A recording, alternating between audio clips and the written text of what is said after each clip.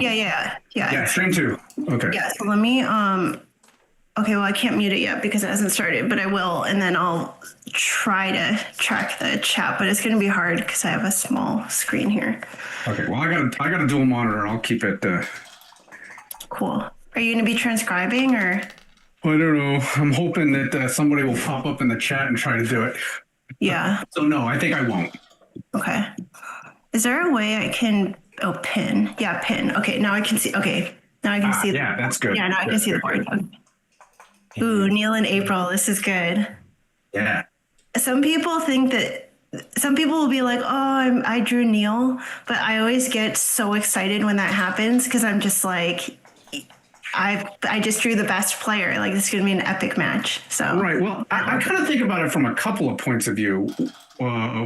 One is I actually read something that you kind of shouldn't go into a tournament and like hope to not play the good players. Right. I mean, yeah, for the purposes of winning the tournament, would you rather not get paired with Neil? I think so. Neil is very good.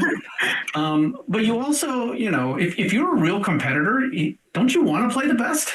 Yeah, that's how I always see it. That's why I've always played in the open because, also if I'm gonna lose, I want to lose to Neil. Yes, that's right. You always have that like consolation. I only played Neil once, I believe. It was I don't know, 15 years ago in LA, and he I don't remember the result, which means he beat me. Exactly. If I had won, I would remember. Exactly. I did watch Neil play a couple days ago. Everything should be started. Yeah. Neil has been streamed quite a bit. I think he had he won the BMAB. He won an Iron Star. Yeah. So I'm gonna have to make him a stand now. Oh. I thought you were gonna keep those for yourself. Yeah, me too. Did you 3D print those? Is that what the deal was? Yeah. That's cool. Okay, looks like they're starting. You ready, Dima? Oh wait, no. Yeah, they're starting. Okay, so they started off. I think the stream looks like it's live too. Okay, great. Yep, I see it now. I think we're live. Hi, everyone. I'm Melissa Shin. This is Jason Lee. And hello, Melissa. How are you? Good. How are you? We're super excited to kick off the Wisconsin ABT. This is the first round of the main event featuring April Messick and Neil Kazaros. And we want to thank Backgammon.com for allowing us to stream and allowing us to be here. And we're looking forward to a great match. Yeah, this is great. I love this playing surface. My favorite color is purple, and I love that deep purple surface. And I believe they have they pulled them out, right? You can replace them. Yeah. It's really cool. The cube is magnetic. And so the cube itself, is what pulls the board off, which is super cool. And I was joking that I like that the cube is super heavy because it really makes you feel like you're doing the weight of your doubling decisions. Okay, so we're off to a fast start. So it's always hard when they use a baffle box for me to follow the stream, but I'm going to try. So April just rolled a 5-2. I think 2 down is okay. It looks like she probably doesn't want to step up into Neil's stacks there, but it could have been right maybe to step up. I'm not sure. So Neil's going for the priming there. It's looking Ooh, that's great. It's a great shot. Oh, one thing you can look for is the light on the clock. That will show you whose turn it is. Oh, right. Good point. All right, so 4-3. So Neil decides to of course hit back rather than anchoring. Another hit back. Looks like we're gonna have a bit of a slugfest until boxes happen. All right, hold on now. So now we wait. Oh, it April looks did maybe. Not wait, and Neil did not wait either. Yeah. I guess it is probably just a standard double pass, right? I mean, I don't know. I'm not sure if I would have just dropped that so quickly. He did have his own 4-point and she had the 4-point. They kind of had equal board strength. But I mean, if Neil's passing it, I'm I know. guessing I he's don't feel like pass. I'm in much of a position to question Neil. Yeah, exactly. All right, but I'm gonna try. Okay, I'll try to. So I think the standard here is to tempo hit on the ace, right? You don't want them to make the bar point with the 5. Oh, but she makes it anyway. Okay. Let's see. 6-3, just safeties.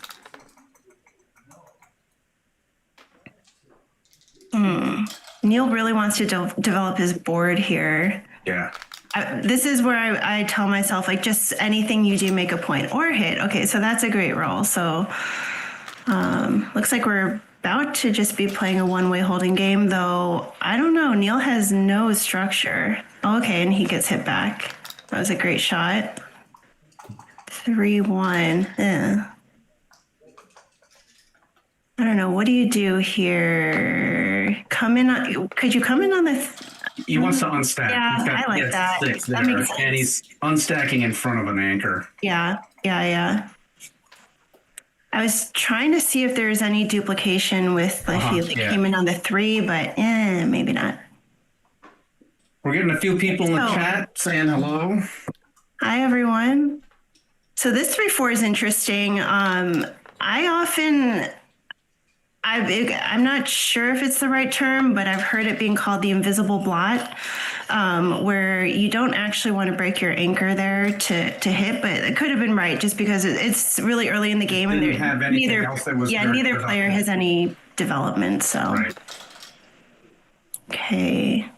Now if she can, this Neil can anchor. That's a good anchor there in front. That is. I was thinking about coming in on the 3 though, and then just like covering the ace point just for later.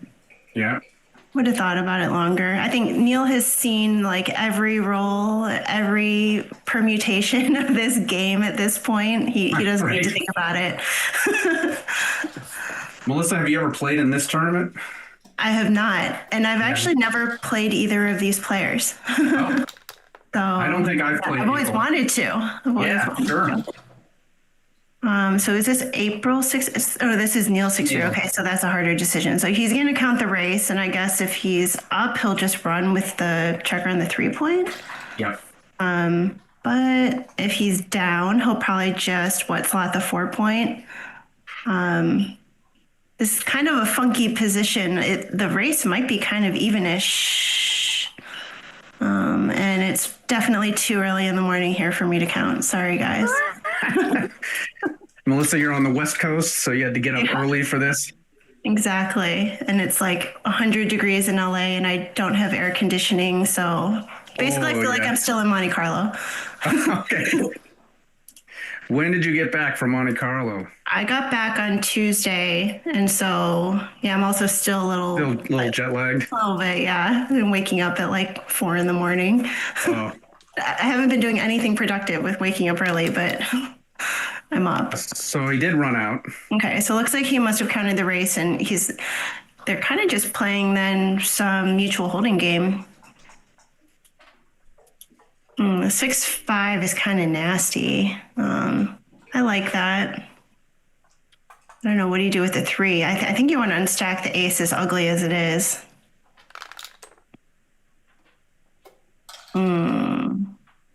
Hit and down from that heavy point again. Yeah. Again, it's strange because it's a mutual holding game, but there's no development in the boards at all. Right. Now, April may have to cover that blot on the ace. Yeah, I think I would. Also, because there's really not a very good 3 to play. Ooh, I don't know about here we that. go. But I like it. I like it. I like the aggression. If you're going to play Neil, you got to bring your game. And I mean, it's really not a huge punishment if you get hit, I guess. Neil has a blot in board. He has absolutely no development.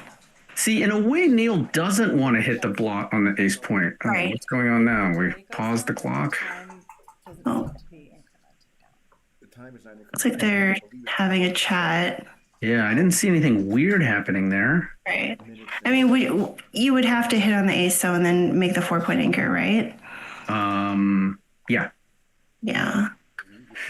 But I don't know. That's why maybe earlier with that 5, I might have been covered. Okay. So Neil's doing something different, and what he's doing is he kind of wants April's block to just languish on the ace Be point. annoying. Yeah. When you hit that blot, you're recirculating it and making it useful. Oh, I see. And he wants to hit that valuable slotted 5 point. Right. He also is now on the 5, so you just put your checkers where you want them. Where you want them, yeah. If he gets hit back, then he has a good chance of either getting the second blot and getting an advanced anchor. Right. And I guess we've lost the clock. I don't know what happened. Maybe But that would not like that's like probably way too high level for me. I probably would have just been like immediately coming on the ace and hit and made the anchor. So we lost the clock. I don't know what happened there. Oh, okay. Okay, so April rolled ducks. She came in with 1. I would think she's got to make the 4 point and then hunt around for another ace. Another deuce. I might just come to the 18 point. Because like just all those points back there are getting a little stripped. I like having a spare on the 18, and and it's especially with her midpoint being stripped, she lacks outfield flexibility. Yeah. I like this play too.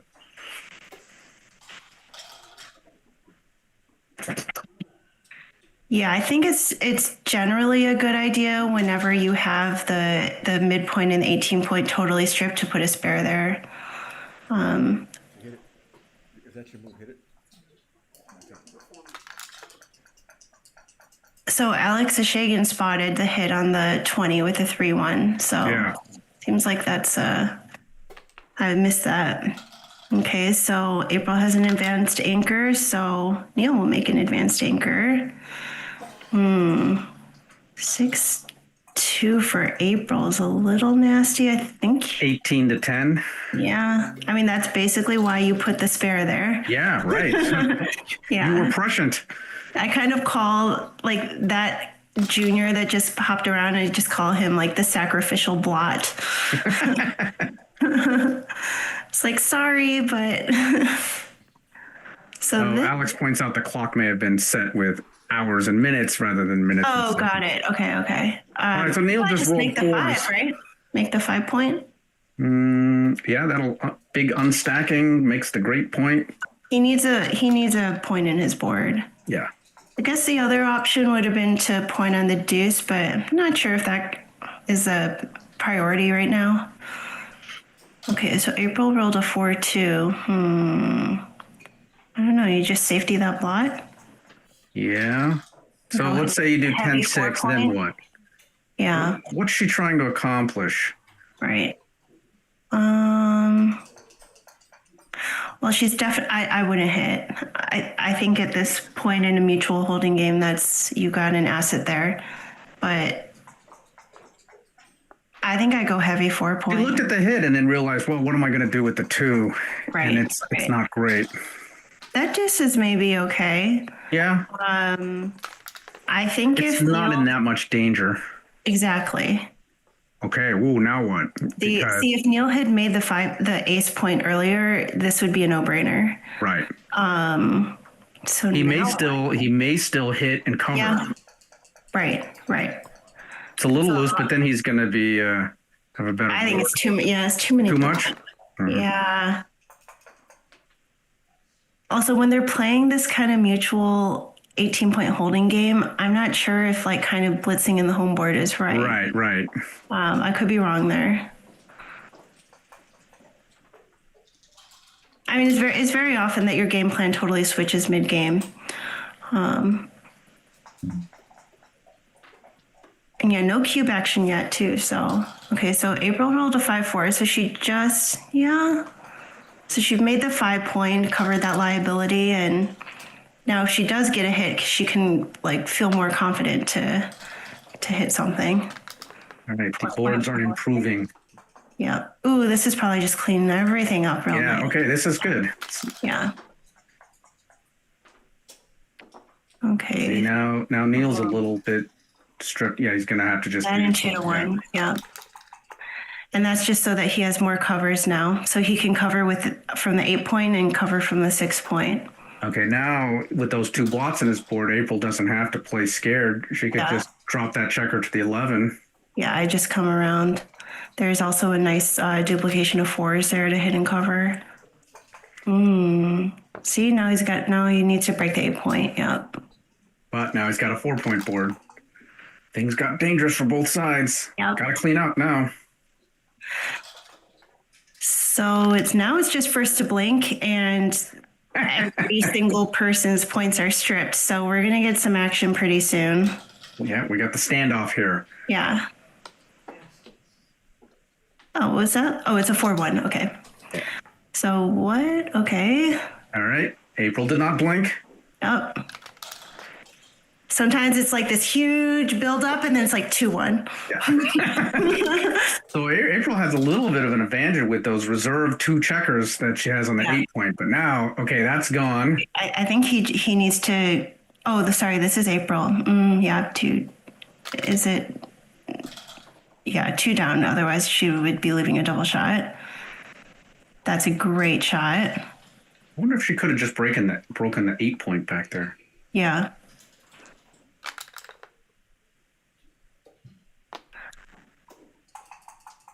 I think because Neil was, if he hadn't rolled doubles, gonna leave something on the next roll.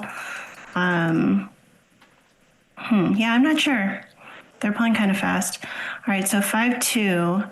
So she's just deciding if she wants to stay back there. Otherwise, she'll probably go 8-6.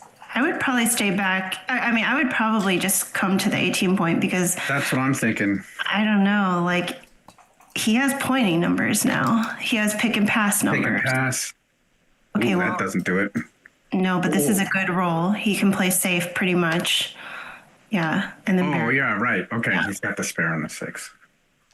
very strange position though. Like, this is just one of those.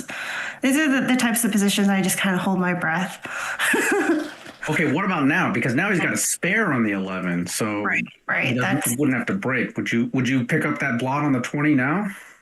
I think I would, because I'm not sure what bad rolls is that making for right. Neil. What is that generating? Right.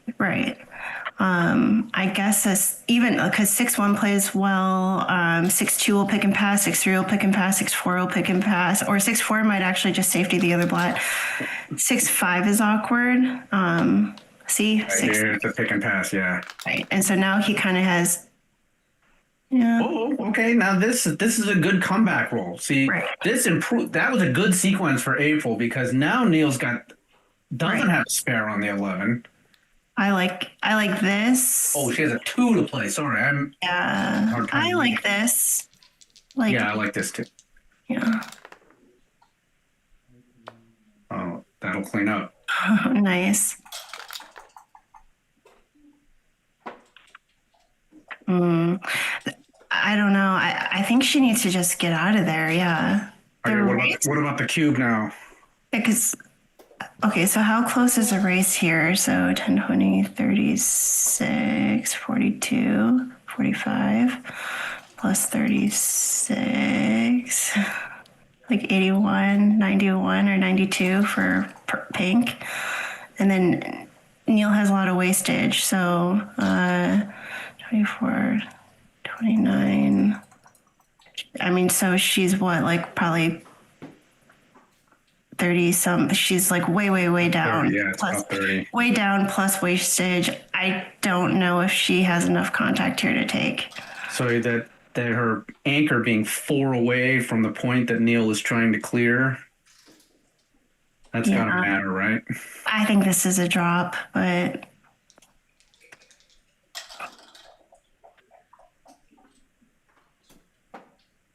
I mean, look, there are no gammons here pretty much. So you can take deeper, but I would say that just based on the race, like you kind of just let this go. Maybe if Neil, I wonder actually, I mean, it would affect the race, but if Neil was more strict on that 11 point and basically had enough shot levers on the next roll, I wonder if you can take there. But here he still has one more roll to play. Yeah, I'm not sure. Okay, she passed. I feel like it's a pass. I think so. Sometimes I take in those positions because I But just you're an optimist. That's why you take those. exactly, and I sort of overestimate my shot equity. Right. Okay. Another important feature is the blot that was in April's board. So when she does get a shot, she might be, leaving Right. a return shot. Plus, her open points were on the high points, so she Yeah, could right. anyway. Yeah, though I mean Neil did totally crash his board, so yeah.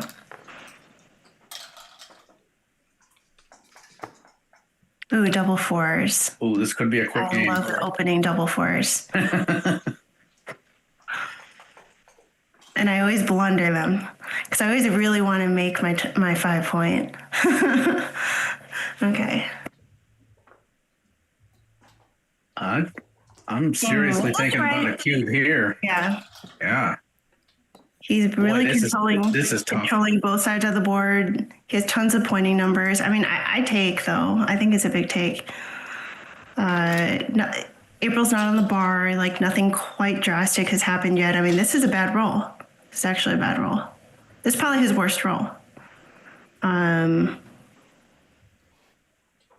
Yeah, what the heck do you do here? Just make the 3 point? Or 2 down? 2 down, maybe? Like to keep that prime. You hate breaking your structure. Yeah. You could go, you could bring 1 down and then slot the 3 point and duplicates aces. By the way, I put that cube in XG and it was an easy take. The last cube? Yeah, the April's take was right. Oh, this one. Oh. I thought you meant the pass earlier. Oh. Yeah, nice. Okay, so Neil did choose to make the 3 point. So clearly I'm a grandmaster. Okay, so 4-2 is going to anchor. Boy, she needed that anchor bad. 13 in the zone. The attack is coming. Yeah. This is a good roll. Just make the 5. And I think that's why you take, you can easily get counterplay here as soon as you anchor. Do you hit here? That's what I'm wondering because what it's is so hitting, dangerous. What is hitting doing for you? I think I might have come down and slotted the 4 point. Oh, now what? Well, he has to hit back. Yeah, because he's got the better board. He's got the golden point anchor. Neil has no fear here. Yeah. And he's turned the cube. Oh, okay. If Neil doesn't hit, I believe it. I would be inclined to punish here and hit on the 4. But I guess he probably doesn't want to break that amazing structure that he has. And, 4 point prime is longer than you think. She has to run. I mean, the race actually...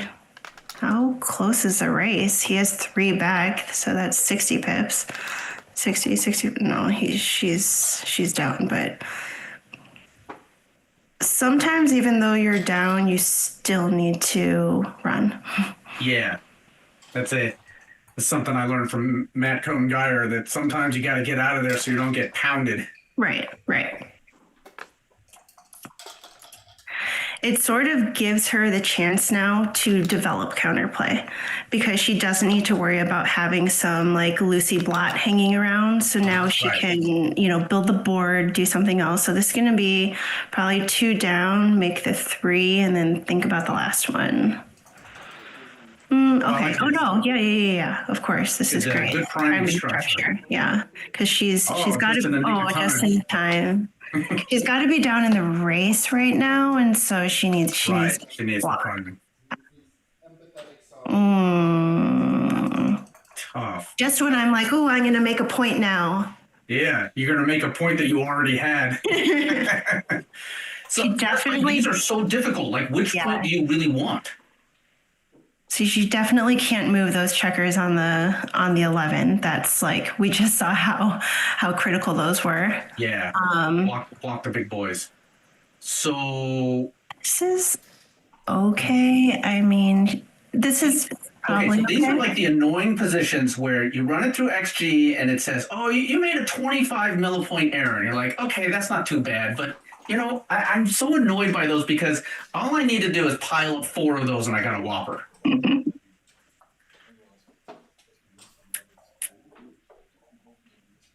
Okay, Honestly, so she I hasn't have moved. no She hasn't idea. moved any. This is original This is position. original, so yeah. I like kind of staying back on the midpoint just to be really annoying. I like this, and I might go to the ace. Is that crazy? Oh, no, that's not crazy. I didn't even think about that. Watch him roll double Because that five. checker doesn't matter. C2-6, like Oh, blocked. totally 2-6. blocked. Yeah. So that's probably what you have to do in that position is look for odd looking rolls like that that you block. I think you just go to the deuce here. Just Sure. sort of nothing That's fancy. your reserve. You're just trying to block. One downside is all those blots in the board. So if Neil runs out with, 5 something, it's going to be harder for her to attack his blot, which she's going to need to do because of the race. Right, right. Yeah, Neil's board is ready for action. So, I don't think I volunteered. I don't know. I like it. That's scary. 6-2-5-3. Yeah, that's scary. I just don't know what that did. I think at least if you're going 6-2, you theoretically then could make your ace event just like something. Well, that's a great roll. Well, I guess this is what you do, right? But This is you what don't want do. Neil to roll a 5 here. Yeah. Okay, now Neil's Hey, going this to is grind. slowing down Neil in the race. Yeah. Yeah, April is so far behind. So it's 30, 40, 50, 80. So Neil's got 84. 7. Does she have 108? No. 110. 110. Okay. That wasn't bad. Only had like 2 sips of coffee. Only 2? Better get back That's to why it. I was 2 pips closer than I would have been. Okay, so How about I guess the ace? Oh, sorry, this is yeah, Neil. this is for Neil. I don't know why he's saving a 5 there because he needs 5s to get out. I like this. The 2-1 is nice. Because otherwise he could get forced out when he doesn't want to.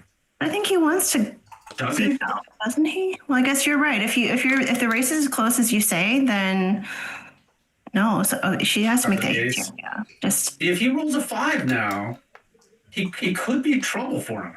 yeah. Yeah, no, that's true. Now April has a 3-point board. Yeah, Neil's right. crashed down to a 4-point board. See, I hang on to everything here. Yeah, we got some. Yeah, like this. Oh, I like this. I like play. making a 3. Really nice. Yeah. Wow. He just cannot roll a 5. Neil keeps stubbing his toe, and so Yeah. it's costing him in the race. Yeah. Oh, okay, now she's gonna have to break something because I don't think it's worth it to maintain the structure by doing something like 4-1, 3-1. No, I like this though. Yeah, like this. Yeah. I like putting spares So in it front of creates the the spares anchor. for when he Yeah. pops out. Yeah. Oh my gosh. It's stubbed his toe again. I don't know if she's keeping a running count or if she's pausing to double because she keeps pausing in between rolls, but Maybe not, but You just- she's you doing just the right. wait. She's doing the right thing by just Sure. reassessing it, right? for sure. Yeah. Yeah.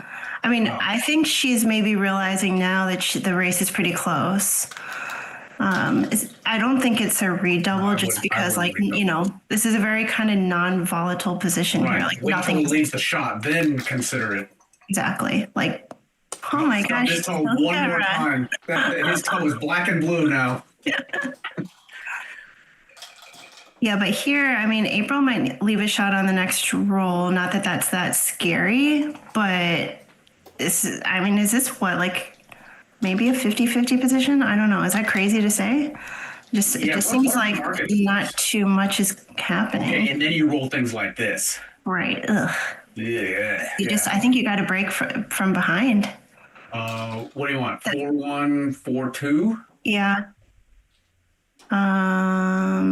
Yeah, I'm sure you could consider like 3-1. This is probably fine. Like he has to leave very Here soon. we go. Okay, so like the now. fun starts. So maybe that's why she didn't want to leave the blot in the board because now she can kind of. She's gonna hit anything, and not be afraid. You redouble this? Though I don't know. I would. Too volatile? No, I think it's I think you can redouble here. I mean, Neil's got nothing. I might redouble. No, is that crazy? Ooh, this is nice. So she'll just pick and pass. Yeah. Oh, but not there. No. Wait, why not there? Really? I would have picked up the other blot, I thought. Then that wouldn't have been a pick and pass. Oh, no, because she could have come to the 7 point, the bar point. She rolled a 2-1. Oh, she did. Oh. Yeah, I'm having a little trouble reading the dice too. Yeah. I don't know. I don't know what about is now. coming in the 5 or the 6, leaving less shots or what? I don't know. I think she might have missed a redouble there, but am I wrong? Maybe. But now, I mean, can you redouble now? Right. I don't think she's doing that great in the race. Neil's going to have a speed board. Ooh, oh boy. No, I don't know. I like this redouble. I mean, she's slowing him down. She could catch up in the race. She still has a 4-point board and he could dance. She has a double shot. He has to take because if she misses a shot, he's in great shape. And oops, sorry. Didn't mean to speak that into existence. I think she just does that and then 4-2, and there's still a few bad numbers for Neil. Yeah. So it was a redouble. It was. I'm not transcribing, but I'm putting in a Okay. Yeah. Close redouble, easy take. Okay. Yeah. Maybe I'm sure we can get the file somehow. We should review it later because I feel like she might have also had one on the last roll, though she didn't lose her market. So sometimes I miss those. Yeah. All right. Time to run. Yeah. I mean, the race is somewhat irrelevant because look at Neil's wastage. Right. So she's doing better in the race now because she. Oh, yeah. And way better. Everybody knows the first checker off always wins. Yeah.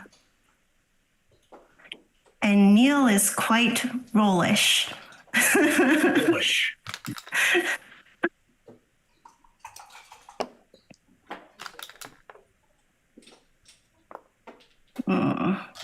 Okay, let's see.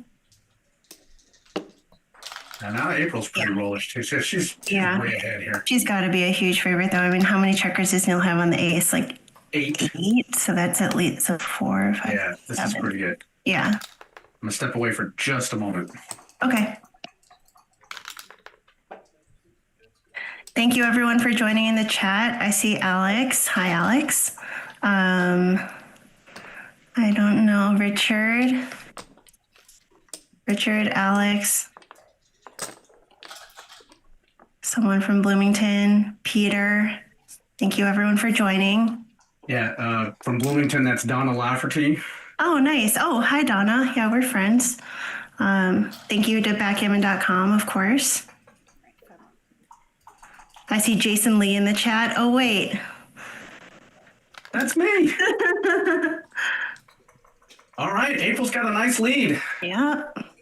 Really nice redouble there. And yeah, good for her. Yeah. Cool.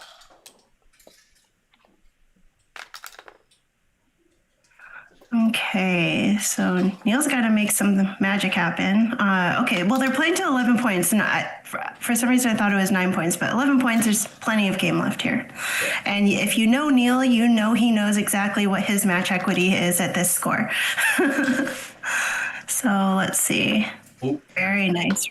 Yeah, make the deuce. Here comes the blitz.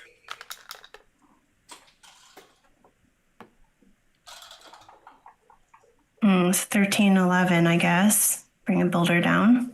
I don't think you step up here because you don't want to be under fire with Neil's attacker on the 10 point. Yeah, she did it on stat too. Yeah. So now I guess, can he hit? Or it's kind of a blitz position, right? But this looks good. It is. Yeah, this looks good though. Yeah. I mean, he's got to be up in the race, so. Take the bar. Yeah. Nice. Now he can. 5-4, worst roll in backgammon. Yes, that's right. You heard it here. All right, so can he go? Does he have to hit now? I think you exercise your once in a match right to re-roll. I thought you were going to say you're once in a match right to bury a checker. Well, he may be doing that. Yeah. So he looked at 8362 because at least it puts something on a bar. I don't know. I think I would actually like hit on the 3 and come 13 to 9 and then close my eyes. The closing your eyes. See what? But what is it? If you're gonna hit, like, what is that 6-2? What is 6-2 doing for you? See, It's just not creating more blocks. That's all. Yeah, it's doing. exactly. Yeah. But if you're gonna hit, you need to, I think, go big. But that's also probably could have been a big whopper. So I'll eat my words, but I like to be aggressive. I would definitely be unstacking the 6 Right. point. So 6 to 3 is what I'm looking at. I would not move that checker up. I think it's in a very safe place against Neil's 10 point. Then that would leave you with 8 to 7. Yeah, I like this. I don't know. I might have actually just gone 6 to 2, but wow, Neil can't get anything going despite having this kind of nice structure. I think. Oh, so now he's. So he's just realizing he's just in a blitz position, and so he's Right. just got to make blitzing plays. Right. He doesn't have any other game with the 3 checkers on the deuce. And will she just go Run in away. and out? I think you just jump out. Because since Neil wants to blitz, get out of there. Right. Exactly. Run away. So maybe she's counting the race. I mean, it must be kind of close because Neil has 2 checkers back and she hasn't unstacked her midpoint yet. So her midpoint alone has a difference of 39 and he has the 2 extra checkers back. So I don't know. I don't difference count, but when I'm lazy, I do. But I don't know how to do it, so I often do it quite incorrectly. That's why It's more like bargaining with myself over like this checker here versus this checker here rather than anything mathematical. So Neil's got to be ahead a little bit. Yeah. So, okay, well, let's just see. So it's 42, 72, 76, 96 plus, so 102. Does he have 105? And she has, so that's 39, Yes. 69, 89, 95, 115. Does he have like 115 or 114 or something? April has 114. Oh yeah, April. Yeah, so she's down 10, but now he rolled. He rolled 16, right? So it's 105, 114. Oh, April's one. Okay. Wow, I counted right. Yeah, nice. Amazing. So he just gotta get out of there. Race, right? He's up. I think Neil is on roll here. He hasn't. Yeah. Oh, he already moved his double fours. That was April. Oh, that was April's. Oh, I thought he was deciding what to do with his double fours, and I'm like, run. Okay. Yeah. And she took it. The score's not going to change things very much here. Right. Yeah, the pretty non-volatile position. That seemed like a standard kind of trice count double take. Yeah. So very good. Now it is going to be more difficult for April to redouble, but that shouldn't change your what you do. Especially because these are non-gammonish positions. So just pray for boxes. Yeah, so Neil's just going to run. I mean, race doesn't look that far off, so. So I'd play 8 to 4 here out of concern for the I agree. slightly empty 4 point. Okay, so double threes. And so Neil's thinking like the this. same thing. Yep. Yeah. Good distribution. Yeah, look at that triangle. in Oh, there. okay. Well, now we're. I guess it didn't matter, right? Yeah, she didn't want that. She was going to roll double four. She didn't want that spare on the 4. Okay, and that's a great response from Neil. I mean, I wouldn't do that. I'd do the other way. But I never like having a single point, but I guess you want to stack the checkers and the high points, right? Yeah, kind of. I like this. Yeah, Yeah, this is fine. good distribution. And, yeah, They're all very it's small. very hard to make big mistakes in these Yeah, positions. yeah. These are like a PR dream. Ooh, okay. Now, so April caught up. This is going to be a tough redouble if she gets close. Oh yeah. Oh yeah. She's not close, right? Okay, Jason, EPC, let's go. Oh man. Modified Matusik. So let me get out my pen and paper. I was walking my dogs earlier thinking about EPC. They're out there. They just want to sniff the woods, and I'm thinking about effective pip count.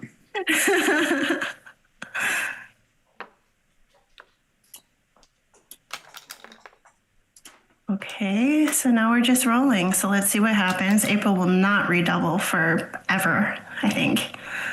I don't know if you ever redouble in this position, Jason. You can. It's just really hard to do. Right. And not here. There's no way this is a redouble. I would say these are the sorts of redoubles where if you find it, you're either a genius or you're an You idiot. just blundered. And the threat, it crosses like this very quickly.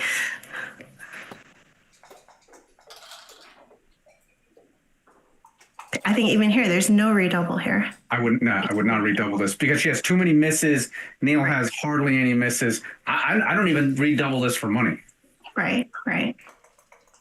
She's doing a good thing by pausing and looking at it. This is really important. Sure.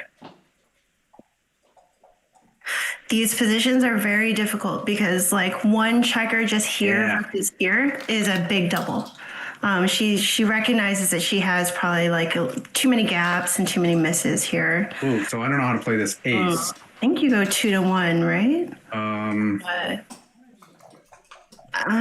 Don't you want like 2.7 gap? Yeah, I think so.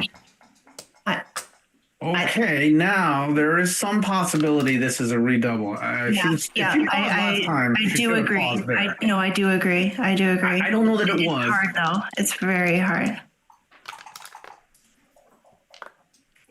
Oh. What just happened? Oh, he didn't. Yep, he didn't get off. What did he? He had 5 and 3. He rolled a 4. He rolled a 4-1. Shout out to Michael. Michael watching April. I don't know. Is Michael at the tournament though?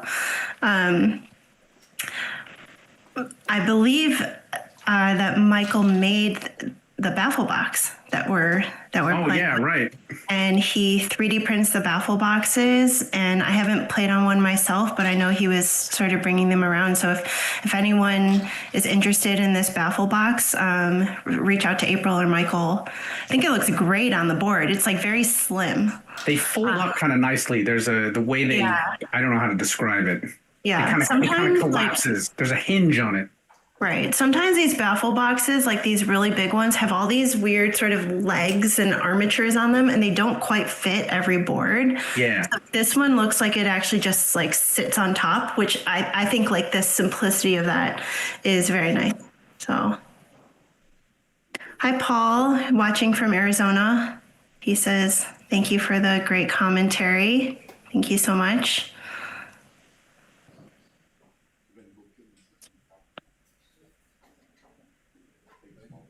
Michael says I'm so showy.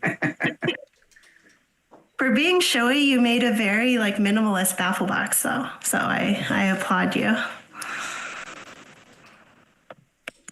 I like Alex asks a very important question. Is it loud or quiet? Yeah.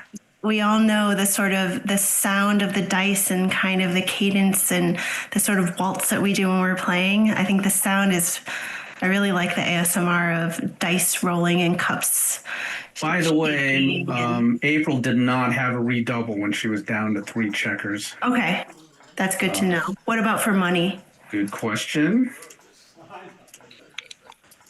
Yes, it was a redouble. for Redouble money. for money, and be huge blunder to redouble at the score. Yeah, that makes sense.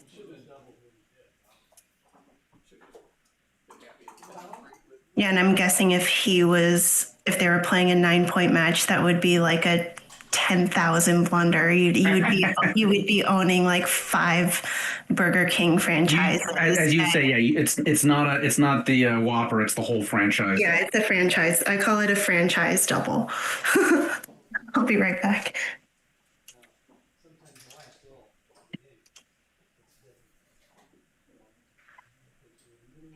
All right, they're on break, so I'm going to take a little break too.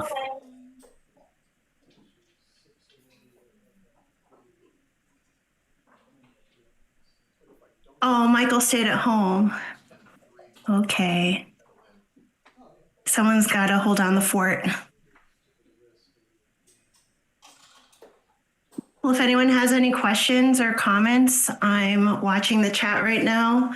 I know that we're on a delay, so probably by the time you ask it, they'll be playing again, but I'm always open ears.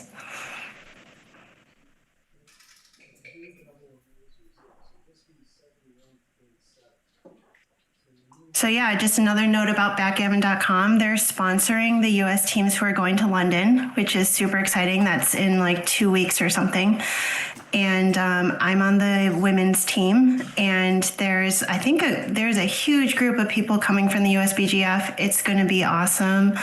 And backgammon.com is one of our biggest sponsors. They're also sponsoring some of our uniforms, which I designed, which I'm excited about. And yeah, lots of other fun stuff coming from backgammon.com right now. How many are on the women's team? So there are 6 women and a non-playing captain. And then I think on the main US team, there are 6 or 7 and also a non-playing captain. I believe there's 7 on the main US team, plus a non-playing captain as well. So we're rolling deep. Do they have 7 because they have somebody on the bench in case... I think they have 7 because there were just like way too many good people within like 0.1 PR. Oh, okay, yeah. Yeah, it was very, very competitive group. It was great to see. And then, of course, we now have world champion Petco on our team. Yeah. Yeah. So we're feeling really good about our chances.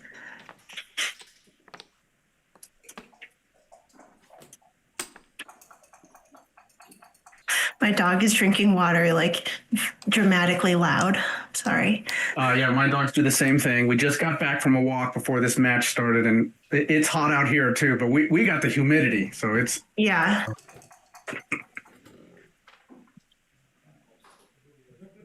Okay, looks like they're starting up again. So I don't know what the rules are for breaks, but actually in the past few tournaments I've been to, there have actually been very clear rules about like how many breaks you can take and how long you can take, just so people aren't dilly-dallying and whatnot. Yeah. I think that's generally a good idea.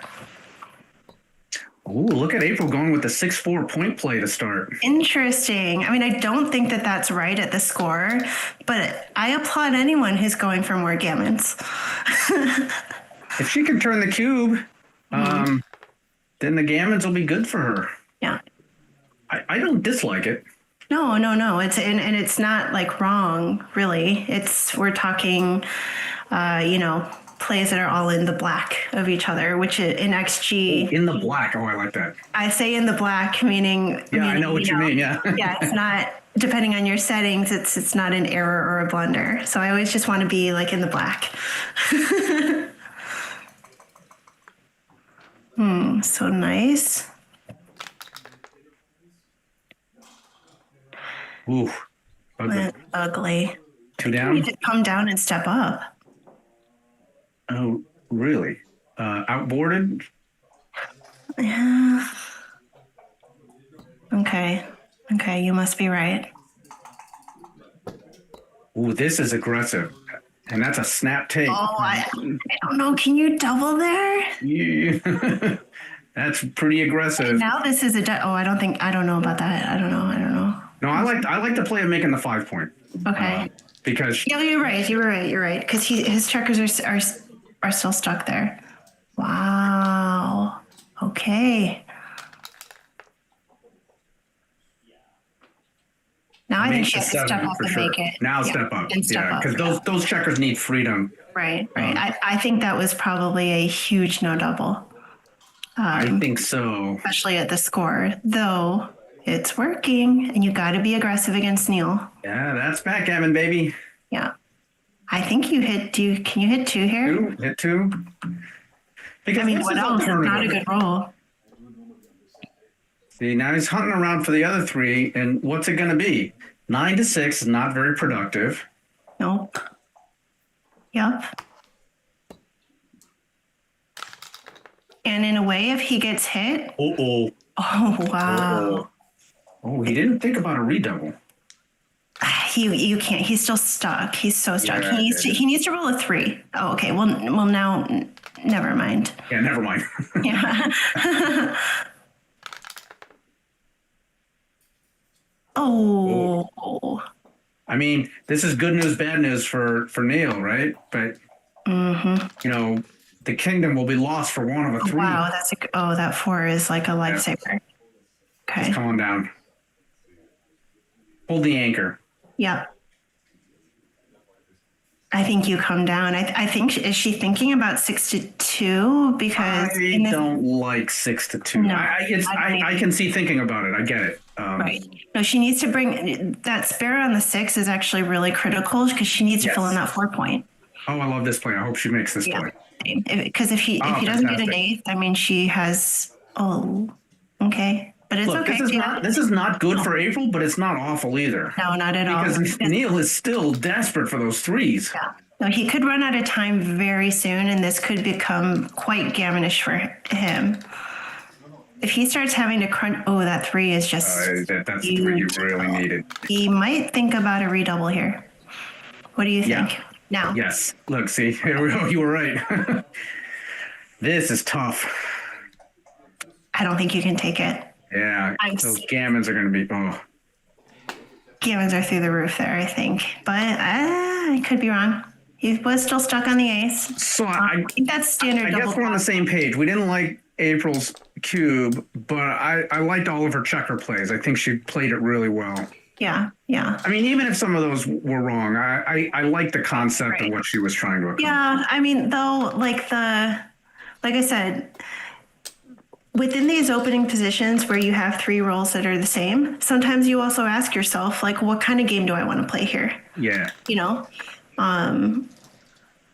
And some people, just want to play a certain game. And I respect that. Some people with the 6-4 always split because they want the more complicated game. And I'm always just, whenever I'm doing it for BMAB especially, I'm like, no, don't do that.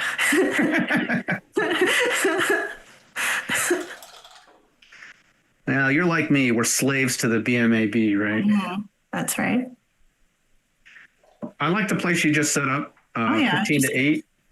I think is she thinking about 2 down maybe, but I like this. Maybe. While he's on the bar, just bring him around, play a nice kind of quiet game here. 24-18 now. Okay, now he's gotten kind of. Right, he's like, I'm going to annoy you here. Yeah, that's the annoying play. Okay, good response. Very good. Kind of like the previous game, it's going to be tough for her to double because his redoubles are so good. You want to come in deep here, but you also want to make the anchor. So I like the anchor. Right. Yeah. Just for lack of a better 4. So I guess you point here, right? Yeah. The alternative is 13-7, 10-6. No, this is nice. This is good. Yeah, it's a point she wants to When make. she doesn't get hit on the 8 point, she'll be able to remake that. Right. Oh, except for a double. Okay, I should have kept my big mouth shut, right? And then is 2 what down. roll. Yeah, This does everything. Yep. I think he's thinking about making that the 17 point, but I would come 2 down. Oh, I like the 8 point. It unstacks. It makes it expands the prime. Yeah. Yeah, I love it. Okay, April's in a bit of trouble here. Oh, that's a great roll though. Hop out. Jump out. Bye bye. Yep. You're gonna try to prime me. Nice try. Yeah, she's got to dodge all those. Lot of fly shots for Neil. He'll have fours and a handful of fly shots.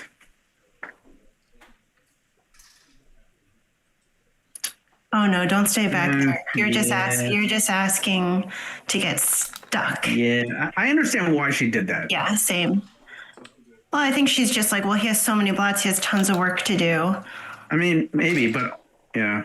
But I think that's actually why you jump out, because if he would then need to be trying to hit her loose and cleaning up his blots, and it's like it would force him to have to do like 5 things at once. So same deal here, right? She's got to just hop out. Yeah, I think so. Also, there's just no good 6. I mean, Yeah, 13-7 is kind of meh. could you consider, she was on the 3-point, right? Could you consider just jumping out and slotting the 5-point? I don't want to slot the 5. I want Not to. necessary. Yeah, I want freedom. Ooh, another nice Oh. double. So now you make the 4-point, right? Yeah. And then Where's what? the last 3? Yeah. Could be 10-7 because if you Could you get come missed, down? Could you just come down to the 10-point though? These are great builders. I did not think about that. Yeah, see now she's under fire. Okay, She right, needs to now hit. She has needs to hit. off the Yeah, 3. absolutely. This is a tempo play, and it's going to unstack. This position just screams out for tempo. Okay, but the question is, does she come in on the 3 or the 4 and hit with the 3 or the 4? Because Come in there and hit with that. That'll unstack. I don't know, but if she comes in I know what you're thinking. You're thinking that on She's the giving him 21 good points, she's sixes. under. Yeah, all right, I get it. So I don't know. she's giving him good 6s, and now she herself has sort of a not great 6. Right. Though this makes her 5s play much better. So There you go. Her 5 it also don't play very well. Right. It puts pressure on the strip 10-point of Neil, but I see that 10-point as just like Ooh. attacker. Wow. That's a good double, I think. That's a great cube. Gotta take. It's uncomfortable. Oh, very. Now she has almost no recube fig. I That's mean, a big problem with this. the race must be close, right? Yeah. And now I'm going to give you a counterpoint. I mean, Neil's 8 away. That's, when your opponent is even away, you're a little more likely to drop. All the gammons are really good for Neil when he hits. Also, he hits with other things like Right. 5-1, 5-6. He'll hit loose. Yeah. So in addition to the 14 direct hitters on her blot on her infield, all those other ones I've said, 5-1, 5-6, double 2s, I'm sure he's going to hit loose. I mean, there's just going to be a lot of loose hits. There is, but he only has a 2-point board. The race, I feel like, is close. I'm too lazy to count it. I'm sorry. Okay, he's got some crushing rolls too. Double 3 Oh, yeah, for sure. is just brutal. Double 3s is disgusting. 3-1, he can hit and then hit loose on the inside. That's, if she doesn't respond, that's crushing. Yeah. The more I look at this, It's scary. I'm frightened. I feel you. I mean, Neil has a very scary structure on his side of the board. So So what makes you think that she can take?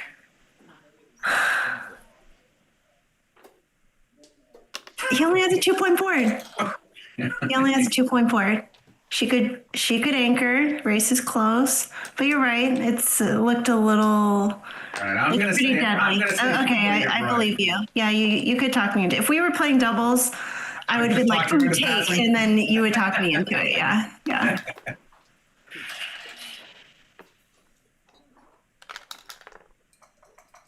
So the new thing that I've seen with the first roll of the baffle box is that you throw both in, and whichever one lands on the closer side to you is your dice.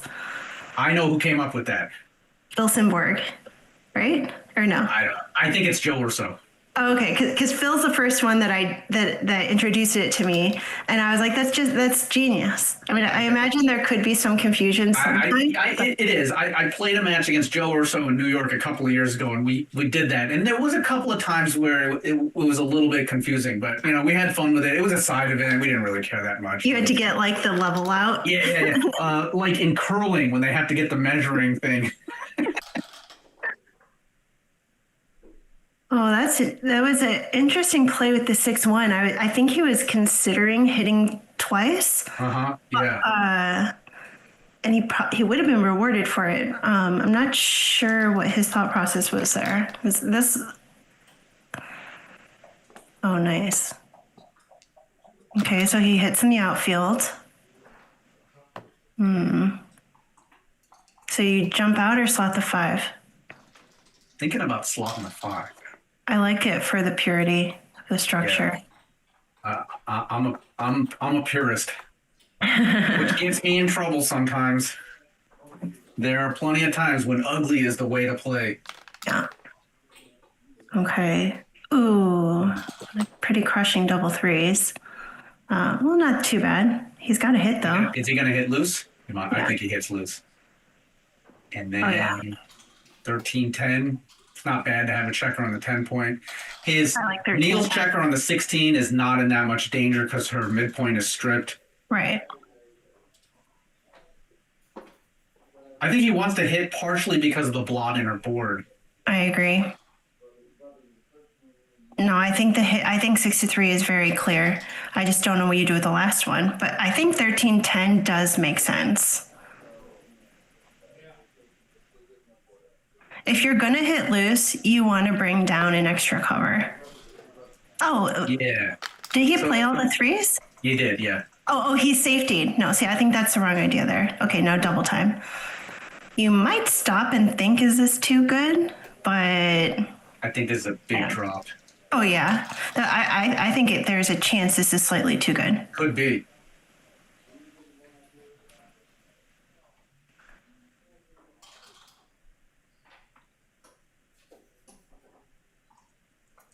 Alex said Melissa needs to come to our new Wednesday venue. Where is this new Wednesday venue? Yeah, where is the new Wednesday venue? I want to hear about this. The problem with the Wednesday venue is that the previous venue is very far from where I live. Oh, she took. Oh, Nelly. Well, she needs. I learned that from Dave Letterman.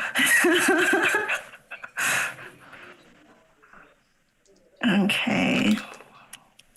So she's. Oh, wow. Wow. Not bad. So now make the deuce and make the 5 point. Amazing roll. Would you consider coming up to the 22, or would you? I thought about that, but I like. Right, because if any 5, makes his 8 point. Exactly. Right? If he doesn't roll a 5, then she wants daylight. Oh, wow. Wow, But this is not a redouble. No touch. Don't even look at the cube. The cube does not exist. Yeah, she wants the gammon here. Yeah, nothing to see here. Okay, well, that is a good roll. Also a good roll. Nice. So actually, there's a lot of game left here. I mean, if she can roll a 6, she's in good shape, and if she can't, I mean, this could get crunchy really fast. Okay, so not here. I think you just come around. What about 8 to 5? Oh, yeah, but I think you want to make your bar point next. So yeah, but how are you going to do it? The midpoint's stripped at that point. Yeah, but that's why. But you want to spare on the 8 point. I think. I know. You want to make the bar next. Those are conflicting. Yeah, backgammon is a game of contradiction, though. Yeah. All the food is starting to come out in the room. Oh, that's not good. So I guess you'll just point, have to right? point on the ace. There's just no but other play. she needs a 6. She needs a 2, a 6, or an ace.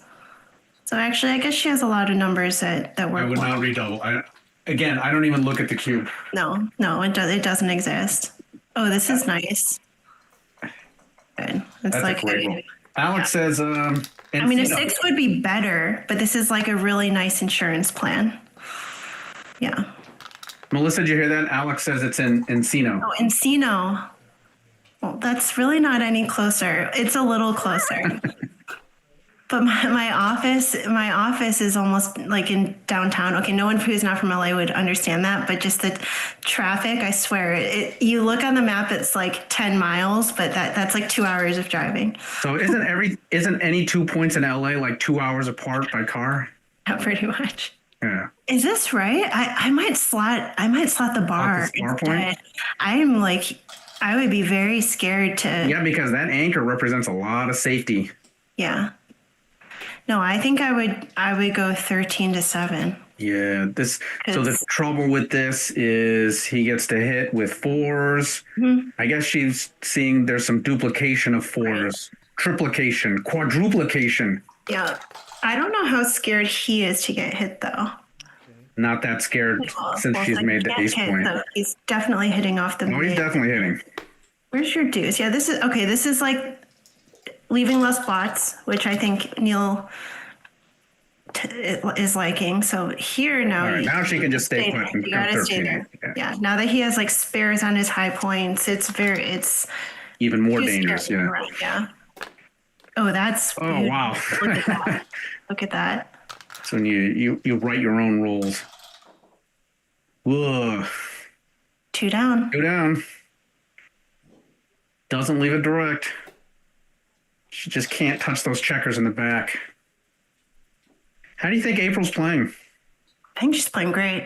Yeah, I think so too. I think she's being a little too spicy with the doubles at the score, but a little bit, I like but, the aggression though against Neil. Right, right. How else are you gonna beat him? Not all errors are created equal. Correct. Okay, so this is fine. Just kind of definitely clean that up. 2 and the 6. I Yeah, think this is good. Neil's like a got one- slightly awkward position, but it's Yeah, a little awkwardness. See, now what does he do? He's gonna have to play 7-2. yeah, very. So I need 10. Nope. I like this. Just a really nice Oh, distribution. that's good. Yeah. Though her next 6 or something is going to be a bit ugly. Is he going to? Oh, wow. So is he He's going gonna have to just. Well, he has he some run? options. She's got a lot of pointing numbers, but not 6s. Otherwise, he's just what? Isn't Neil behind in the race? Not by much, though, right? Just a little. Actually, so this is after the roll, though. So before the roll, he was quite behind in the race, but though this does allow her to do this. Yeah. Because actually, a 6-5 didn't play well on the other side of the board. Right. Oh. How do you like your peanut butter? Crunchy? Yeah, exactly. Is that a Ray Fogellandism? I heard him say that, and it took me a second to understand it, and now I just think it's brilliant. Make the 12. Yeah. Don't leave any blots. Neil still has a 5. Yeah, though this is really annoying. This is quite annoying for Neil because he's going to be forced. Yeah, he's going to be forced off that anchor, and she's kind of waiting in the background. Oh, I see. So and could point. Like He a rolls like a 6-3 would 6-5. be really cruddy. Yeah. And these are not some nice ducks, but I guess you just make your board. Do you save a 6 here? So See, that's not behind in the race. no. So there's a well-known player who says that saving 6s is overrated. Have you heard that? Do you know who said that? Paul McGrill. Neil Kazaros. Ah, Make the I like deuce. that. Oh, this is still Neil's turn. I thought he had punched the clock. So let's see. That's where 72. Maybe if I paid more attention and instead of telling It's like stories. she has like 80 some or 90 or something. I like this. Yeah, and that's like Now 8-6. 40, 80. Dude, the race is close. It's got to be close. I think I saved the 4. Good. Okay. No redouble. No. Ooh. Oh, okay. Race not close, but this just barely plays. 16-4, and then I don't know, probably 6-2. Would you consider just clearing the 8-point though? So do this, clear the 8-point, and then like 6-2. No, because I don't like the fly shots. He's got that 4-point board. Okay. I know why you're thinking that, because you want to keep blocking double fives. Yeah, and I'm a little This is scared. giving him what? 5-3. 5-3 double fours, 6-2. Yeah. I give him 5 shots. No, you're right though, because he has so many rolls next. By the like, way, when he gets squeezed off this anchor, it's no picnic for him. right, Like this. exactly. Don't read the double. I don't think. No, you can't redouble here. I mean, Neil's not that far down in the race, so. No. Yeah, I think it'd be too easy of a He take. has wastage, but yeah. No, Neil is happily at He'll the picnic. reshift for the match. So He has his can take picnic with- basket and his picnic blanket rolled out, and he's ready for. He's ready to 16%, eat. that's all He's he ready needs. to eat a 4-cube. Oh, snap take, right? This gotta Well, he's not snap taking because this is for the match, and so he's gonna think about it. be. No, but April's a strong player. I don't think you're player adjusting here. Like, oh, is it? Okay, well then maybe it's a pass. If Neil passes, I believe it. Yeah, hold on. Was he actually maybe think? Even if you have to hit me, I mean, the race wasn't that good because of his wastage, right? I don't know. Is she? So thinking, His board had crunched, but he still had a 4-point board. Maybe we're overestimating his race chances. Exactly. said to Exactly. write down Did you put it in? just leave it. I think I got the position right. Dimitri is not going to want us to eat Yeah, it says big pass. nice new. Wow. Nice find, April. If I have the position right. Do you have the score right? Score. It's basically important only because of the score. Was what was it? It was 7-4, right? Yeah. Correct. And it was a redouble, not a. Yes, I have the position right. It's a redouble pass.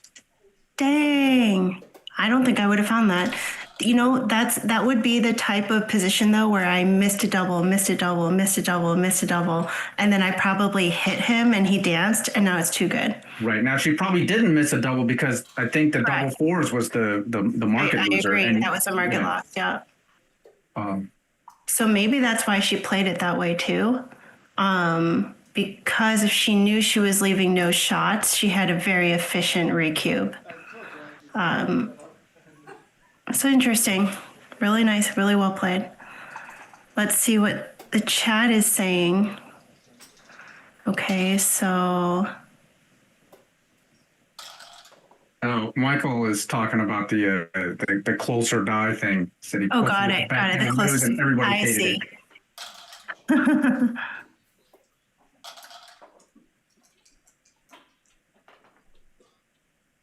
Ooh, triplication of 4s. Yeah. It was actually quadruplication. The only thing better than duplication is triplication.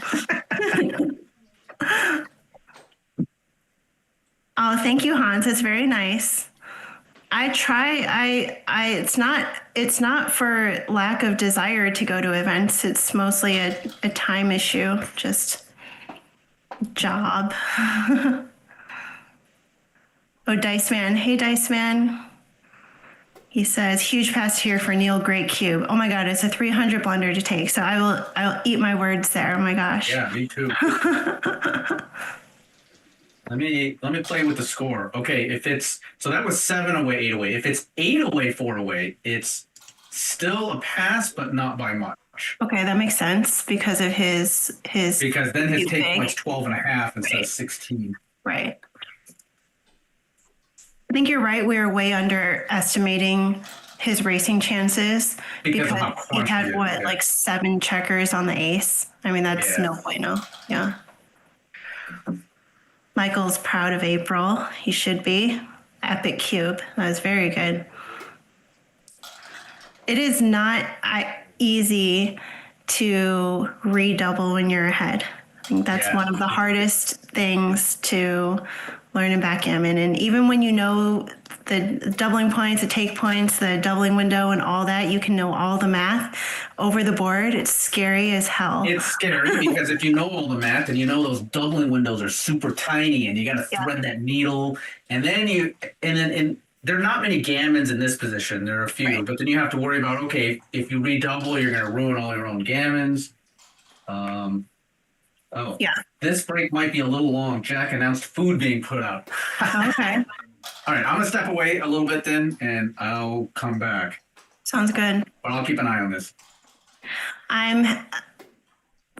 Let's do Ask Me Anything. Oh, we're going to do an AMA? Okay. Yeah, but like we're a little bit behind in the feed, so it might be like the slowest Ask Me Anything ever. Hi, Linda. Linda is our captain. Linda must not be at the tournament then. She must be at home. Have you ever been to the Madison tournament, Jason? No, I have not. Looks like they're having a good time there. I always have FOMO when backgammon tournaments are going on and I'm not there. You know, I agree. I can't go to all of them. Time and money and all that stuff. I do not have a rich benefactor. I would love to go to more. I love any back. tournament. I love any excuse to go to the Midwest since I'm from there, and I know I'm sure Madison has like all of the food things that I like to eat, like Dairy Queen. My favorite restaurant. Okay, they're back. Wow. Okay, so opening roll. So 6-5, 6-3. Okay, 5-3. Okay, now I'm caught up. So April wants. Oh, okay, that's nice. April would have probably rather had a 6, but this is good. So now he's gonna. I think Neil's gonna go 2 down. Oh yeah, unstack that super heavy. Yeah. Now April's cube strategy is a little different. My student Amy Lawtek, she came up with a saying for this. When you're leading 2 away and you're way ahead in the match, she always says 2 away, stay away. I'm not sure I liked that kind of dilly builder on the 3. Neil's playing a little safe. Again, it's probably not super wrong, but I kind of liked coming 2 down there and unstacking the mid more. Yeah. Because when you have 6 on a point, then when you unstack, you still have work to do to unstack. Right. You know, when I was first learning to play, I played John O'Hagan, and he did this play where he like very quickly just brought 2 checkers down from the mid to unstack it. And I didn't understand like why you would leave blots, you know. And so I used to call the 2 down play the John O'Hagan play. Who's this? This is April's double 6s. This is a killer. And then 20-8. Yep. Could she hit on the ace? Do you want to do that here though? Like now you're so far up in the race. I'm not sure. Double 6s are hard. I have a whole Blender database in my computer of double 6s that I've messed up. I don't have enough hard drive space.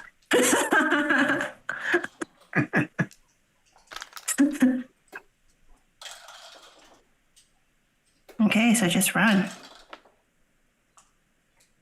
Very nice. That's a great roll. So, okay, so actually, She could she would consider it think too. about it, but yeah. Ooh. Because when there's not a lot of gammons, when you're leading 2 away, big away, it plays kind of normal-ish. Yeah, plays like money. 2 away, many away. She does want to, I guess. So he is he's 7 away. Yeah, so he is odd away. Okay, but this is a good roll. So like no double now. Yeah, now I wouldn't double.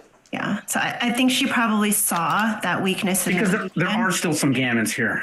Yeah, What is yeah. that, 6? No, and I think she must be down in the race, right? Yeah. Yeah. go 6-2, I guess. Just come to the 2 point, and I just say 7-5? go off the 8 point. How about Yeah, 7-5? yeah. Yeah, it's a nicer structure, but I'm not sure. I like I mean, it. I would I tend like to do this, but you could argue for.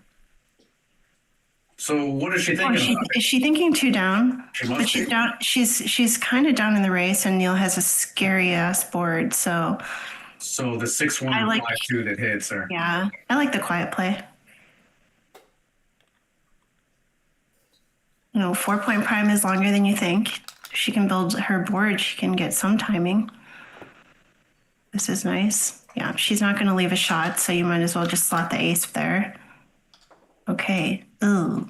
Ooh, Yeah, yes. This is the play. that's nice. Yeah.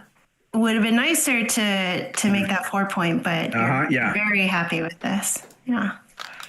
Still no double here. 2 away, stay away. Oh, wow. That's a Okay, well, clincher. okay. All right, now what? Do you just bring the 2 checkers down? Yeah, I think she has a double.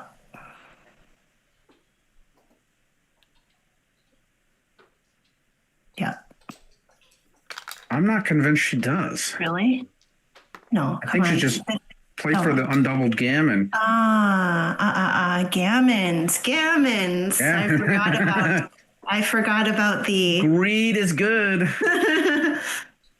Yeah, she didn't want to come to the 9 to give him the fly shot. I would have actually come to the 4 point though. I can see that. Yeah. More better distribution to fill in some points. Yeah. And now she's gonna have now to- she'll do it anyway, so it's fine. Yeah. Yeah.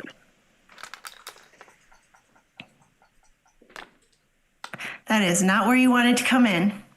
Yeah. I still wouldn't double this. Ooh. Oh no. I said it. 5-4 Wisconsin Backgammon. Gosh, what do you do here? I think you need to hit. 3 point. I think you break the 6 point. What? 6-2, 6-1. All day pass. Yeah, because if he comes in on the ace, you don't care. That's where you want him to come in.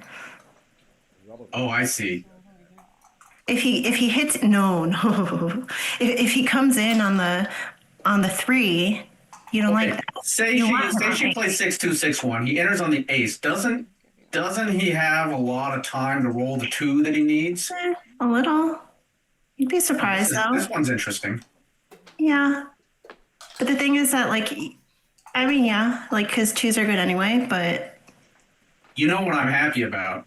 She's That looking this at is my me play. that has to think about this. She's play. looking at my play. I mean, it's ugly. It's really ugly. It's ugly. Yeah, I'll say that. I but understand the principle behind this. I don't know if it's right, but I don't know. I think don't know anything tactically here. it's kind of interesting. I'm not saying it's right though. I don't think Neo can double. Yeah. Ooh, Oh, is that? Joker. Oh, 1-2. Wow. Wow. Wow. Wow. Wow. Now does he double? Oh yeah. Well, now he's gonna go for an undouble gammon. Okay, if he didn't double 4, he's not doubling now. No, now it's too good. Yeah, now it's Well, too good. Well, until until it's not. it's yeah, right. He's stuck. No, he's got one more. he's I don't know. gonna He's catch cashing, this. but I think he had one more roll to not roll a 6 to figure that out and could have doubled then. But if you rolled a 6, it's a market loss. But it was already a pass, so I guess there's no market losers. It's bad to lose your market at this Yeah. score. I mean, maybe he did. I mean, the ace 2 is a market loss, but there's no way he could double from the roof. So Yeah, right. maybe he could, I don't know. It's not so easy to get rid of me anymore. This is true. Well, this is getting exciting. So we're 2 away, 6 away. So even away, can get greedy here. Better than it used to be. That's for sure. Okay. Just Score change anything? out and on. If it does, I'm not good enough to know. 5-1 split. I think 6-2. Okay, I think 6-2. you run, yeah. That's probably right. Yeah. That's why. If I come down with lots of shots with extra builders, right place to run there. Step up and get pounded. Yeah, safety and. Yeah. Stack. Bit of a But swing. he's coming down to unstack. Yeah. He doesn't feel a need to come up. I might have come up though. When the back checkers are split, you are leaving significantly more fly shots there, but Right. again, nothing has really happened yet, so it's sort of like early in the game you can be aggressive. I like this double 4 by April. I think that's a Yeah. good play. Ooh, and this is nice. Oh, do you point or make the bar? I think you point, right? Yeah, Because the probably back checkers are. Oh, tempo. but when the back checkers are split, don't you want to point? And also, she's a little like priming him, so you need to attack. I think you wanted to take a roll away there, but I'm not sure. This looks so good. I like this. Yeah. Up to the 14. It doesn't look so good Oh my now. gosh, twos! Wow. So one, 1, 6 to 4. I would Anyone step up. I think I would have stepped up. Neil's playing awfully fast. And he's got 14 minutes left. April's down to 3 and change. 3 and change. That's my girl. That's, Ooh. Ooh, I like this cube. I think if you have like more than 5 minutes left on your clock when the match is over, you either just You did something wrong? Yes. Okay, he's got to step up now. Maybe, Yeah. well, maybe not, because if he steps up, there's a lot of attackers. Yeah, His but it problem also is puts pressure on those blots. Like, you gotta, Okay, yeah. His 2 doesn't play all that great. That might sort could of. you slot? I think you slot here because now there's Yeah, like when you get away with it, options. it's so good. Right, and there's options on both sides of the board to. Ooh. No. 6. Hitting the other player is gonna make sense. How. You hit bold- 2. You want a gammon? You don't need a gammon here. That's the Don't problem. be too greedy. So that's why she's thinking about this play. If she had gammons in play, I would hit 2. Yeah. Wow, great roll. Yeah. Beautiful 3-2. But he would have danced. I think you just jump out and safety the checker, right? Yeah, 3 Yeah. and 5, yeah. Run to the stripped midpoint. Oh, not his best. Nope. I think you're just clearing the 11 point, Yeah. which is good. That there's oh, okay, I didn't see this. I don't know if that really disconnects those checkers that are It stuck. does, but I like Yeah. so many builders. I'm Just so really tempted wants that to 5 make point. I'm so tempted to make the ace point here. But actually I like this and then slotting the ace. She's got to get that checker out of there because he's got this burgeoning prime. She can't afford to get a second checker sent back. Right. So this should be 2 to 1. Slotting the ace, yeah.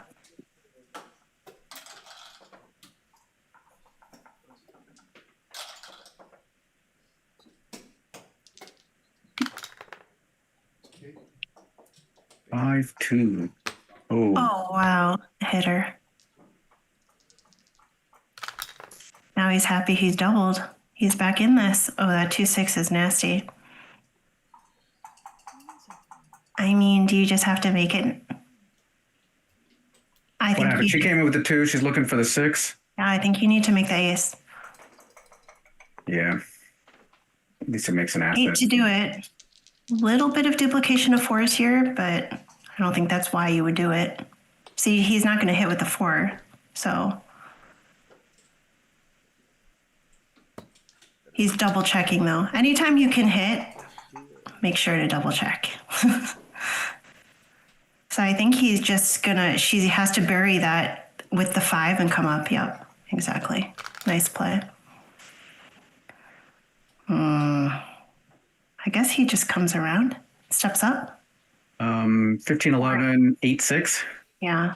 I was thinking maybe 8-6 generates more builders. No, you're right. And it's also way more annoying for her. If he steps up here, her 3s can just go behind. I don't know about stepping up there then. Oh wow, but she would have killed him. This is a freight mover. Double Which fives means- would have been killer if he didn't step yeah. up.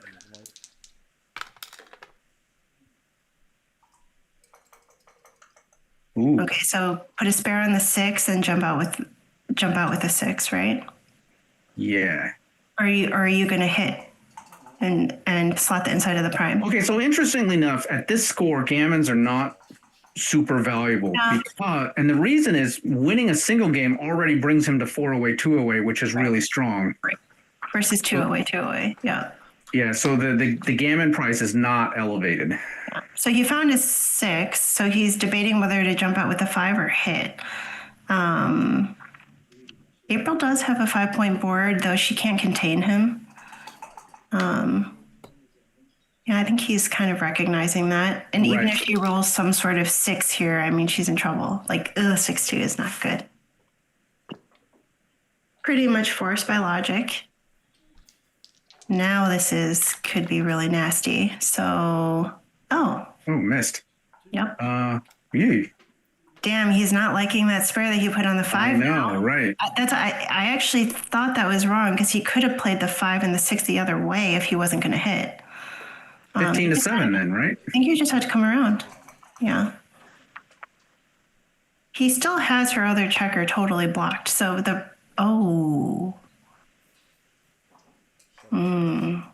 See, but this I would think be the this gammon might be play? an overplay. Yeah. 3, 4, 1, 6. I guess there's 6s being duplicated. 3, 6. This gives April 6 return numbers, and then she's not really going to be primed in. Right. This is. No, I don't think I like this play. Like A6, 3, 6, 3, 4, all Yeah. hit. Right. And she has a 5-point board, and then she'll pick up the second checker, and this is donezo. Yeah, I think he's got to play safe. He has the checker that's stuck on the deuce right now is in a bad exactly spot. where he wants it. Right. Yeah, Don't, like he actually don't hit doesn't the checker want that's it. not at the edge of the prime. Exactly. No, so I this can't be right. Look at us. We're going to disagree with Neil.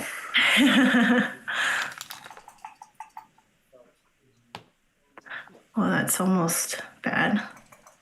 Again, is this kind of forced? Keep the 6s duplicated and do something else. Don't move I wouldn't move that checker No, because. I think I would honestly just go 6 to 5 3 times. Yeah. This is fine. But I would have kept the checker back. I didn't like that because of the diversification duplication. Yep, and it gave him some bad rolls to stay there. It was more annoying. Okay, well it all worked out, so I will eat my words.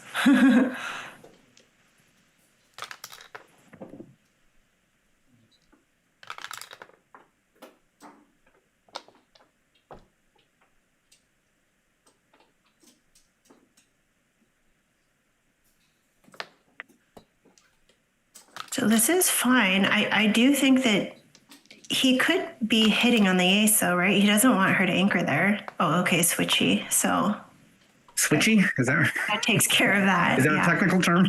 Yeah, and now I think he wants to just think about as much duplication as possible as much flexibility as possible to build points. Yeah, he wants to fill in those points and close out.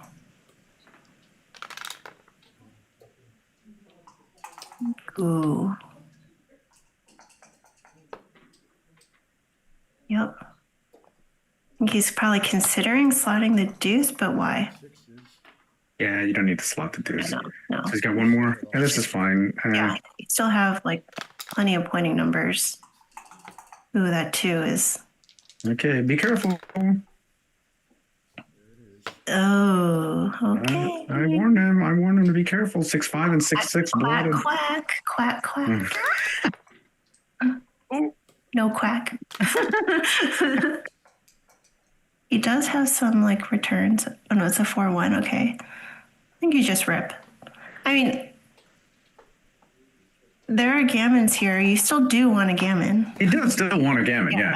I was just saying it's sure. not an elevated gammon I price. totally agree. Like yeah.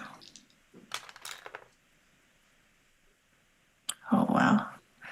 It's kind of like not ideal though. Yeah, you just rip. Maya. Okay.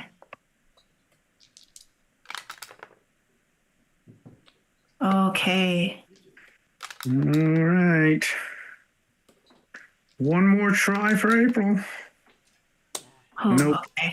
Oh, this is like Gammon City. Oh, okay. Never mind. April was like, I am not living in Gammon City. Moving out. Get the moving truck. Exactly. in my life. She was shopping for real estate in Gammon City, and then Honestly. Oh, I would have gammoned you too. oh, okay. Well, Hey, hang on. Don't break the lease yet. this is nice. Could be Just want to tight. get all the crossovers. She can do this. Not possible for me to roll another set Not possible. and you to roll a small number. Is he pausing for effect? Yes. How about if I don't roll another set? Oh, Neil is one of those roll, shake, shake, shake, then put in baffle box. type. He's saying something. Eh? Yeah. Gonna be super excited. If you want, When you have 11 minutes left at 208 408, you You can can just showboat a little. yeah, you can shake all you want. where is it? Not there. Okay, it's not. Oh, wow. You did. Great. Yeah, now everything gets off. I want double Yeah. ones. Actually, I think everything got off He anyway. had a slot to 5, so the double 5s worked. Right. Five pretty good. Good catch. I want an intermediate number like double 4. Oh, I'll settle for double 3. He's still shaking. For the theater of I it. love that. Just like death should be slow. Nice. 7-9. That's right. Oh, Joe Urso's in the so- chat. Yeah, hey Joe. Oh, another break. Okay. How's it going, Joe? I think Joe's going to be doing a little bit of commentary after us. Okay, they're on break. So, yeah, this is an exciting match. So 2-away, 4-away. This is exciting.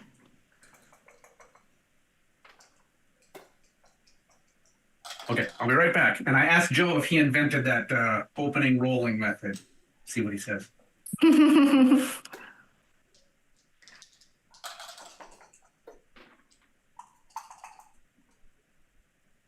Oh, yeah, the baffle box. Yeah. Yeah, Joe, answer our questions. Because I was saying that I thought Phil Simborg invented it because he's the first player I played that introduced it to me, but I could be wrong. Phil Simborg has invented a lot of things, though, so. Oh, Joe said he did not invent it. He had heard, though never saw it in action. Okay.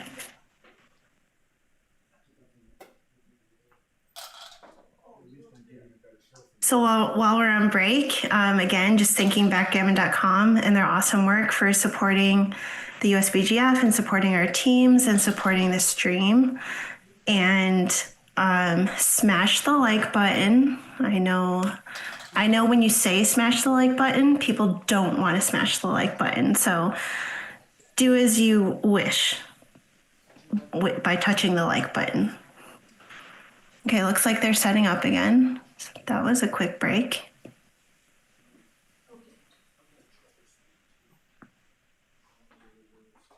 I see Dima in the background. Hi, Dima. Thank you, Dima, for managing the stream.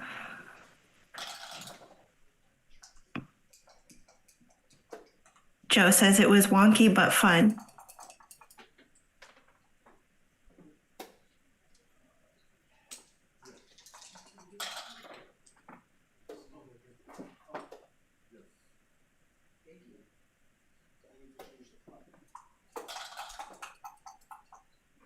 Yeah, I would say I prefer to use 2 different colors of dice, so it's never an issue anyway. And I always just say that my dice is, this one. Yeah. I kind of prefer that. That's kind of the best way to go. method. Yeah, but when it's 2 same color dice, I could make an argument for for this. Though, like I said, if you have to like start getting your protractor out, then it kind of defeats the purpose of saving time. Yeah, that's right.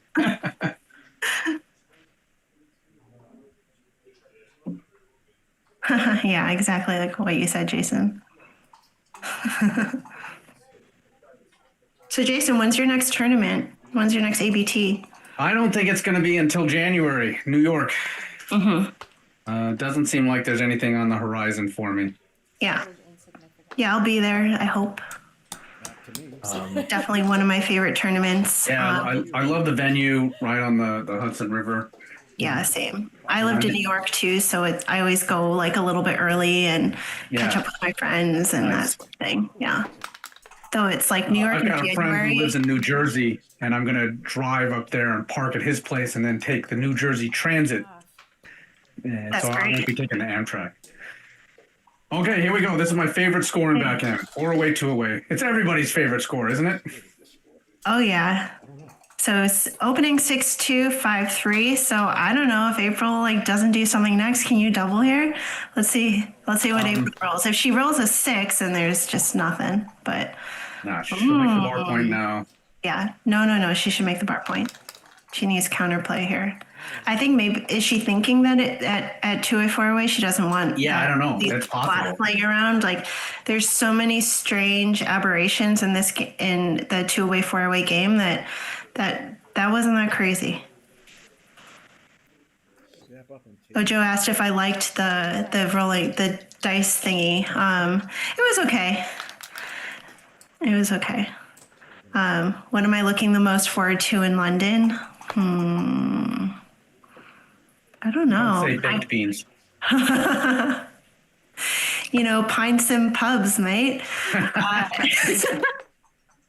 I'm going to cringe when I watch that back. I'm very much looking forward to hanging out with the team, actually. I know that a lot of the other teams from other countries, like they all practice together, like in person and hang out together, and they're all like really close friends and that kind of thing. But I'd say like on the US teams, like we all are spread so far across the country that we don't really get to spend that much time together. Yeah, right. That makes I'm sense. actually really excited to like be there as a team. Yeah. All right, now Neil's contemplating his 4 away, 2 away cube.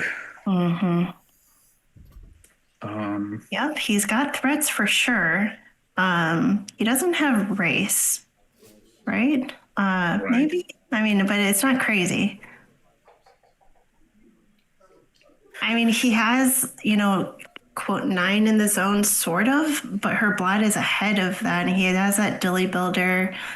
Again, it's like never really super wrong to double at the score, but just to manage some of the volatility of a not like solid position, I don't think I would double here.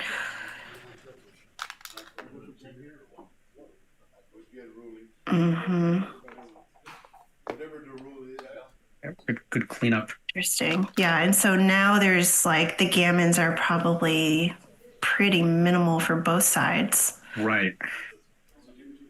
I think I might slot the 5 here off the 11 point. I don't know about running. I don't know. You're outboarded, and Neil's kind of stripped on that 8 point. It has a very strange home board. I don't know about running.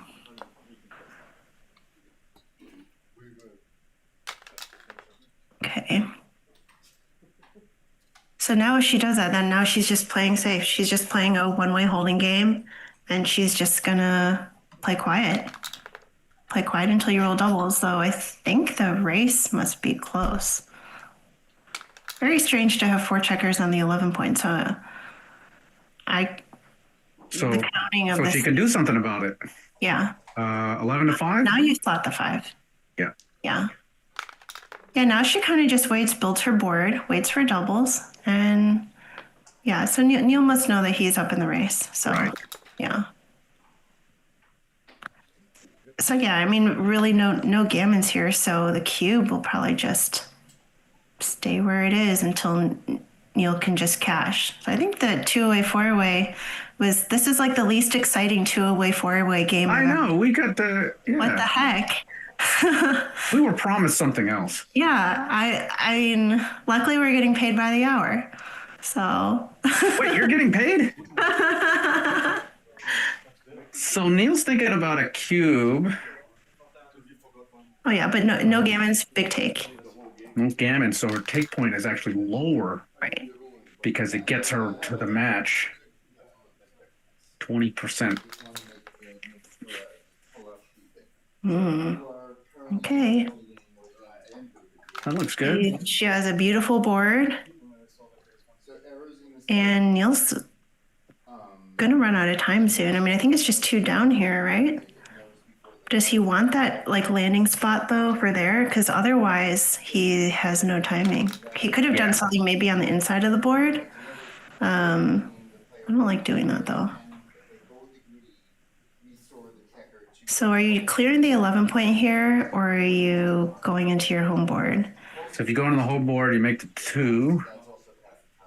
I think the race is very close. I think she clears that 11 point because it might be a problem.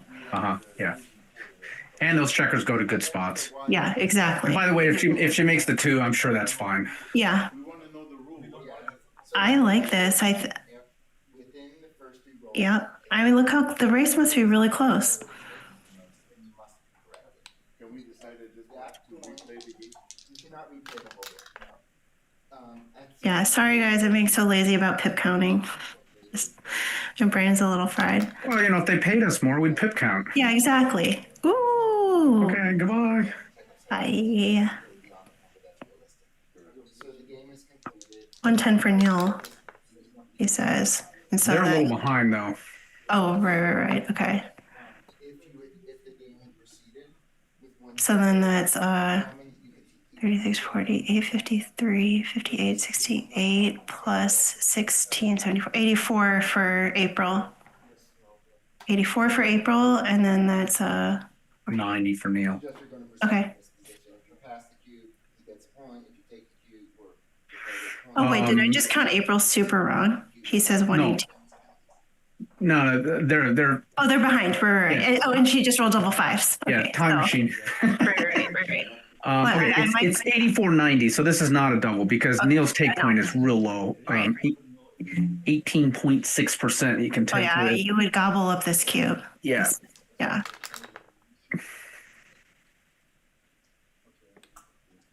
Yeah, if she rolled like boxes or something, then she would just cash. I'm guessing. Maybe not. Yeah, I think so. Yeah.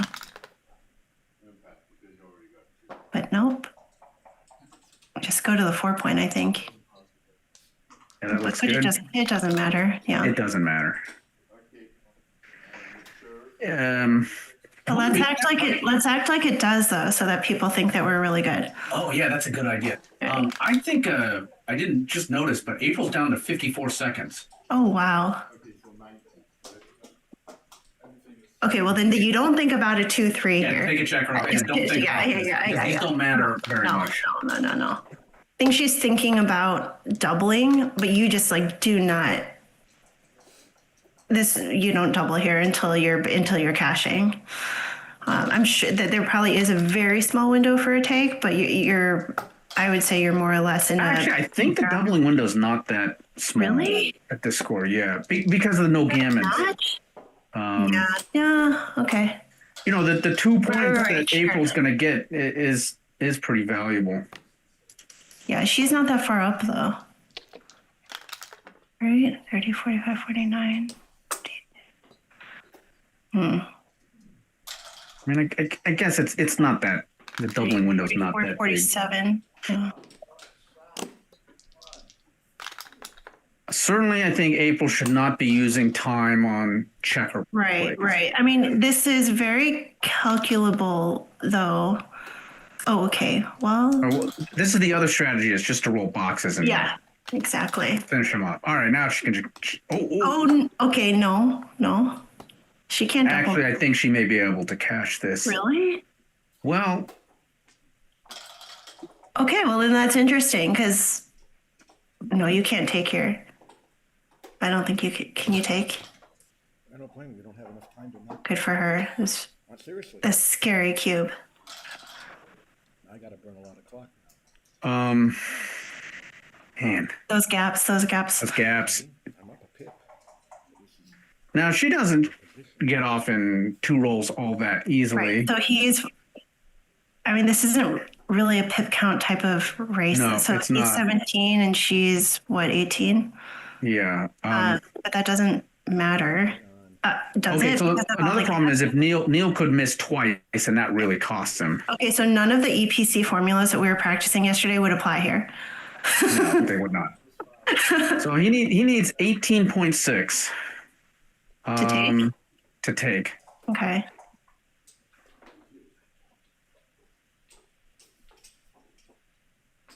Oh, yeah. That makes sense because it's one away.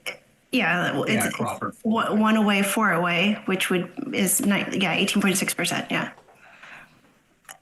I mean, doesn't he have that here? I don't know. Okay.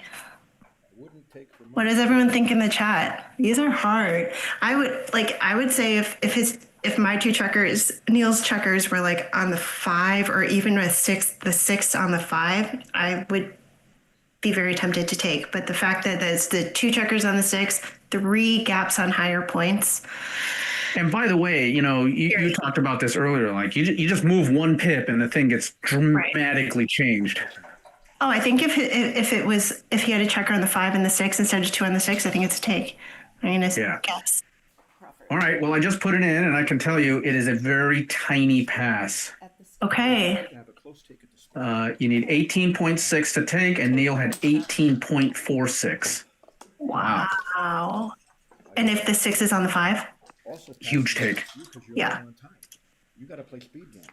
Well, if anyone's gonna That's the find gap. that, Yeah. if anyone's gonna find that really marginal pass, it's Neil. So that's amazing. But that's another very nice cube by April.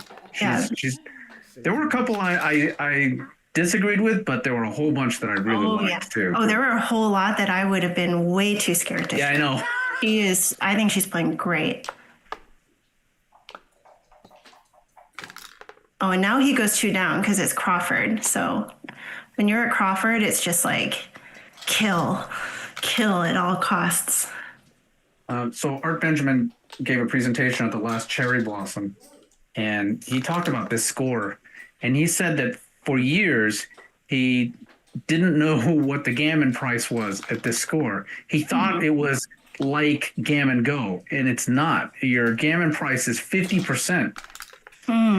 And I told him afterwards, I said, I had the same misconception all these years. I thought at this score, you're like super gung-ho to get a gammon, and it's not true. Interesting. Now, it's one-way gammons, obviously. Right. So you do want to steer in the gammonish positions. Right. So if he gets a gammon here, he's at two away post Crawford. Right. And if not, it's just a free drop. Or I mean, it's just the difference of the free drop, right?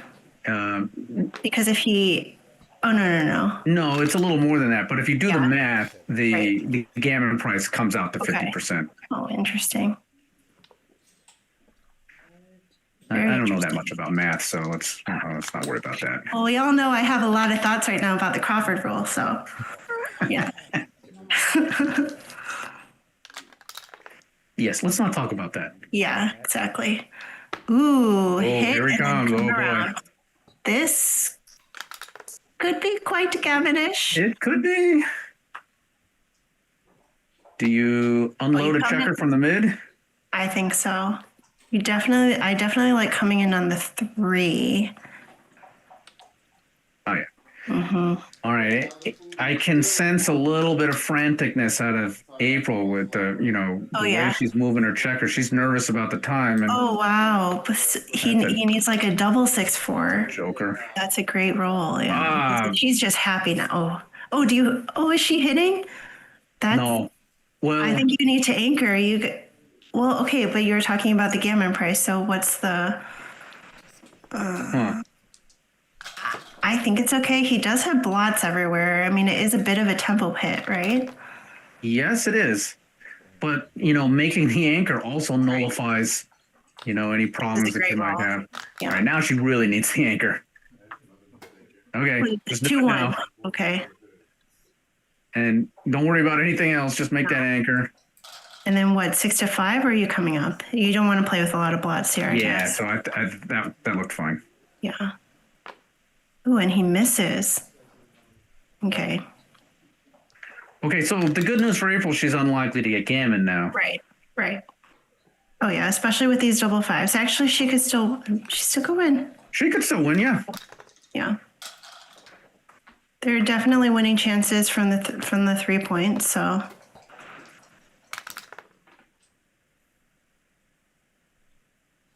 she should just be building her board now. Yeah, I would slot the 4, but Yeah, this is she's fine. in serious time pressure, so she's real Okay, nervous right. about this. That is a feeling I know all too well. In Oh, fact, yeah. it might be the only feeling I've ever felt. I don't know any other way. This is great. So now she's ready She's got for some a shot hit. equity now. Yeah. They may have Yeah. it now. I'm unable to make that. Okay, now there's some shots. There are some She shot gets to leaving hang numbers. out a little. Yeah. This might be a good roll for her. Yeah. This is where if I'm Neil, I'm also just praying for a 2-1. Yeah. Yeah, you did. Ooh. Ugh, I don't want bad that. roll. Yeah. Awkward. Do you think we're entertaining enough for the viewers?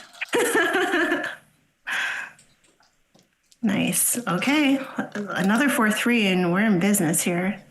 Ooh. Just plays.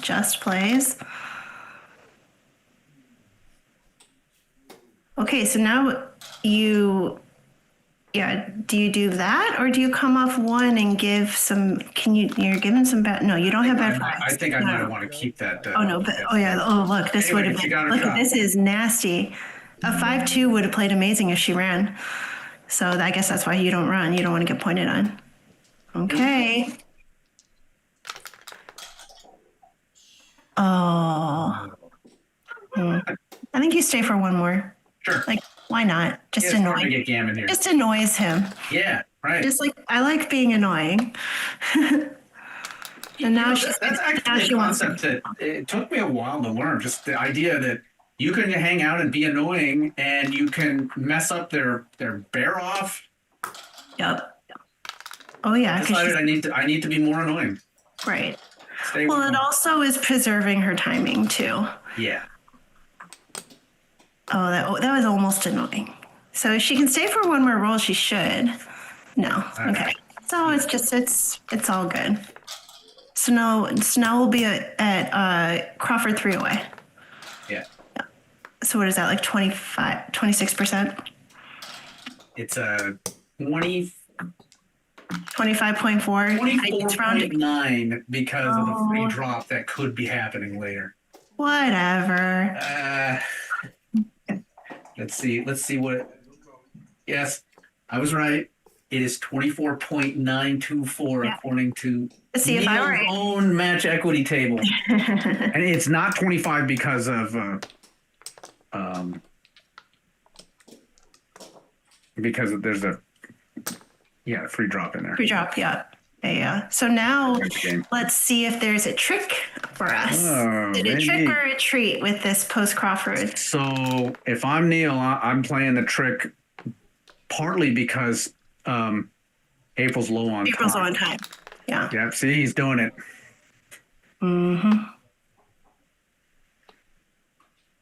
And split. Yep. You want to split when the 8 point is stripped? Yeah, right. I guess just run.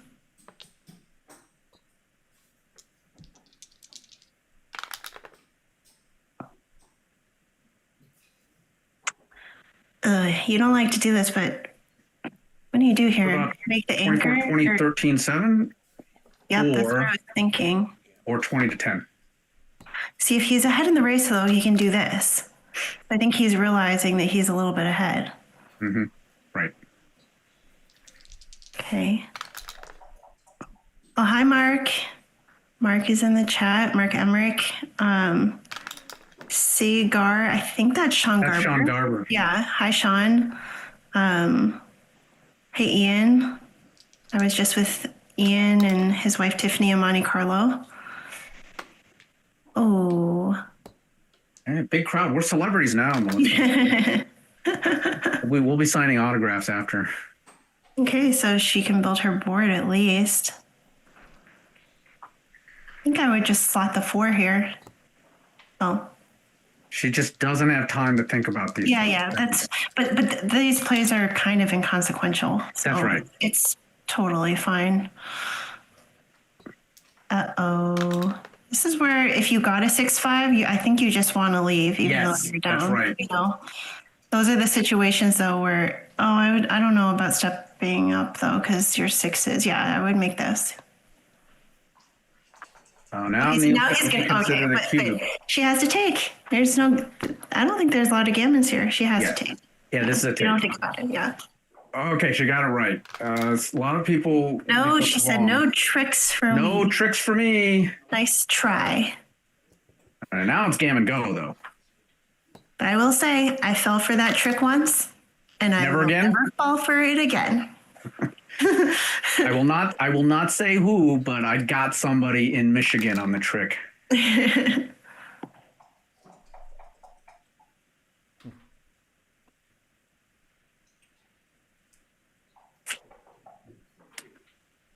Oh, he could make the ace point. On her head, Oh, I think that for the gammons, That's that right. might be right. because I think he's actually down in the race. Uh-huh. I think this he is has to- definitely right. Yeah. Well, Oh, now it's boy. definitely right. Trouble for April. Yeah, there's no gammons here, though. Are there? Never say never.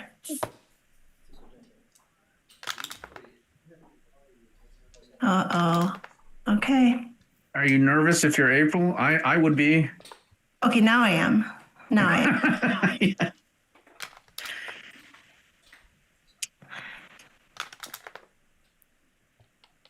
Oh, wow.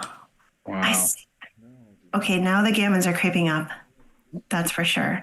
Because she's got still 40 pips left in the outfield there. That's Now a she's lot. on the bar. Neil is going to take off a hand. Okay, yep. Perfect bear off position. This is scary. This is very scary.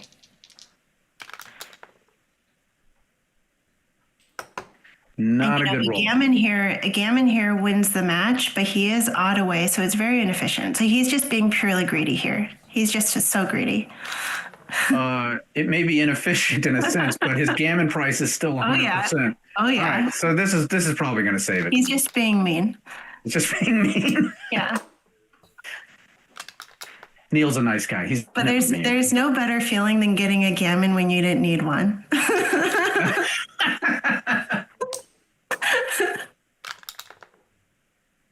We're American. Greed is good.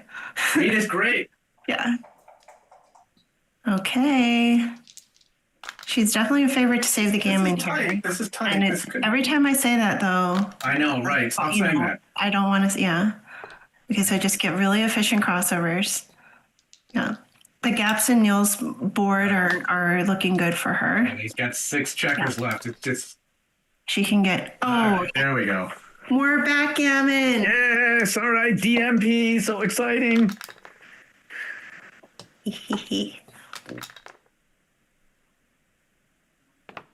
Oh wait, what is she doing? I don't know. Okay. One more game. All Maybe right. maybe April's gonna BMAB. play I think DMP. actually BMAB decisions. Wow, We know those all too well. I know. streamers are loving this. Because I guess technically, if Neil rolled a bunch of aces and chose to like not take checkers off, maybe April could boxes, and Could be. their decisions. Their decisions left.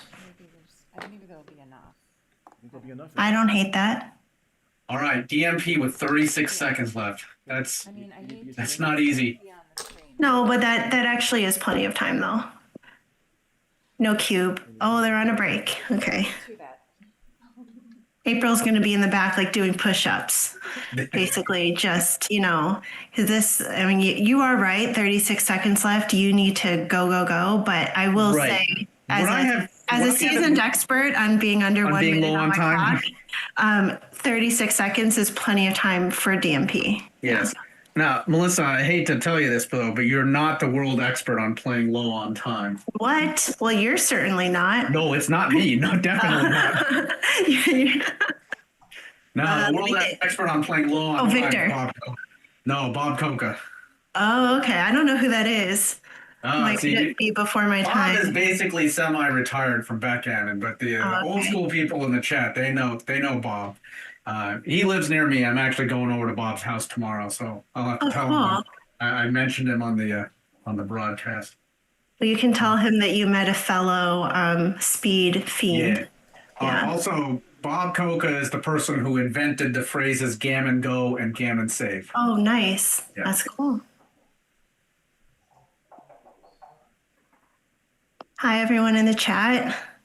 Got Ian, Mark, Joe. It's awesome. Yeah, smash that like button, please. Pretty please.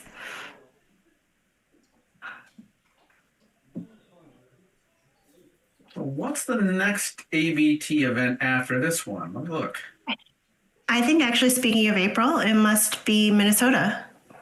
Indeed it is. September, first weekend of September, 2nd through 7th. Yeah, so that's a great tournament. There's also a Dairy Queen down the street from it. You're really into Dairy Queen. I gotta say that don't have it here. I really like the soft serve at Dairy Queen. Yeah, we don't have it here, so that's like one of the things I miss. So what is your substitute for Dairy Queen on the West Coast? I mean, nothing. So you just, that's it. No, probably, like probiotic yogurt. It's like horrible out here. There's no dairy in anything in California. Oh, someone said the score is wrong. No, the score's I don't right. think so. Yeah.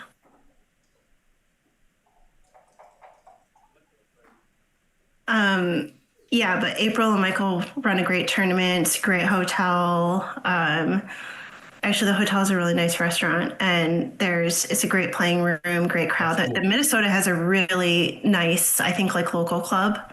Yeah. And so like tons of local players there, which is always fun because I'd say like not every player can travel around to all of these like huge tournaments. So it's always great to see like a huge local crowd. Yes, definitely. I saw April at the Michigan tournament, and I did have a nice conversation with her. Yeah. No, it's a great tournament. Great trophies, even though I've never won one, but they really like put their heart into it. So it's a great tournament. And then after that is New Orleans, maybe? Okay, New Orleans. The very next weekend. Right. Yeah, they're pretty back to back. And then is the next one the new ABT, which is Nashville? Yep. Okay. Yeah, that sounds like a really fun event. I've never been to Nashville. Return of Las Vegas to the ABT, which I was always so sad for many years that Las Vegas fell off the ABT. And Rory spent a lot of time trying to get that back. Shout out I just have to say, Rory did a great job of staying on top of that and trying to get it back. Yeah. I lived in a suburb of Las Vegas for 5 years, and the whole time I was there were 2 Las Vegas tournaments every year, which was great for me. And so that was run by Howard Markowitz. Okay. Yeah. That's awesome. Yeah. No, I've never played in a Vegas tournament because when I started it was already gone. So I'm excited. I'll definitely be in Vegas. I think that's going to be a good one. I would love to go. I'm not going to be able to. I know, that's such a bummer. I know. So for when I was living in Vegas, there was always 2 tournaments every year in Las Vegas. There were 2 in LA, and I would make the drive out to LA. So I got to play 4 tournaments a year without getting on a plane. That was really nice. Yeah. I used to feel that way about LA, and now we only have 1 tournament. I know, that's too bad. Yeah. I suspect that may never come back the way it was. Yeah. I mean, it's difficult to same team to run 2 tournaments. I mean, it's exhausting. I know, right? Yeah. But there are. I hear talk of a tournament in San Diego. Mm-hmm. Yeah. No, that's going to be. Didn't you live there? I did. I went to graduate school in San Diego. There you go. So maybe you'll think about that. That's I think March of next year. It's a possibility. Yeah, I would love to go play it. So years ago, they did have an ABT in San Diego. This was in the 90s. And I don't know the reason why that fell off, and I also don't know who ran those ABTs. So for a long time, they had that going on. I know Art Benjamin won a bunch of those. Nice. Yeah, I'm excited. I'll definitely be there. I did a BMAB in San Diego around the same time. Oh, right, I remember that. Beginning of this year, and it was almost maybe like a preview of how it will be next year, because it's like the same exact. Time out. Don't bury the lead. Didn't you win that BMAB? I did. That's what I thought. That was my third Iron Star. And you are the leader of Iron Stars, is that right? So this year is actually a really fun standings in the Players' Cup. Arena is first because Arena has won 2 Iron Stars this year. So she's taking my crown. And then Todd Obadal is in second place because I think he's won multiple events. And then I'm in third place. So I got to actually get back on my Players' Cup circuit. Yes. Fight for that title. But when you win 2 Iron Stars in a year, it's pretty difficult for me to pass that. So Arena, I think, is going to run away with it, but we'll see. Yeah. So let's see. Okay, looks like we're still a little behind because they're talking about the match, but yeah. On the stream, they're on the break now. Yeah. Yes, in March, and I think so. Yeah, that's a new event. And then I think Nashville is the new event that's this year. I think Miami is coming back. I don't know too much about it though. Of course, Boston will be back. Rory has like half of the ABTs at this point. But Boston was a really great tournament. Do we really need Rory to have a monopoly on the ABT events? I don't know about that. It's Rory. He's got to have a monopoly on something. I know, Rory. Yeah. You know what they say about Rory. Yeah, Rory's Rory. The Boston event last year was pretty nice. I know they have a different hotel this year, but I went to college in Boston, so I got to I also went a couple days early, hung out with friends, and oh, that's cool. October in Boston is one of my favorite times. It's the leaves are changing. It's right, the New England, cold, but not crazy. Yeah, it's crisp and fall and lovely. So that's going to be a great one. But yeah, actually, I'm definitely eyeing Nashville just because I've never been there, and I think there'd just be a lot of. I don't think I've ever even been to Tennessee of my state's bucket list. So that's definitely something cool. I've definitely explored a lot of the US just kind of playing on the ABT. So let's see. No one in the chat. By the way, this upcoming ABT tournament in San Diego is not the most important tournament in San Diego. That would be the Vitor Cup. Yes. I only say that as a former champion of the Vitor. Oh, right. Excuse me. You had to give me space so I could ask you. Jason is famously a winner of the Vitor Cup. It's a great event held at John Vitor's house in Carlsbad. And shout out to John. He's a great supporter of the game. And he's a really fun guy. I love John. I saw John in Michigan, and he had a scoreboard that was enormous. It was so funny. I think it was one of these sideline scoreboards. Wait, yes, I've heard about this board. It was so huge. It was comically huge. It's like a kid's soccer scoreboard. I really wish I had taken a picture of it. It cracked me up. I love that. Yeah, in Monte Carlo, because they have boards and they have everything for you. Pretty much it's just bring dice. Though they think they do have dice, but they're not precision dice. So AKA they don't have dice. Right. What I forgot about is that they don't have score tents.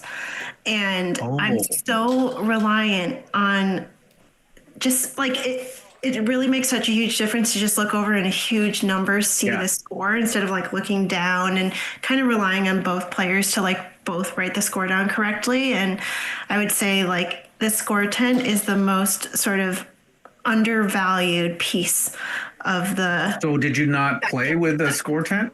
Nope. And it was quite difficult. And, I've probably seen my book. Like, I keep a pretty diligent book of my score and my time, like all sorts of stuff. And even that, it was very hard. I had to have like my book open. I'm constantly like looking down. It's like written pretty small. Yeah. And it's just like it really does save time to just glance and like look at the score. Yeah. Look at the score, see what you're playing to, Crawford, everything. It's just like, so basically, I'm going to always be reminded. All right, next time you got to bring your score tent. Bring my score tent. Yeah, my score tent. Yeah, I actually, when I was in Miami of last year, and we still joke about this. Hi, Vlad. Vlad accidentally took my score tent and then wrote his name like all on the back of it, and I was like, hey, that's my score tent. And he had just written in huge permanent like marker letters, Vlad Edelman. Maybe it's his now. And now I keep it, and I'm just like, oh, when you like win the world championships, like I'm gonna have the Vlad Edelman score tent. And then he like won New York. Yeah. They beat Dirk Schiemann. Yeah. So I treasure it now. Oh, like, nice. 2-time ABT winner. Oh, by the way, April and Neil went to Dairy Queen. I've never been so jealous. Not only are they at a backgammon tournament right now, but they're in Dairy Queen land. All right. So what about In-N-Out? You're not an In-N-Out? I like In-N-Out, but it just doesn't tickle you the way Dairy Queen does? No. I mean, I didn't move to California until I was like in my 20s. Uh-huh. So it's good for sure, but I probably would still gravitate towards some, like, I don't know, I'm from Michigan, so I like chili dogs. That's like okay. Well, so I grew up in Northern California, and at the time, In-N-Out had not spread up to Northern California. So I never even experienced any In-N-Outs until I went to college. Interesting. So is that what you miss, like, about the West Coast? Oh, I miss a lot of things about the West Coast. That's just one thing. But for that type of thing. Yeah, that's one thing. Yeah. Yeah. Actually, when I won my first BMAB and my first Iron Star, we celebrated it In-N-Out. Yeah, nice. Because there's one very close to where the tournament is, and it's also open till like 2 a.m. Okay, here we go. DMP, so exciting.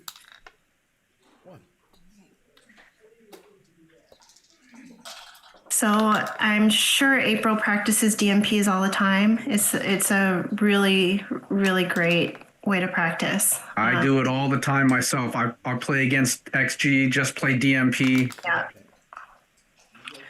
Okay, so April made the advanced anchor. Neil, let's see. I think he's just gonna come down. Slotting the 4. Yeah, I think definitely slotting the 4. I just don't know where the 5 is.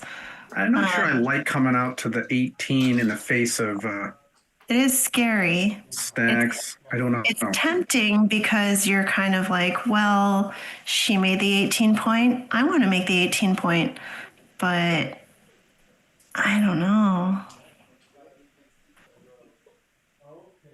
Wow, even Neil, for the probably 20 million DMPs he's played in his life, is trying to decide. Scotty Kellen says hello in the chat. Oh, hey, Scotty. So this is ugly. Ooh. I think after 4-1 or 4-5, 5-1 might be my least favorite. Okay, mutual holding game. What's the race like? Let's see. I think Neil's a little bit ahead. Oh, but by a very. Oh yeah, because he has 2 pips actually. Yeah, he has one. Yep. All right, 2 pips. I'll keep the running pip count. Neil's up by 2.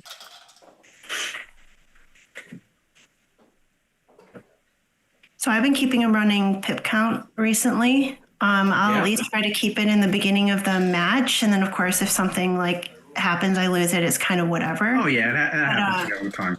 but then, when I need to, I'll recount and then keep a running pip count Right. again. And I'll always just say up 2, down Yeah. 2, up 4, down 4. I know there's a lot of ways to do it, but that's how I do No, it. that's how I do it. April's up 5. Now April's Neil's up up five. 5. So I'll just say for Neil then. So I'll be like up 5. But then, April's like, up my 5. opponent will make like an illegal checker play or something, And then throws I'll everything totally off, yeah. forget what I'm doing. Yeah.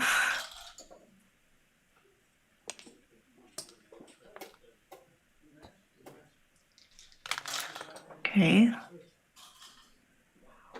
Yeah, I mean, very close race. So. Oh, cocked. Five or double 5. I'd like to uncock double 5. Believe me. I'm not running with that. I'm not ahead enough. Do you pay now? I don't think so. You're outboarded. You are. He's up in the race. I wouldn't. Am I? This is 13 shots. Oh. Maybe that blot in her board matters a lot. Right. Right. There's no duplication or anything. There's no pick and pass numbers. There is, yeah, but like, yeah, 2, 5, 2, 3 obviously are killer. That's probably like, I think Neil would rather race because his inner board is so janky right now that he doesn't want to play a different type of game. He doesn't want to wait for a shot. right, right. This is a play you can make when your board is stronger. But you can't have weakness on both sides of the board, I think. But again, it's DMP. Gammons don't matter. So that there is some adjustment there, but I still don't. I think this might be too big and just be patient. But you got to make an ugly play. I mean, he probably needs to like put What, a make the ace point heavy or- deuce. Heavy deuce, maybe. Oh yeah, make Oh, the. no. Oh yeah, no, make the ace is pretty good. Oh, wait. There's other ways to do it, like 8-4, 6-1, That's what I was. Or I was thinking 8-3 and 6-2. 6-2. Uh-huh. But I mean, like I said, it's ugly. You don't want a heavy 2-point. Ah, there's another way of doing it. I was here. This is 5. And I have a this 4 or this 4. No, if you're gonna do this, then go 6-2. There we go. Yeah. Yeah, I like this. He would have missed, but I think he realized he wasn't up enough in the race. His home board was bad, and she had him outboarded. So, Yeah. Like 4. but now I mean they're both stripped everywhere. So now it really is just kind of first to blink. She's got to clear the 8. I think you don't go think 2 so. down, right? You just gotta she be also patient. does not have the time to think about it. She's in a reserve now, down to 32 Can you play seconds. inside there? No, Maybe. no, you just break. Yeah, but you don't got time to think about it. All right. Okay, now it really is first to blink. Oh, and blink. Ooh. Like, I think you have to make the deuce, right? She doesn't have any checkers on the 8 anymore. Oh, wait, what am I saying? Yeah. Time, please. I want to win that way, 22 seconds. but I will if it happens. Oh, okay. What? That's. Duplicate the 5s by playing. Yeah, it's not over. Yeah, No, yeah. it's not over. Fewer shots, the better. Yeah, I think you're right. You're right. See, and he has plenty of time to think about this kind of stuff. Yeah. Oh, yeah. Oh. No, this might be bad. Ooh. Oh, makes the ace point. Oh, that's the lucky non-hitting roll. Right. Okay, all right. Does hit. Now Neil wants to stay off the 10 and the 15. He also doesn't really want to be on the 17. So he's going to get hit on double 5s no matter what he does there. Yeah, I like coming down though. You still want to. Yeah, right. You still Come want to down. close the board out. Yeah, as you're right, fast he as does. possible. So now I just bring both, Now, or be more flexible. yes, of course. So now he can get off double 5s. And now he just needs to bring this home. So let's see. That's not the best, but it's fine. This is fine. It's safe. It's safe and actually a lot of flexibility. Right. So he'll take that 6-1. That's like the most awkward one, but it's totally fine. Oh, That's yesterday's roll. today's roll. Unless he rolls deuces. Okay, he's got a couple of shot numbers. Yeah. So here there's no reason Get ready. not to just build the board. Yep. Okay. Nope. Yeah, now And he's safe. 0 position, at least for now. So no shots on the next roll. This is good. I mean, if April gets a shot, she's in this. So, oh, okay. So now Neil will just clear. Unless we can go box, box, box, box. Wow, what a match. Great match. I thought that April played really great. Neil too, of course, but I don't need to say that. I think this is I believe it's like a single loss, progressive consolation, and progressive last chance. Oh, yeah, let me take a look. Yeah, I'm not sure. I'm not too familiar with all the tournament formats, but Yeah. I think that will mean that April's now in the Consolation. last consolation bracket. Yeah. Yeah, I think you're right. And Neil will advance to play Bill Lonergan. Okay. Hi, Bill. So, Jason, are we going to stay for one more? Or should we pass? I'm good for one more if you are. Okay, let me let me just check in with the team. Okay.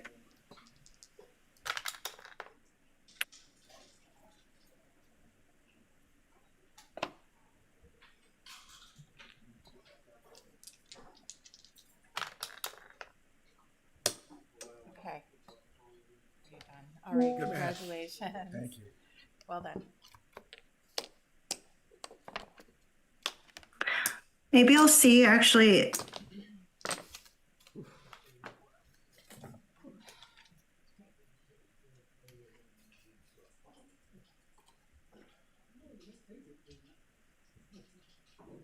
Maybe I'll have Joe. Joe, if you can hear me, might have you take my spot and join Jason. Mostly because need to take care of my dog.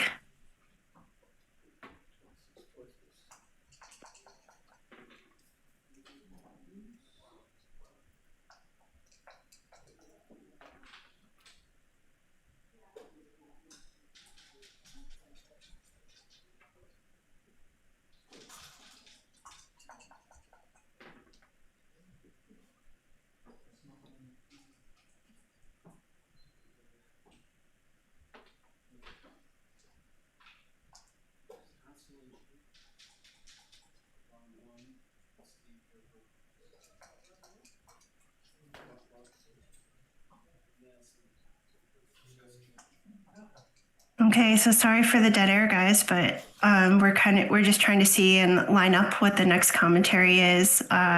In the meantime, if anyone has any questions, comments, critiques, anything, I'm happy to answer anything. I think I'm guessing there'll be a pause, though. It sounds like Bill Lonergan already won, so I don't know. Oh, it looks like they're setting up the next stream already, so it's going to be Ben and. Who's on the bottom? The USBGF logo is blocking what I can read. It says Alan Gold. Oh, Alan Gold. Okay. I don't know Alan Gold. I don't know him either. I think I know Ben. I've heard of Ben. I've heard of him.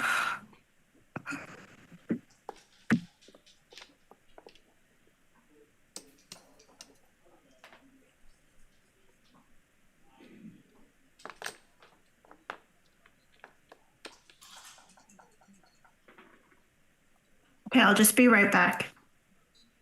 Okay.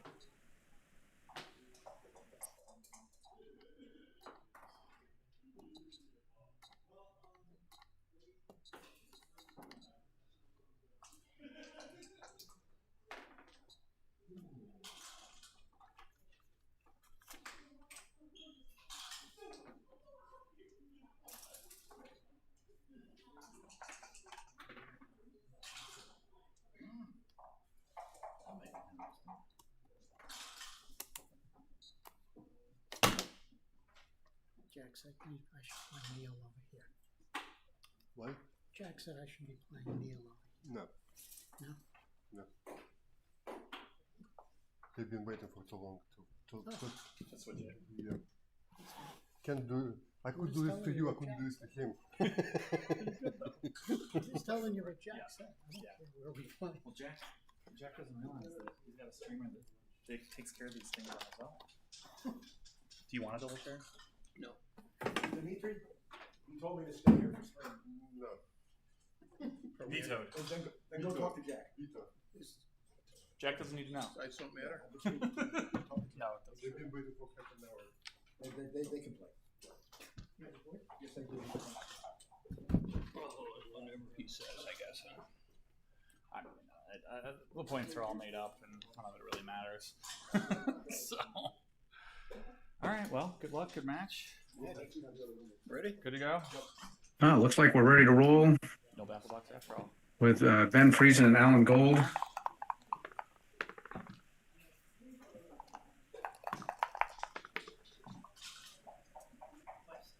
Oh, that's on the wrong side, actually. Dimitri, I'm flying solo here. Here we go. Oh, No, I'm Melissa's back. I'm back. Hi, sorry. No you problem. want to switch? I had to refill my coffee.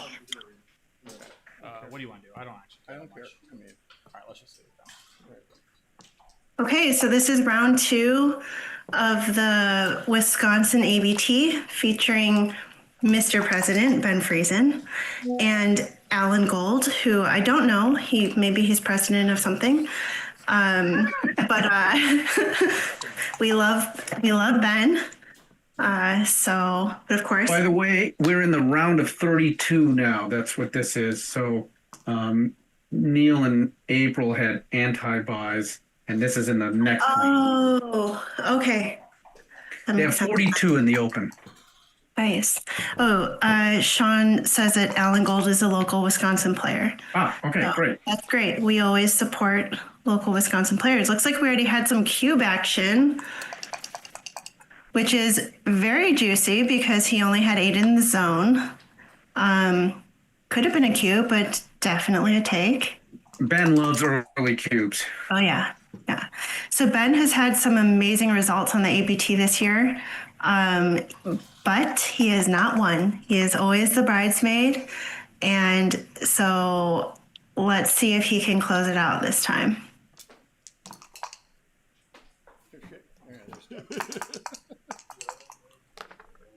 Okay. 3-6. I wasn't sure about that 6-4. I mean, leaving all those blots, but I guess you can play pretty bold when you have that 20-point anchor.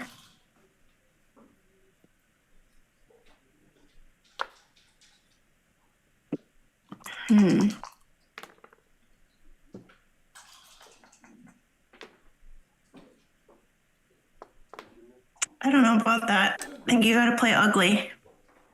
You've escaped all your back checkers, and now you just need to bring them home. I don't think you leave any blots.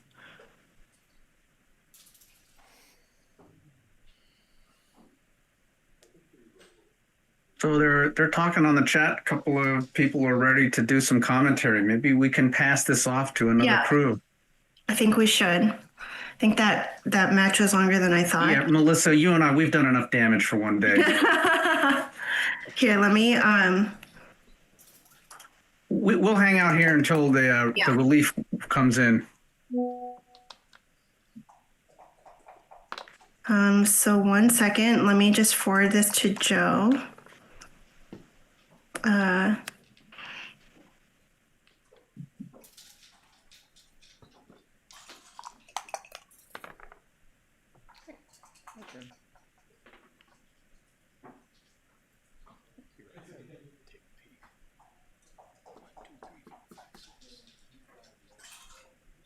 Okay, let's see. Yeah, so Joe, we sent you the link if you can see it, and you just let us know. Yeah, Sean Garber points out that Ben and Alan both got anti-buys as well, and they won their first matches, and that's how they're in the 32. I see. Okay. Ben, though, is in big trouble because he beat Carol Cole. We don't allow that. So we don't like him. Yeah, so that's no good. Alan Gold, however, beat John O'Hagan.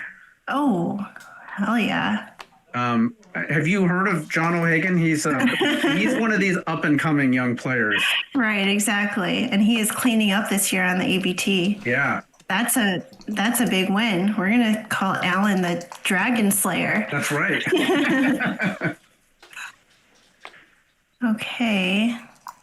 So you say Ben has had some good results, but he did play me in an online match a couple of weeks ago, and he beat me, but he did not outplay me. Ha.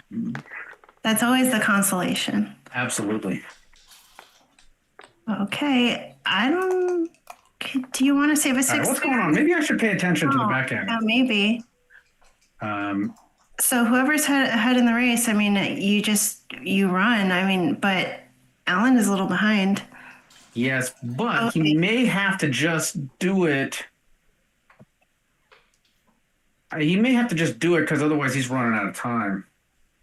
Okay, I'm gonna sign out because I think that Joe is trying to get in, and not sure how that works to have 3 people. No, it should be fine. It's just that the host has to let whoever Okay. in.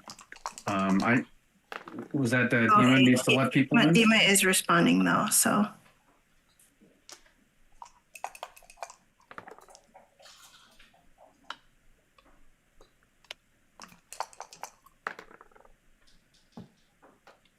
Ooh, Ben got stuck leaving a shot. Yeah, so everyone, I think we're going to be switching, and Jason and I will be bowing out. We appreciate everyone in the chat and for watching at thinkingbackgammon.com. And oh, wow, and this is a killer roll. Yeah, Ben left the shot. Look at that cube. Right. So that cube is too early. He's technically too good.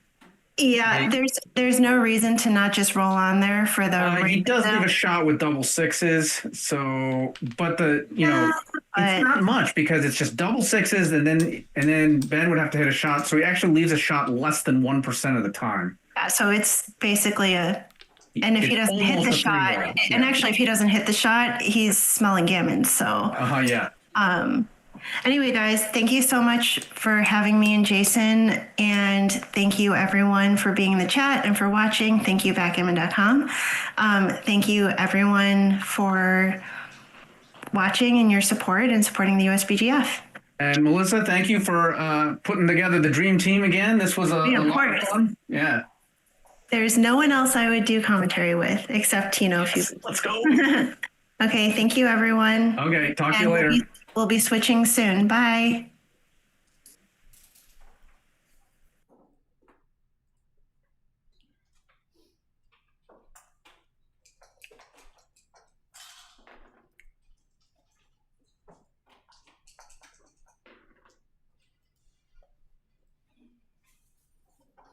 Options.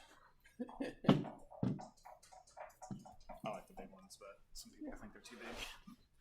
All right.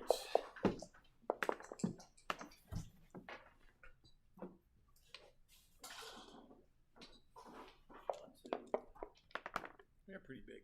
Mm-hmm. 24 of them. Huh?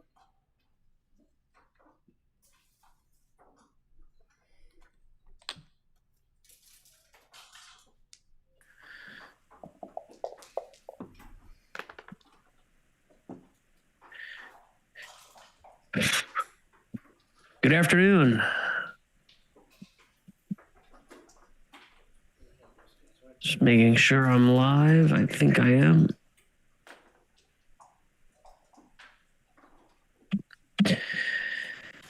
Good afternoon. This is Joe Urso, and you're watching the Wisconsin Summer Championships here.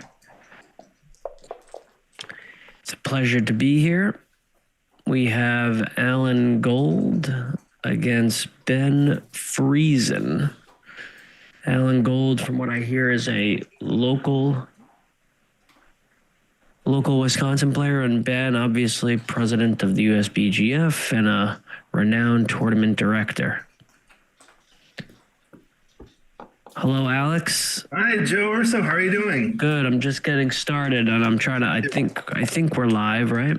Yeah. Give me just a moment, please. So, It is 2-0. Alan. Ben Friesen playing the pink checkers. Alan playing the white checkers. Pleasure to be here with you, Alex. Likewise. It's a pleasure to be here.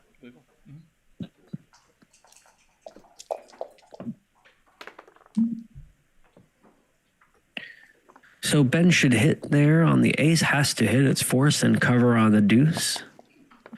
Looks like the cube is centered right now. Ben down 2-0. Alan comes in and out. 2-3 for Ben Friesen.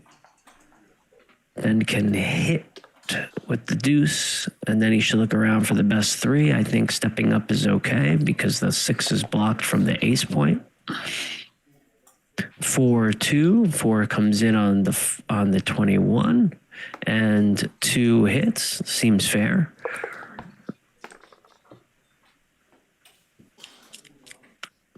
Five, 2. Interesting.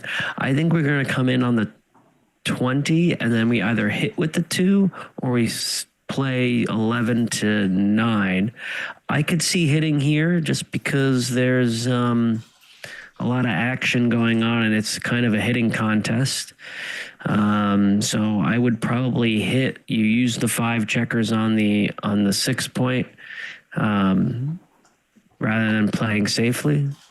So I would probably hit. What about you, Alex?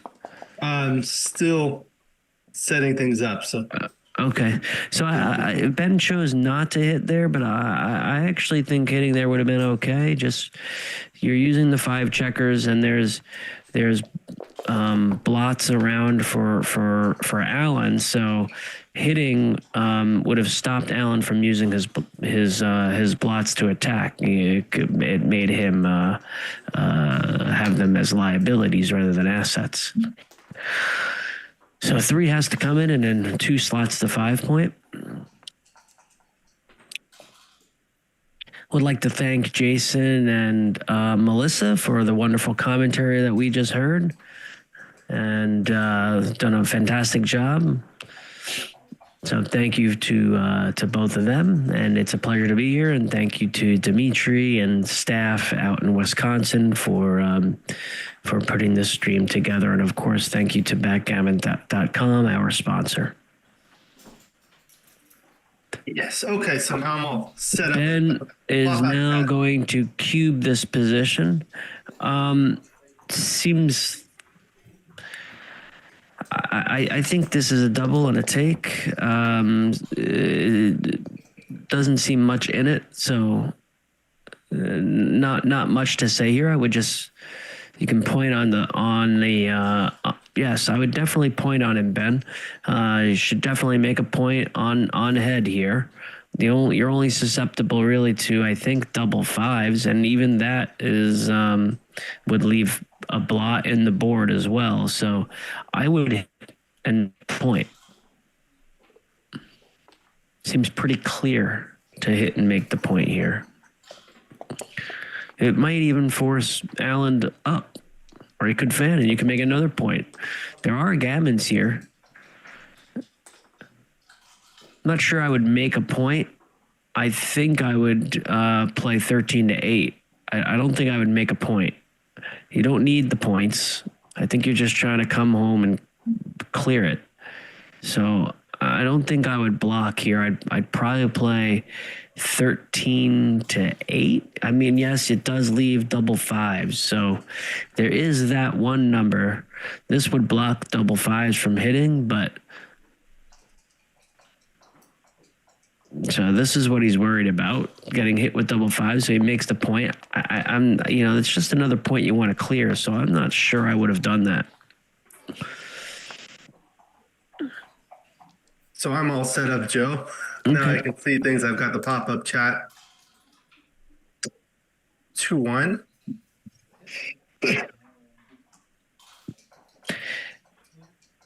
2-1 for Ben. So now see, Ben has problems, right? By making points. I would break that back point. I would just break the 10. It gives him an extra hitting number of double 5. but you want to, you want, you don't want the points. You don't need the points. So I would break that point. Well, this leaves 4 numbers. It looks like Ben is ahead in the race. I didn't count it. Right, Joe? I mean, for sure, right? He's got, White has 3 checkers on the 20 points. So I would think so. So that's why I would have broke the 10 there and left the fly shot. So what? He rolls 6-4. He got 2 blots in the board. They would have left 4 blots lying around. So I would have left that. Really, the only really poor number would have been 5-5. This is double 2s. Just starts clearing. It's a great roll. Yeah, he's up by a lot. Pink's only has 83 pips.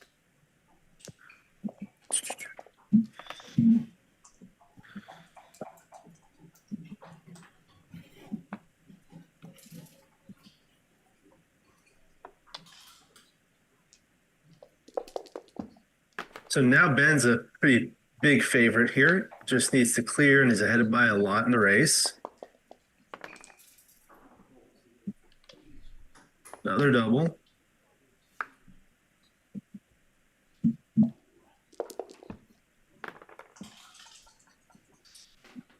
Watch this.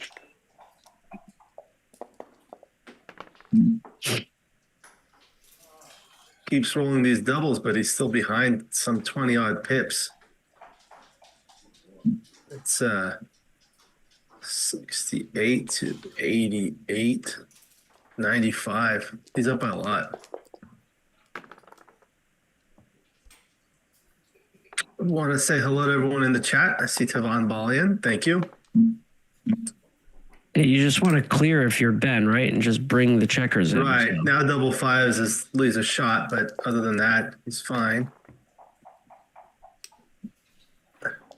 Now, sometimes here for the viewers, well, this is out anyway, but sometimes you leave a 3rd checker on the 6 point to lure him to stay there because it only leaves a 6-5 that leaves a shot rather than 6-1 and 5-1. Like this, but he's not winning too many gammons, so this gets him out of what's called the double jeopardy, meaning the possibility of leaving a subsequent shot. There you go. And there's the shot. And you have to hit and cover so that you don't leave. 4 gammons. Ben is smiling. I could see him. 6-5. He hits. Okay. So now I think if he dances, it's a redouble. For sure. There you go. And it's a pass with only 2 checkers off. That's one of the things you see in backgammon. You just like one thing turns things around, and you have to learn to deal with it. I think it helps you deal with adversity in life. Things happen in life, and you just have to deal with it. Can't control everything. Can't control the dice. Can only control how you move the checkers around the board and how you handle the cube. 3-1. 5-2. I was just looking today too at some things, Alex. After you roll 3-1 in the early game, if you follow it up with a 5-3, it's rarely right to make the 3-point unless you're making it on someone's head. Always the second roll or the third roll. Yeah, on your second roll. So if you make a 3-1 early. Oh yeah. It's rarely right to make the 3-point unless you're pointing on the head. I don't think I actually don't think it's ever right unless you're pointing on the head. Unless you're pointing on head or doing something really good, because you're breaking the 8 point, and that's valuable. Yeah. And it leaves the fly shots. You don't want to do that. Okay, 6-3. Now, I don't think he has anything yet. No double yet, for sure. 4-1. 4-1 covers, and I would bring it down. See, this leaves him good 6s from the bar. Exactly. Use the unstack and hit. This hits. Not the one he wanted to hit with, but does hit with the ace. Yeah, see, that's what happens when you have a stripped 8 point. You break it. Now I think you come in and hit loose on the 5. High volatility position here. Might have to hit for tempo. Definitely has to hit here. Definitely has to hit. There's no other play really. 13-10 is nothing. There's no other play besides hitting, so has to. Okay. These are the fun games I like. 4-1. Makes the 5. Okay. So that consolidates a lot for Alan White. For sure. And if there's a poor roll, it could be a double. But the score would suggest maybe not, I guess. Okay. It's 4-0. I think you can cover here, no? Yes. And you cover. And there's no double yet because of the score. But if the score was the opposite, it might have been a double. Okay, this is a little bit awkward, but not so bad. I guess you just played 7. 8-7 with the 1. Okay.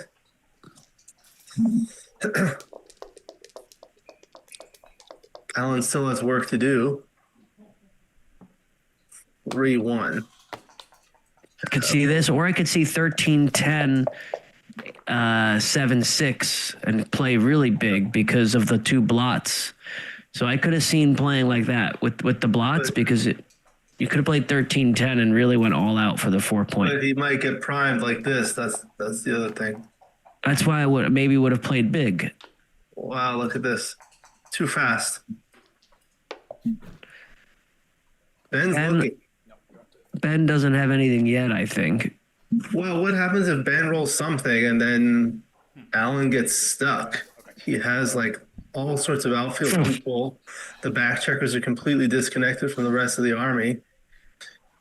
It's at least worth looking. Yeah, I agree it's worth looking, but you're also behind a 5 prime. I mean, the timing's better. The score says maybe you should. Yeah, this is where the market losers are the opponent's bad rolls. I'm not going to shit, tell you that. Does he need to do this, or can he just play 13-9? Yeah, I like 13-9 because you don't want to turn your opponent's position into a blitz. Okay, so this was the sort of market loser that I was talking about.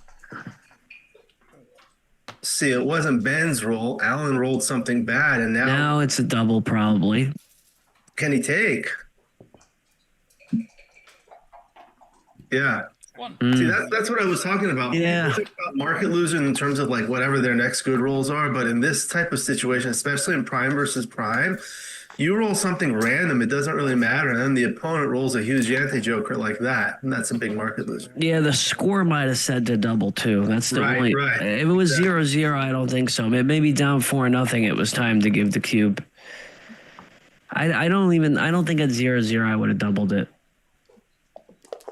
So when the opponent makes with 3-1, I should know this, but I like to on 18 because of the aces to hit aren't that bad. So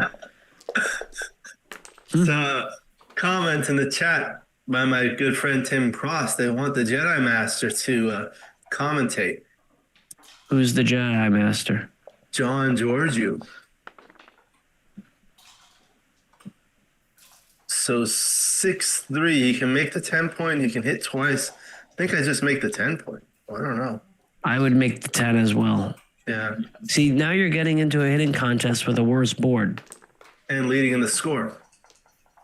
Right? So I would have made the 10-point. You have 1 back versus 2 back and played that way. I don't think hitting twice there was correct.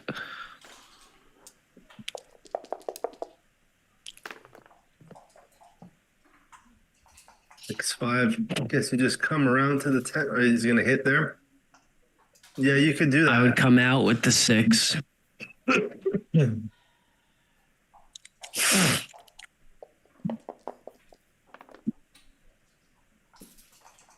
Three. Great roll. Hits twice. Hit now this one twice on the outside.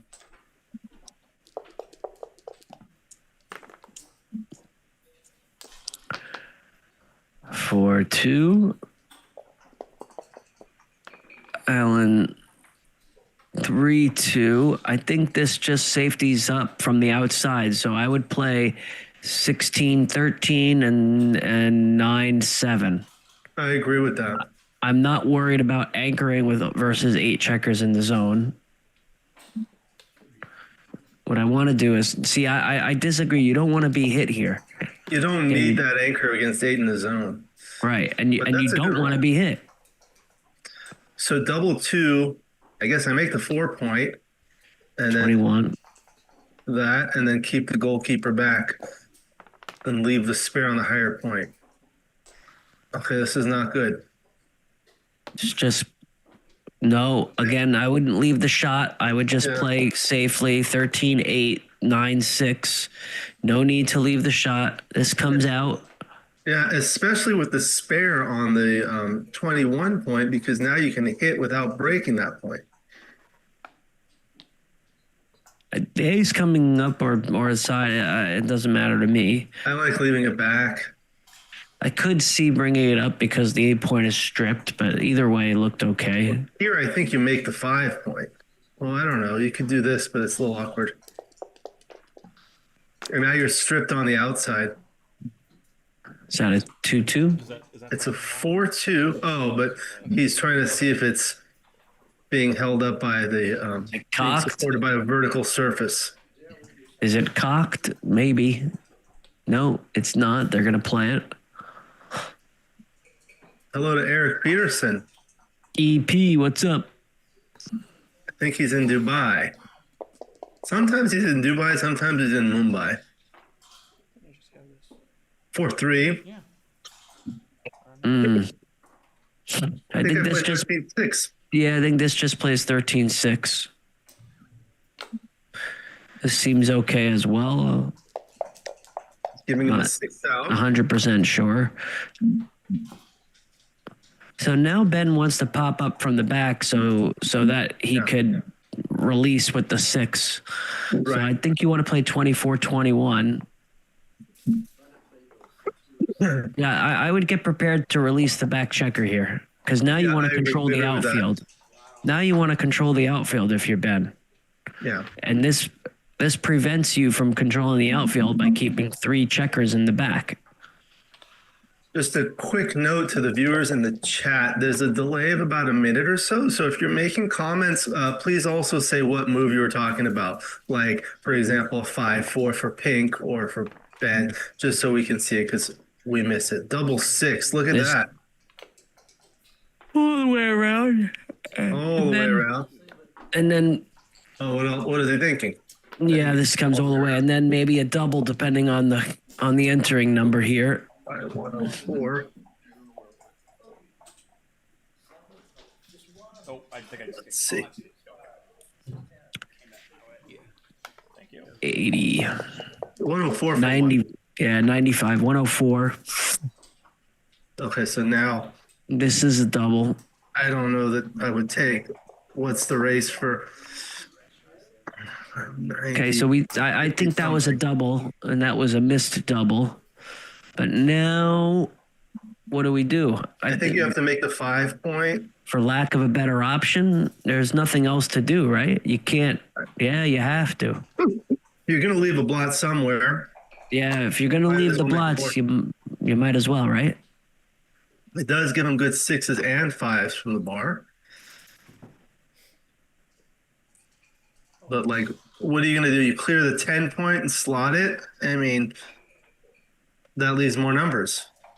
Yeah, if you're gonna leave a blot anyway, so you might as well make the 5 point.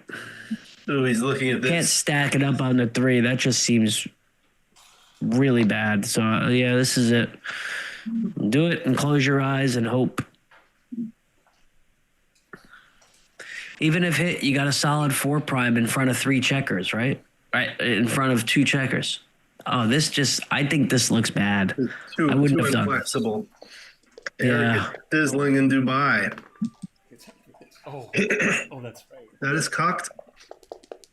Yeah, I would have made the 5 point. Okay, And now got Ben 4-1. can just sit there. Now there's definitely no double. Way too many shot leaving numbers. 6. This makes the 2. Yes, you really want to unstack with all those checkers on a 3 point. Very good. I mean, you could play safely again, but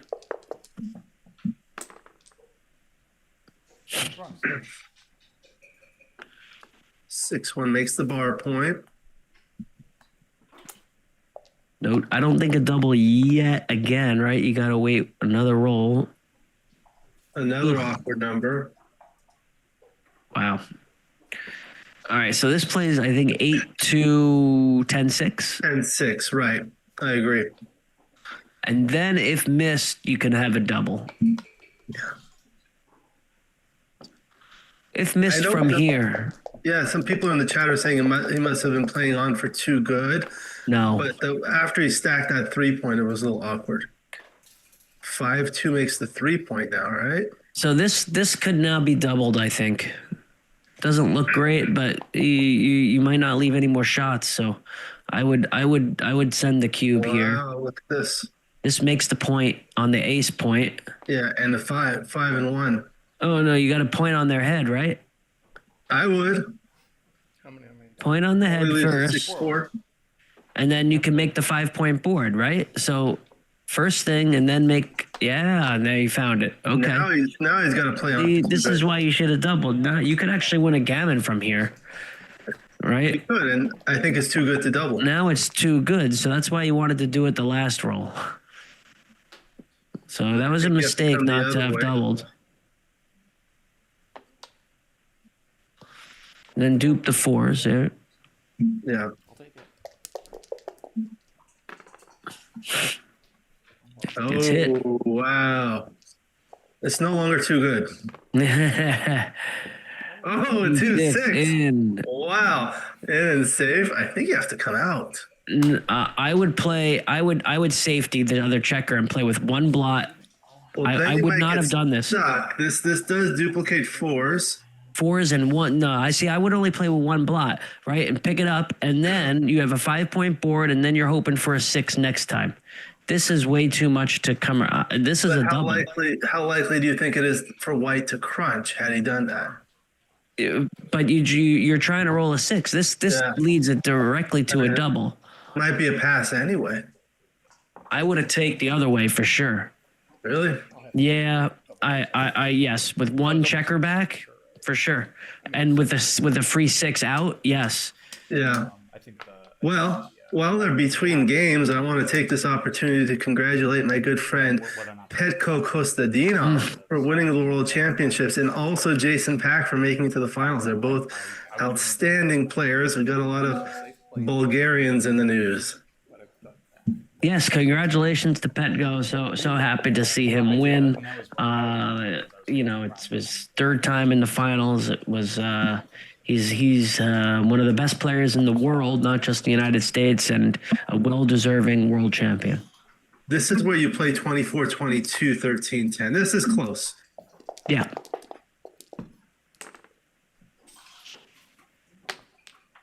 Makes the 4-point. So we disagreed there with a lot of Allen's play as he came around. So I think he might have paid for some of those little mistakes that came around. That's why it's super important when you're in a strong position to keep your wits and make sure that you play it correctly. Ooh, double 4 is a great roll.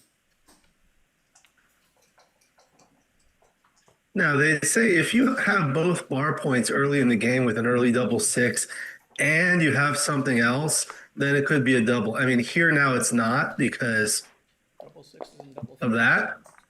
Yeah. He did hit 6-3, so there's the 3. I always say, Alex, double 6 and any other advantage is a cube. Yeah. I think I've heard it from you and others. Kit Woolsey told me that. Now, Ben is looking.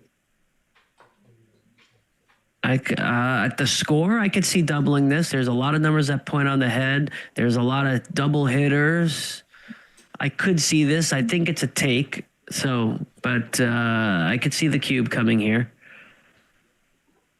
White does have that 18-point anchor, which is nice, but 3 blots. Pink has a 2-point board, and he's got the initiative. Tons of checkers in the zone. So I could see double take here.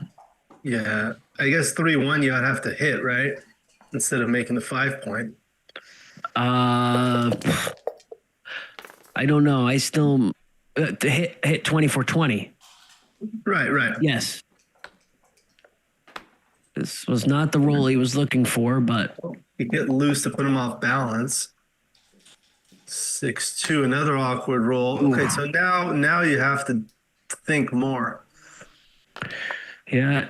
I don't even know if it's a take now. That's the problem. Yeah, I think it's still a take with the blot there on The the blot on the 3-point. board on the 3-point. But Yeah. it's scary. It's scary. So Yeah. you just send it confidently, and people still pass anyway. I mean, he does have the lead in the score, so I can see how he's more reluctant to take. that to me was a take. Got the anchor. Easy for me to take that, I think. All right, so he runs with a 6-5, 3-2, split with the back checker with the 3, gain more contact. I think Ben probably knew that was a take too, so he may be smelling something now, right? If he's dropping something like that, Ben's going to be even a little bit more aggressive with the cube. So I don't know about that 3-2 that he played. I might have brought one down just to unstack. Okay, so he comes in and hits. 5-3 is an awkward roll. This comes in on the 22 and just plays 13-8. Right.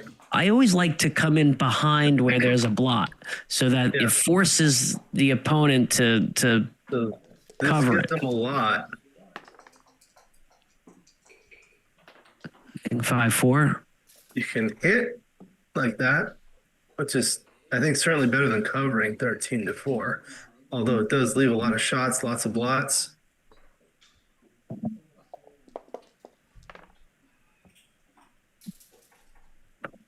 Okay, so he comes in and hits with a 5-3.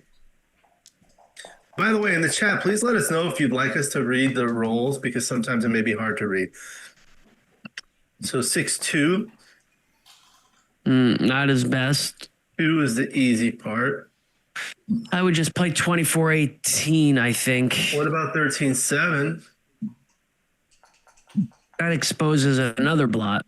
And there's already 1, 2, 3, 4 out there. So I'm not sure I want to expose a 5th one.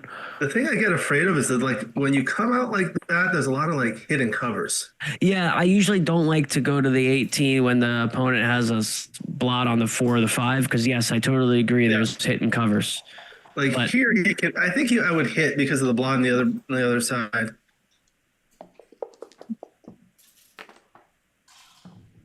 Uh-oh. Sixes. Okay, stop and think. Do you have a Yeah. double? Okay, whenever your opponent ends their turn on the bar, you should stop and think. 2, 4, 6, 8, 9 in the zone. Blots. I might have doubled this one. I You think have it a was 20 pretty point. strong. Yeah. Yeah, I think that was a missed cube. Now 3-2. I think he's got okay like that. Yes, I like this. Okay. Oh, that's a great roll. Points inside. Okay, now if there's a fan, it's definitely a double. 2 Okay, and so 4 it's a double. covers. Could still even think about the double, but not. Could be waiting. Slot, and then if missed, cube. Slot the bar point. Yeah. Because then you're threatening to make the 5 prime. Okay, so now I think you can double this. This is a double from here. Okay, missed cube, I believe.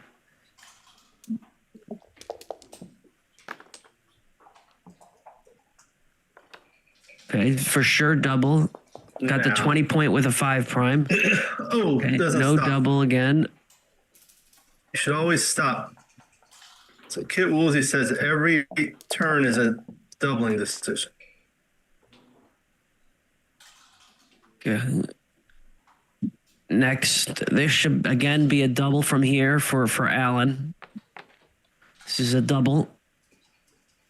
Whenever you make a 5 prime and your opponent's on the deuce or the 3 point, you should probably be doubling. So these are some missed cubes here. All right, right, Alex, you agree with that, right? Whenever you have a 5 prime, your opponent's on the 2 or the 3, you should probably be sending the cube. Yeah, assuming like the rest of the position is Yeah. yeah. Even when you're down in the race, you can send the cube with the 5 prime and the Right, opponent right. on the deuce or the 3. I've done it plenty of times, and it's either right or maybe just small wrong. And I like sending small wrong cubes because I never miss them then. Okay, so now it's awkward.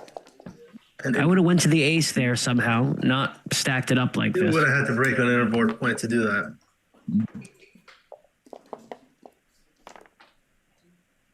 Oh, okay. Sorry. Yeah. Like 2, so I didn't see that.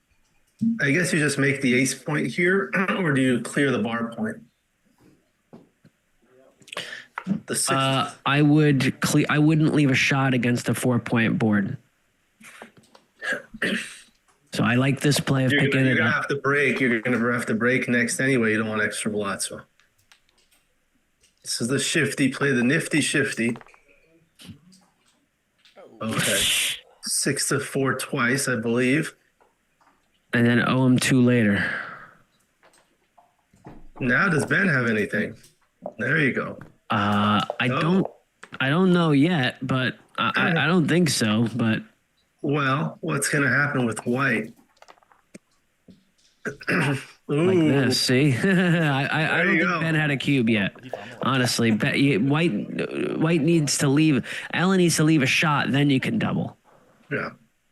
So you don't even have to hit it. You just wait for the shot. Like this. All right. I would stop and think. I'm not sure I have a double here, but I would stop and think about it. It's the score that's the issue. Oh boy. So that makes the 2 and the 1. Yeah, I would have thought about the cube. I'm not 100% sure, but I think it might have been close to a redouble, even at the score. What about now? This seems like a redouble.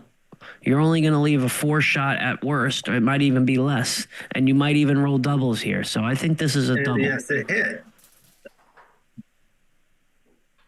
So the way I calculate these things is see how many rolls leave a shot and how often you're hit. There you go. And even so, even when you're hit, Alex, here, Not over. the board of the opponent is not that great, Yeah. right? Yeah. So now he's playing on anyway. It's like a free roll. So I think there might have been a missed cube there, after, right? 2 of them. Maybe I'm not sure about the first time, but the prop position where you're 70% at least.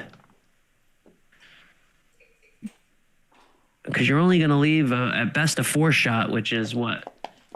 15 numbers out of 36 at best. And that's even with, and then they don't even win all the time. So Yeah, that you can't contain. because their board has the open 4 and the 5. So, they only win, I don't know, 12 times out of 36. And we're seeing now, even if he came in, you can still win a running gammon. Like without a checker on the bar. And wouldn't it have been nice to be on a 4 cube winning this gammon? Yeah. I think I would have doubled that. I mean, I understand because of the score, even that 1 point being 7 away, 8 away, it makes a difference rather than a tie score. Yeah, I could see that. Ben's head is too big, getting in the way.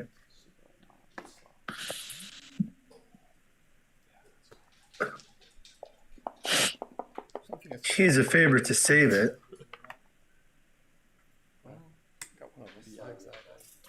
I think I play 5 to 3 to give yourself, okay. Just to give yourself more chances to win the gammon. Oh my. That's a good roll. I would tell you that I can still win this, but Takes off. you might double me. It's not completely gin, but For the now it's gin. PR. All right. Joe, you were in Monte Carlo, right? Is that right? Yeah, I went to Monte Carlo. Yeah. I've never been. It looks like a lot of fun. Monte Carlo looks like a lot of fun, you said? Yeah, I've never been there. Yeah, well, the tournament's a fun tournament for sure. It's a very nice time. And Monte Carlo is a great place. I've never been there. I like travel. Like this year, I had 1 day off and I went to Menton, Where is that? about 10 miles closer to the Italian border. It's a beautiful little town. Oh, it's The in opposite. Monaco? It's right next to Monaco. It's about 10 miles to the east. So it's in Italy. It's right on the border. It's not in Italy just yet, but it's literally it's a border town. So it's in the country of Monaco, but not in the city It's of in Monaco. France. Oh, it's in France. I see. Monaco is super, super tiny. It's actually, I think Monaco is smaller than Central Park, I heard. Oh, really? I was thinking you're going to say it's smaller than Rhode Island.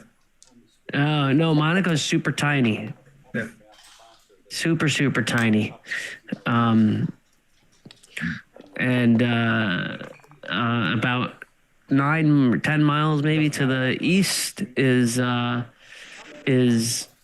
Menton, and to the west about 15 miles is Nice. Nice, Yeah. right? Yes. And it's not far from Torino in Italy. Probably not Oh, that far, 6-1. correct. How does he play the 6-1 here? Yeah. Oh, he's looking at that. He can also hit with a 6-1. So he made. It depends. So it depends on the race. Look at this. Depends on the race if you want to. You don't just hit on the outside? Go ahead. I think I don't know if you saw it, but he could have hit on the outside with a 6-1. Yeah. I think that's probably better than making the bar, or I would have made the 5 point better than making the bar as well. Yeah. But I think coming out with a 6-1 would have escaped the checker, sent the third checker back. I agree. I think he was a little bit hesitant because of the score lead. You know, when you have 5 away and leading, that's the one that Michi calls a stupid score because it's hard to set an initial cube. I think I would have hit as well. Yeah. Now he's considering making the 5 point again. The reason why I think I would make the 5 point here is because it's going to be hard to bring things home and block them in without the 5 point. Yeah, it's the point you need to make. And then you have builders to make the bar points should you get missed. Yep, and then you can make a complete 5 prime, which is very, very strong. Although Ben's timing is getting low as his checkers are getting far forward. So in the priming battle, Alan is winning.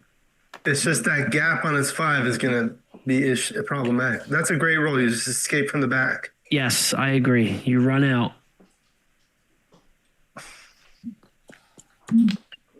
I was rereading one of Bill Roberti's books on the opening the other night, and one of the things he said, that's a great roll, comes up and makes the 4 point, is whenever you're considering making a play, there are a lot of things you need to look at on the board, but one of them is what are the alternatives? So with the 5-3, there weren't really any reasonable alternatives, but this is a fantastic roll. Yeah, and this is the play. Do this and then double if he doesn't roll a 1-6, essentially, right? It's the only cube saving roll is a 1-6. It's the only roll that saves the cube. This is a double for sure.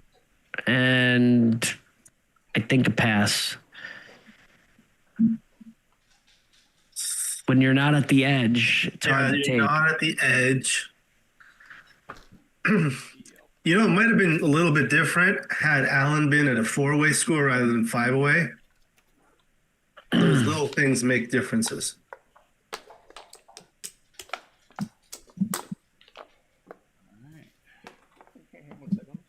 Sure. Yeah, you want to try that one out? Yeah. So this is count or no? No, okay. All right, so 6-4 Yeah, they're pretty in good. favor of Allen. And Ethan on the chat says there was missed cubes by Allen in that last game that we were, in the game before with the recube.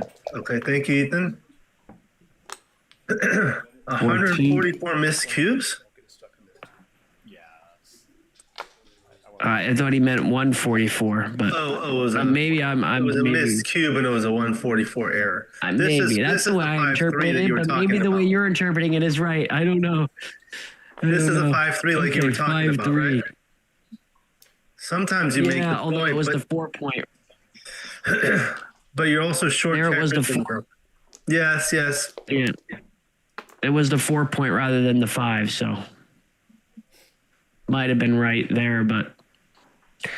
And also, maybe the 2 down would have been correct, though, because you don't want to split in after your opponent makes the deuce point. But I'm going to look that one up, too. This, and I think I come out here because there's not really a productive second half. Yeah. And you're heading the race. You're heading the race anyway. Comes all the way, and then you might be looking at a double, depending on the response. Yeah. Whenever the 20 point is the golden point, but that's early in the game. It's really good. But later on, when you have a big lead in the race, you don't really need it. See, this might be a double with your opponent locked on the 24. Even at the score. For sure now. Now. Depending on the response. Okay, yeah, for sure now it's a double. Even like up 6-4, you can double this. Yeah. Now you make the 5-point, and now it's a pass. Unless you're hit back 1-6 or 2-5. Right now it's a pass. I believe you're on the. How could Ben take this on the 24 point? Right. Just a question if it's too good now. It's rarely ever too good when the opponent only has 2 checkers on the ace. Because your gammons aren't that high. What? He's thinking about it. Yeah, you're it's rarely ever too good when your opponent only has 2 on the ace. If they have 3 on the ace, then yes, it might be too good. But with only 2 on the ace point, you can always double out and don't worry about the gammon. See, now it was a pass because he waited until he made the 5-point. There you should have sent it before. The other thing about playing too good when you're at 5 away is it gets you to the awkward 3 away score. Makes it hard to win efficiently. Now 4-3 comes down. So 7 away, 3 away, or no, 7 away, 4 away. Okay. At 7 away, 3 away, the trailer can double more aggressively. At 7 away, 4 away, you be a little careful. So now I think you just hit on the outside rather than. I agree. I would hit, especially being behind. You want to send a 3rd checker back. And that was again the 3-2. That was a slight error. 4-6 hits. Thank you, Tim Cross. Tim said he might join us sometimes for these commentaries. Oh, that would be great to have Tim. Yeah. 4-4. Interesting. I would make the 20 a leading. And maybe make the 2. I don't know. This leaves a lot of shots anyway. I don't mind this because if you're missed, it's pretty good. 5-2. Not missed. I didn't mind that play. Yeah. Now 5-3. Oof. Yikes. I think you come in on the 20 and slot the 5-point. Oh, maybe even the 3-point. I don't like hitting on the ace after you've made an anchor. Okay, so there's no risk, right? What you only want to hit on the ace like that when you're trying to prevent something from happening. What are you trying to prevent from happening here? So I don't like a loose hit on the ace early in the game when you've already made an anchor. That's in the Roberti books too. That you're right. Now with the double 3, he comes in, and I think you just lift that blot and make the 3-point.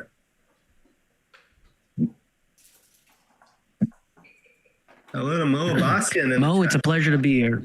Yeah. So, especially with my pal Alex. Yeah. Oh, I would have made the 3-point. This kind of, I don't know. I agree. 3-point on the head, right? Yeah, 3. And I think you bring, yeah.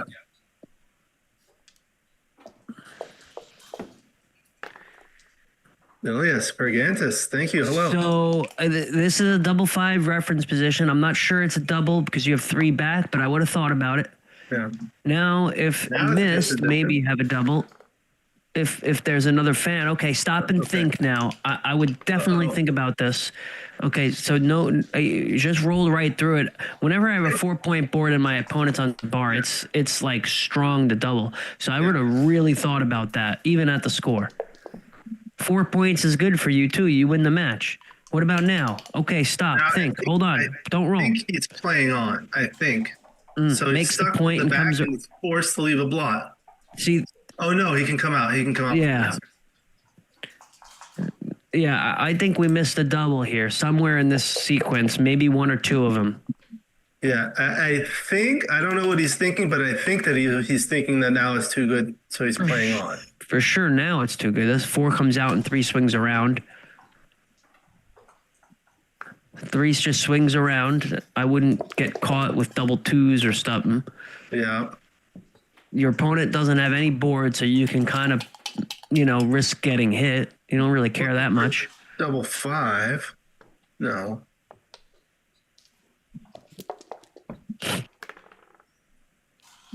So yeah, this is what you were talking about. Double 2 is stuck from the back, so you want to avoid that kind of stuff. Okay, I would bring 2 checkers around, risk the hit.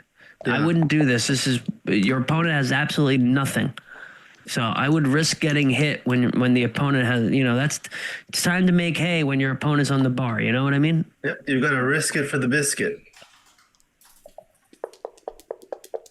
Ben doesn't have anything, so you can play pretty aggressively. So what does this do? Bring in 2, 3, and Yeah. that'll keep the board longer. There's a lot of gammons here. Even after entering, there's a lot of gammons. It's a lot of freight to move on the outside. 4 there, 5 off. This is true. So now for the novice players, Ben's trying to save the gammon, trying to bring all his checkers in and bear one off before Alan has borne off a single checker. He's thinking of bad rolls like double 4s or higher, and 6-2 is bad, but I think you just play on. I agree. You just play on, try for the gammon. 2 points is good for you. Especially at a 4-way score. Double 2. I think I bring him in just in case. Same. Saves the gammons. I often get these wrong, though. For some reason, I never know. Do I want to make a board? I never get these right, I feel like. Yeah, I've been studying my game. So now with so now What is he doing? No, I still think this is you. I mean, you roll agree. double 6s right now. Yep, and, I agree. So people were asking me with the new backgammon sage, you can categorize your errors. So it'll tell you like what kinds of errors you make, whether they're cube decisions, checker plays, and things like that. So Joe, I've been studying my game and I only have 2 weaknesses. You know what they are? Cubes and checkers. That's right. I told you before.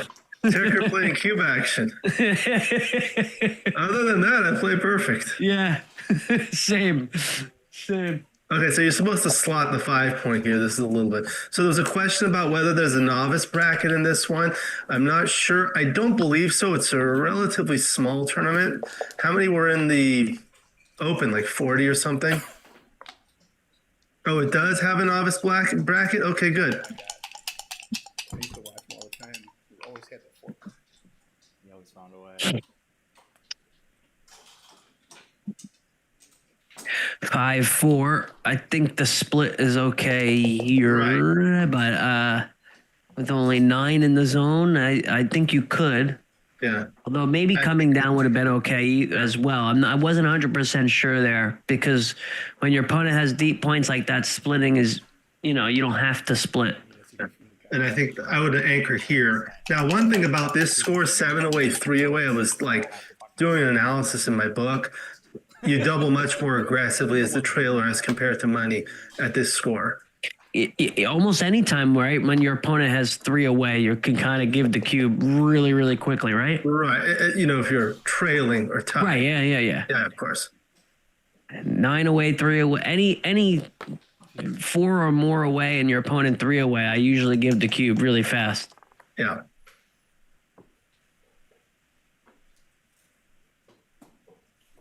I just, I tell all my students when I teach as well, like, just give the cube. You just, you cut down on your errors by not having the cube in play anymore because you're never missing any.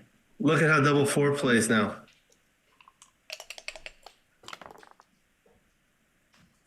Almost.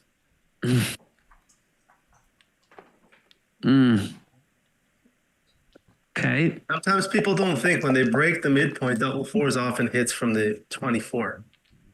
4-3 is great.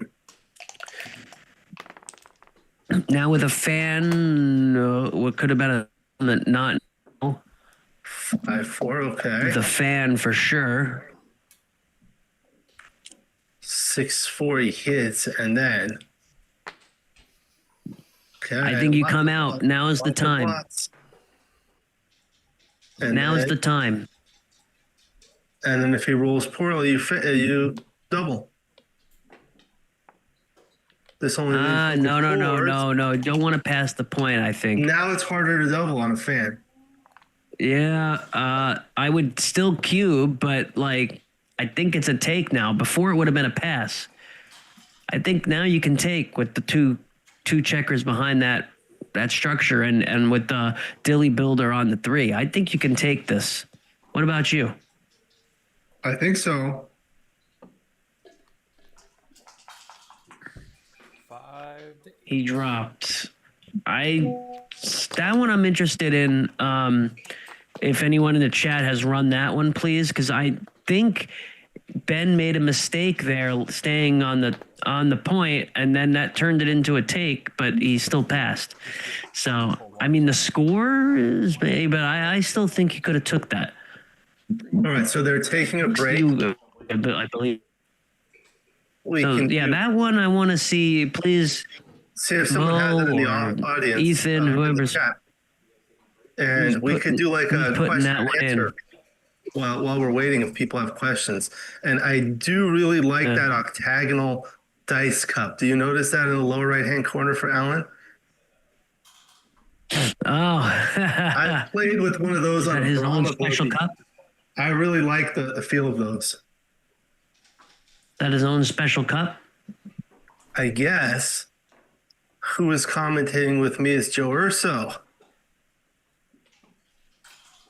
You haven't been playing. Have you been playing a lot of tournaments this year? Like last year, you were winning every tournament you played in. Well, last year was not my year. 2 years ago, I won a lot. Was it 2 years ago? Okay. 2 years ago, I won a lot. This year, I've played New York. I played Texas. I played DC. I play Monaco, and I play London. Yeah, that's great. Yeah, that's going to be great in London. And then we'll see after that where I get to go. So now this is 6 away, 3 away. My friend Daniel Sorensen, Grandmaster from Denmark, calls it double trouble because you have twice as many points to go than the opponent. And again, that 3 away score is awkward. This is a great double 5. Keep looking at it, hoping it'll change. So if you fans, you could even think about doubling, even at the 3 away. And I think I just make the 2 points. What's the alternative? Yeah, I would make the 2 on the head here. I like using 5 checkers on a point, right? Why break a point to make a new point when you can just make a new point fresh? It does leave that triple gap on the 3, 4, 5, but it does take away half the roll, creates 4 dancing numbers. And you use 5 checkers on 1 point. Yeah, unstacking is really good. So there's the 5. And the 2, you can come up. So, okay. No double yet. This is way too early. I don't think this is a cube yet. Even at the score, right? I mean, I would wait a roll. The fact that Allen's made his deep ace point and the 3 point takes a little away from his game, but still he has a 3 point board. Like they're 6-5. You got to make your ace point now. Yeah, it just makes the ace and then hope they don't anchor again. But I think that cue was slightly early. And I like the double early, but that was, I think, a little too early. Now he's definitely unhappy that he's cubed. Okay, breaks the 3-point. Gotta count. Do you want to run out here? Is now the time? Are you winning? He's just looking at the 2 blots on the other side, right? Yeah, 55, 95, 107, Yeah, I'm up. I think 12. It might be 11. That's enough. That's 125, 130, 132 for white, The white. and 30, 69, 109, 129, I think, before. Okay, so up 11, up. Right, 132, 129. So up 3 plus 10. It's up 10. 10 after. Up 10 after the roll. So Interesting. He could run. I mean, he's got 2 blots on the board. What's he going to do? What about making the 3-point? That would break both points, right? No, he's got a 4-3 to play. Isn't Make the 3-point. Play played it 7, 7-3, 6-3. But he's already played the 13 to 6, no? 7-3, 6-3. Is this the original position? No, see, this is the original position. Okay. Yeah. Yeah, it's hard to see because. All right, so them. someone says it was a pass last time. I guess because of the score, but I think I might have snuck a take in there after he didn't come out. But that was interesting. Okay, good pass then from Alan. Good pass. I take back my comment. It's a good pass. I might have took that after the opponent had bypassed the 4-point. After Ben bypassed the 4-point. With 2 checkers behind a 4 prime, I might have still took. But the score, I guess, dictated that you can pass at 3 away. Here, okay, so. Thinking about this 4-3. Yeah. Anchor, He could make up, the there's 3-point. behind it. Yeah. Can make the 4-point. You can make the 4-point. Leaves 2 blots. Making the 3-point also leaves 2 blots. Yeah, we're not making it. I could see making the 4-point. I could actually see making the 4-point here when you have 2 blots behind your anchor and you can play pretty aggressively. So I'm not 100% sure I would actually have the gall to do it over the board, but The chutzpah. the chutzpah. So I'm not. Well, gammons are good for him on a 2 cube. Yeah. So I could see it. Oh, he's slotting both. Okay, slotting both instead, and leaving no shot. Okay, so 5-3 brings it down and covers. Yep.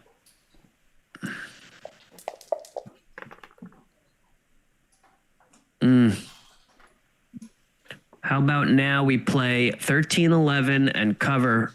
Cover, yeah. Or he's doing this and covering. I would probably play 13-11 and do this. Well, this doesn't strip the midpoint. I guess, yeah, okay. This is what I would do. Big pass because of the score, Tim. Thank That you. was the last cube. Yeah, the 3 away did it, I guess. So I might have, thought about the take there just because the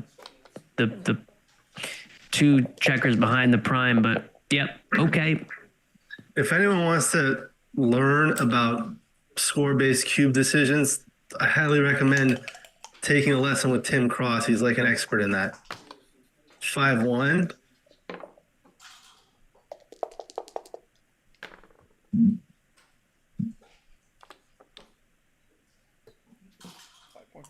Yeah, it was 77. So a sizable enough pass.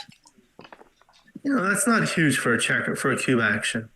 5-1. Not so good. Think you just break the 8-point. You don't have to leave anything. You could do this. I mean, you could. I don't Yeah, mind yeah. this because your opponent's going to break as well. So And because of the score. So now he goes like that. looks terrible though. He could have played 3-2 instead of 2 on the ace point. Right. I didn't know what to do there. 5-4. Okay, some good. Now Think you someone have to says, bring 2 down.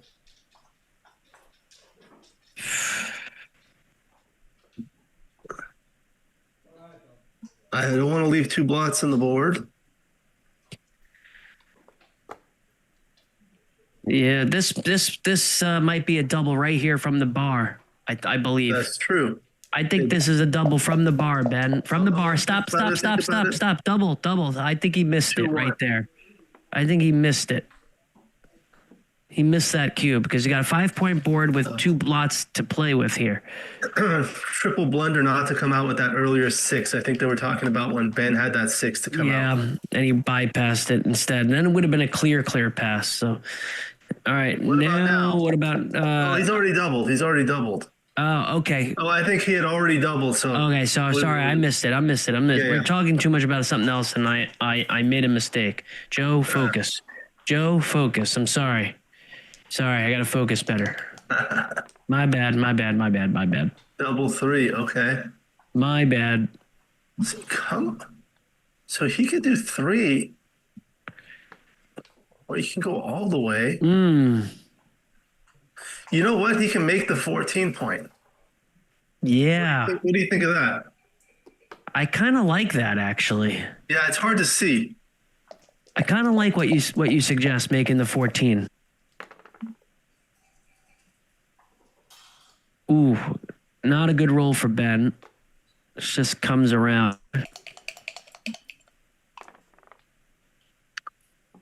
6-4. I think you got to play 2 off the 8. Slot and slot, right? Yep.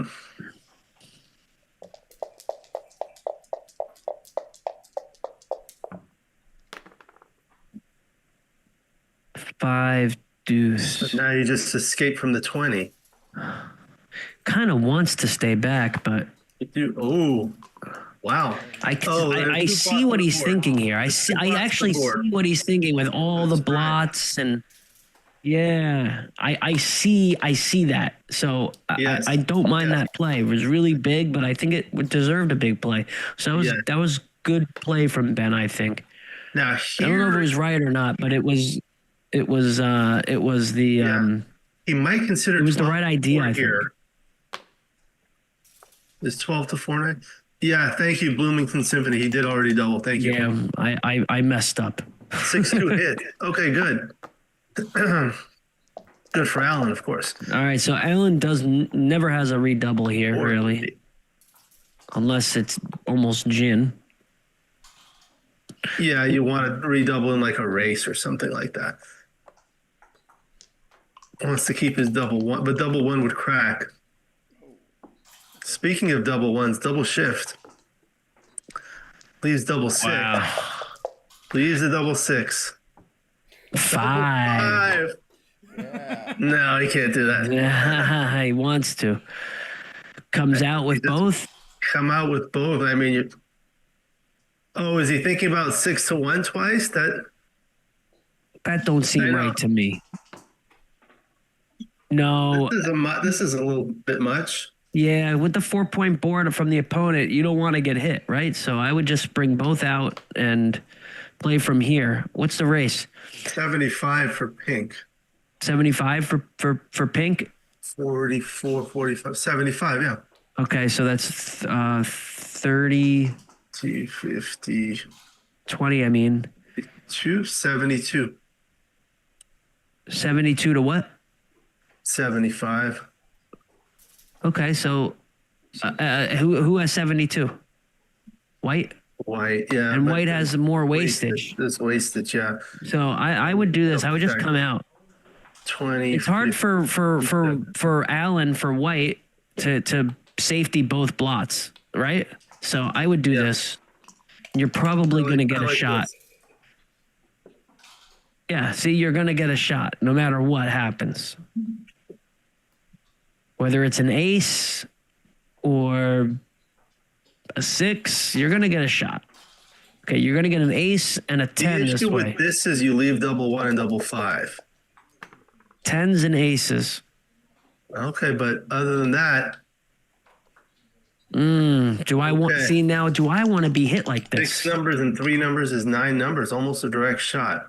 That's not it. I think I go all the way, or maybe 3 to 1. See, I'm not sure it was right to split there, just because you can get hit. I don't know. Yeah. I didn't know. 5 4 comes Brings around. it around and in. Yes. Double Stay 5 back. hits, but leaves a shot.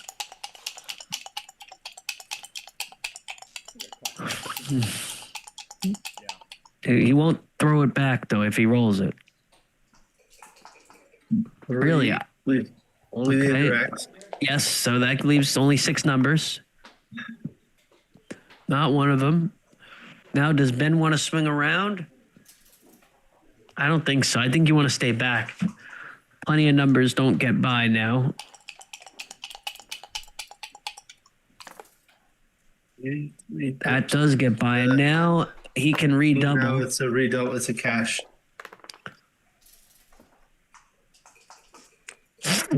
Even from here, right?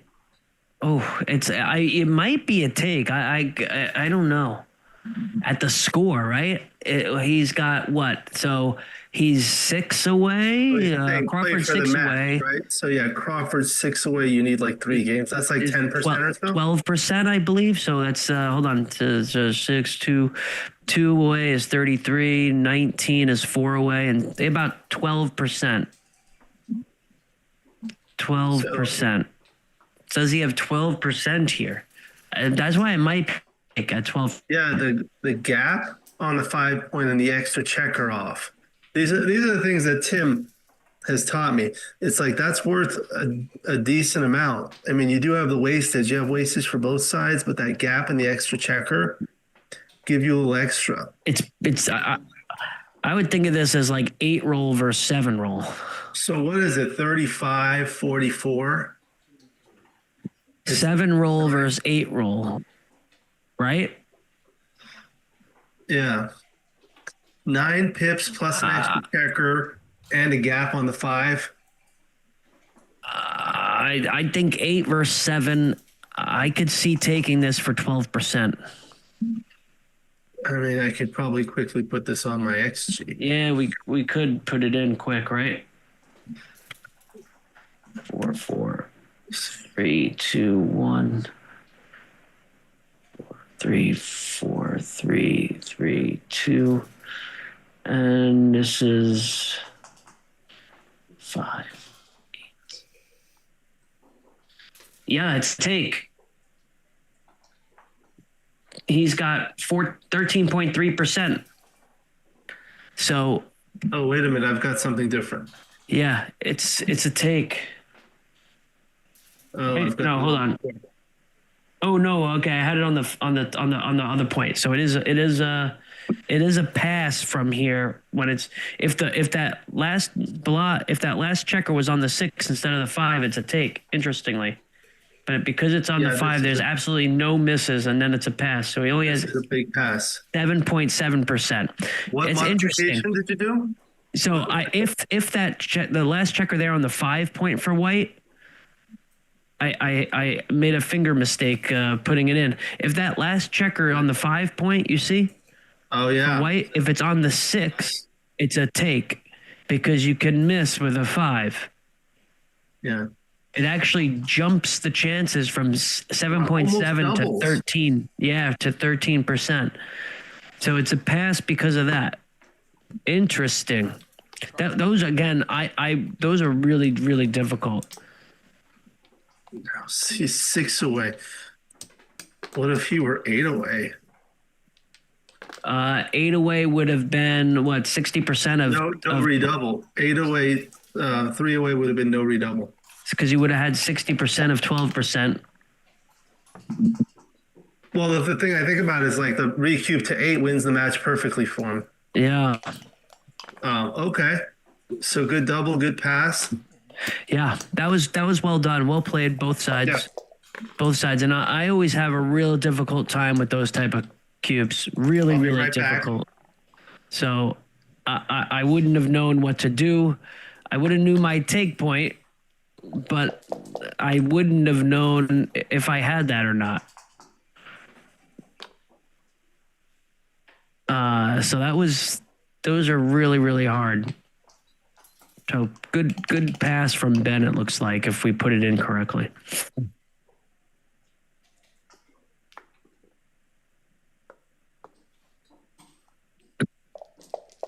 6-3 hits 2. Survives the hit. We're right now at the Crawford score, so no cube can come. Ace. Hits and makes the 3, and then plays 8-7 and covers the other block.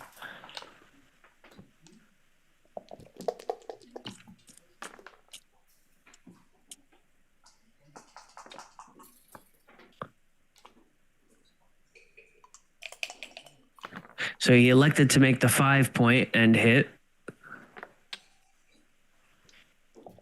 Okay, this could have hit as well. Again, I think hitting would have been fine. We have a better board than your opponent, so I would have probably hit, come in on the 22 and hit 8-7 if I was Alan.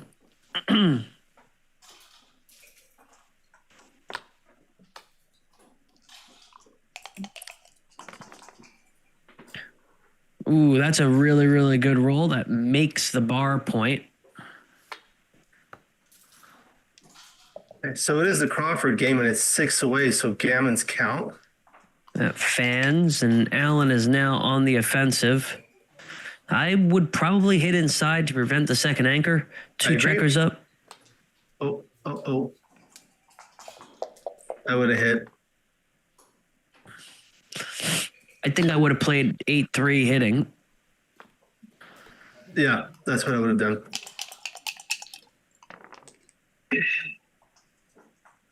Two, 1. Interesting.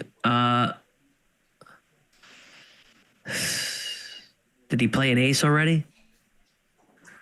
I don't know. No, okay. I agree with this play, making the 10. 5-4 is a poor roll, I think, from Ben because he can't move the back checkers and can't anchor. He's trying to recirculate.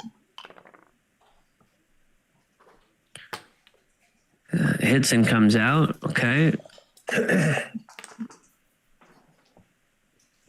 4-1. Okay. I think you have to make that point because you don't want him to make the 4-point. I agree. And the 1-3 requires Right here. That's why you kind of want to be on the 4. Yeah, that the most important point of the game was the 4-point. So I think that was the one that Ben wanted. So now, double 2. Okay, so this is going to make it awkward. 2, 3. So I think White's winning a lot of gammons from here.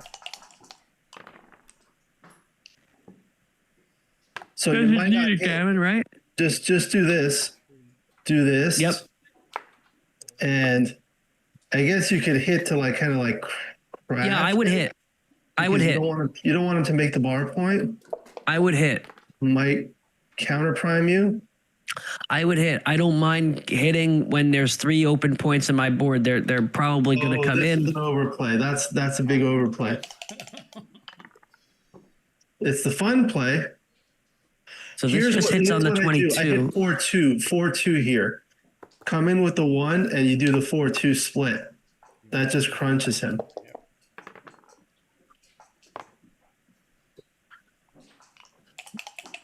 So here you really want to play 4-2 with the 2. This doesn't hit the 3. So you come out with the 6 and then you play 1 down.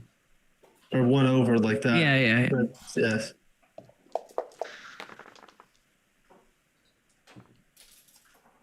I would hit loose on the 2 if I could. Yeah, that's what I was thinking.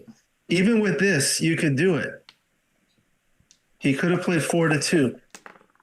Maybe it wouldn't have been right this time. I rarely do the 4. I never know when to do that 4-2 stuff. So I would have tried to hit loose with a spare, but Now you want to you want him to crunch, and then I play the 4 in. You want him to crunch and then leave a 6 blot on the outside. It's only 1/6 move, so it's not that bad of a roll. Right. Oh, he's kind of going deep. He's going deep. Now the 1, 2, 3 loses a lot of backgammons. Here he might play 4 to 2 just to keep everything open. The gammons here don't matter for him though. Gammon losses, right? He's up 10 to 5. So here he may consider leaving a blot on the back.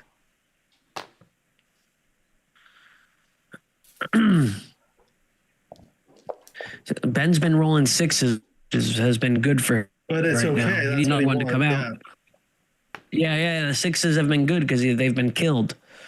This comes off of the 5 because you want to kill the 4s and 5s. Yeah. But what I was referring to is had white left the blot on the 9 point and then Ben rolls a 6, it's actually good for Alan because it just keeps that prime intact. No, here you want to keep the prime intact and go like that. Yeah, you want him to roll a 5 and crunch. Now the 6s and 5s are killed for white. Now it's just going to be really slow because 6s and 5s are killed for both. So the 4 is forced. That's what I see. Right? When you've been playing long enough, you see the forced plays and you just play them. 5 hits. But Ben has crunched a lot. No, Ben needs an ace. Ben wants an ace to cover that point on the deuce. This comes out with both. With both? Yes. Thank you to Pete Jarvis from New Jersey. Fans again. Ben wants an ace here to cover the deuce. Does 4-4 cover or does? That one does. No, I don't think like that does like that. I mean, that's not the one you want to cover with, but it might just be what you have to do. I don't even know if you want to cover. Yeah, I don't know either. But I probably would. Just one, right? I probably would just cover it. But I don't know if it's right or wrong. These are difficult plays for sure. I mean, you need to extract the 4 checkers from the back, and what's the best way to do that? Right. What's the best way to do that? I think to try to make a 4-point board and then roll a 6 and a 2, or a 2 and a 5, right? Sometimes when I'm looking at a play, I think about how I would have played it in a different role to see what the idea is. Like here, had he rolled a double 1, how would he have played it? Oh, okay, so that's forced. It's like a double 1. He could have just left it back there and shifted to 2-3. All right, so Alan's trying to bring things. 3-1's a great shake. Good roll. Ben wants an ace. Yeah. That's good. That odd even on the outside, the 3 checkers on the 7 with the stripped 6 is awkward. Well, I just bring it in. I would have brought it in as well. Prepare to clear it. 6 is huge for Ben. Look at how 4-3 plays, for example. 5 goes nowhere. 6-5. 4-2 slots the 6. Okay. Ben wants the shot right around now because otherwise he's going to crunch soon. Ben wants to come out with a 6 here. No. Now he's crunched. Now it's really hard. Hard to win from here. 3, okay. So now 6-5, 6-4, 5-4 leave shots. It's a great roll. It's fantastic. And I think you just clear. I guess this is good in case he pops out with a 5 or a 6, but Ben's in big trouble. 4-4 takes off 4 checkers. Okay, so he runs from there. Still can make a full board. 6-4 is bad. That's very good for white. 4-3 points. Better than 6-4. Much better. That's what I always think about. That's a great roll again for white. clear and clear the 5. Now, Wow. huge favorite.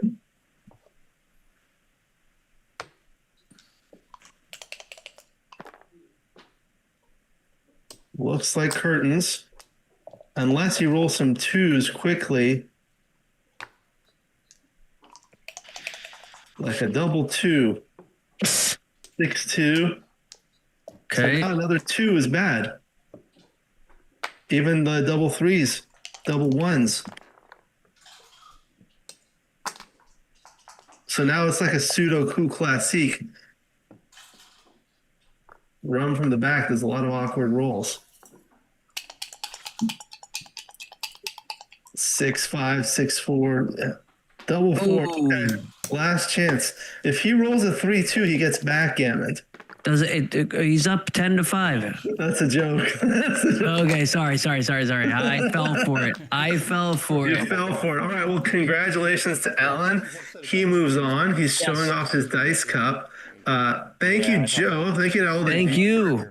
I've got to get going. But then you roll double 5s, and I couldn't. Nice to see you as always. It's just a pass for you. Yeah, who's Everyone coming can up next? Make the play that you want. I'm not sure. Let me check this. I think it's close. Chat. I just decided that that's why I did it. I thought I think I'm happy to stay for one more if they need me. All right. Good luck later. All right, thank you. Okay, so I'm gonna sign off, Joe. I'll see you soon, hopefully. Okay. All right. Bye, Alex. Bye-bye.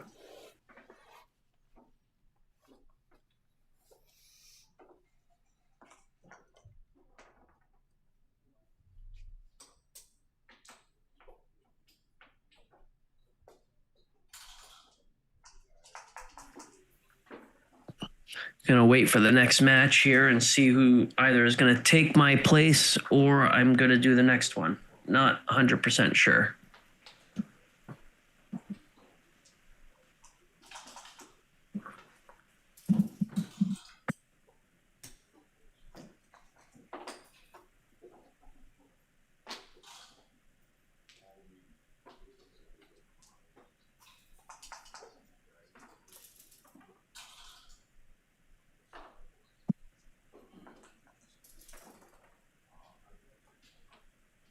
So I'm gonna go on mute while we wait.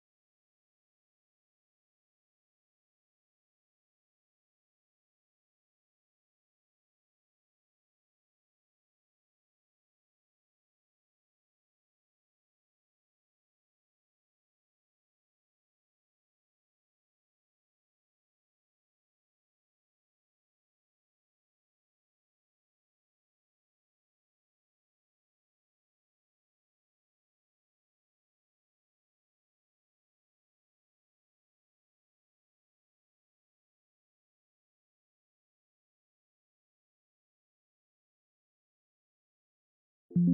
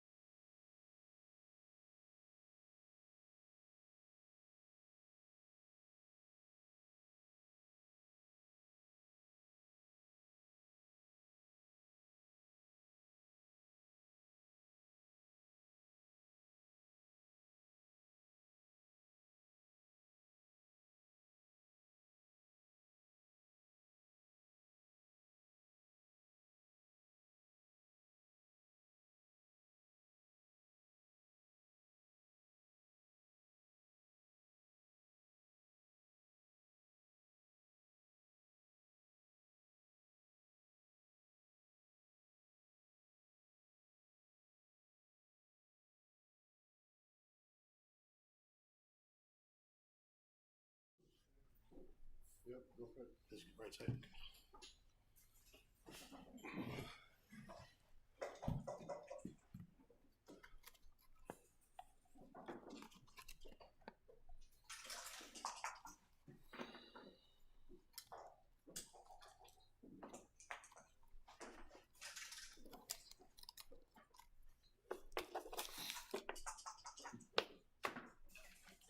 good. Yep. Good match. Good match.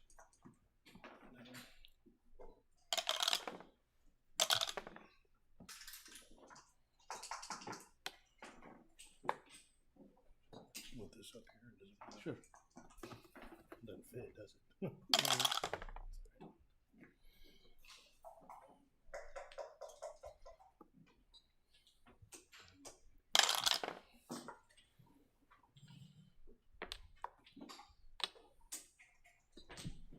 All right, looks like we're back live, 0-0, and we have Osgur Aktunk against, and I can't read the name yet. Looks like Konstantin Lekas, if I see it right. So I'm looking forward to a great match. This is round 3. I'm going to pull open the bracket here just to see where we are in the bracket.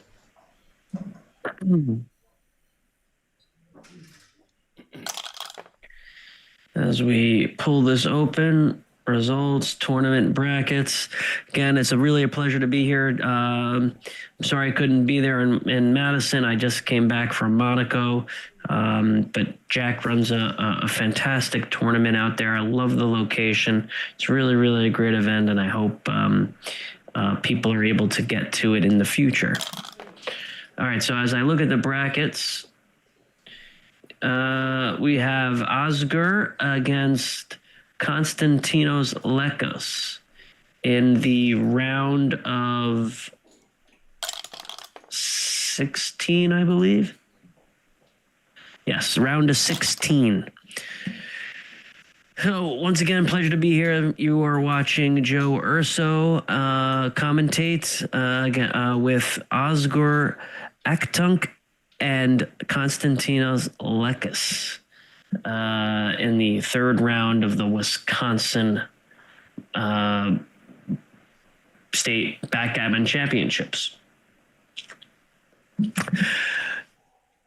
Looks like there's a 6-5 to play, and it is Konstantin's play to make here. Could come out with both. While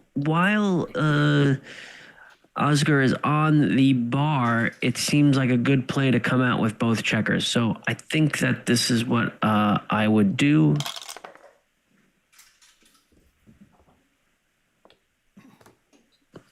Five-4 makes the golden point there in between the 4 and the 6. I think Michi calls that the Kieran point, how important it is. So now, before there's a double for white here, needs to probably bring those 2 checkers around and then count the race. So the 2 checkers on the 15 got to come to safety before the cube, really, unless you're up a ton in the race, but it doesn't look that way. 4-4 probably comes out because the race seems tight enough. 9 is 63 and 12 is 75, 101 and 131, 133 for pink after the roll for Osgur, and white has what, 58, 88, 110, 130, 136. So I think Osgur's up 3 pips after the roll. So I think I would do this, come out, and I guess down seems fine. Again, I think pink Osgur is up 3 pips after the roll.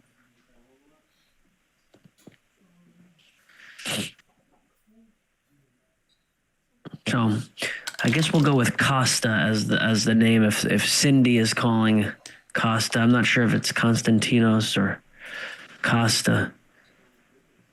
And my apologies.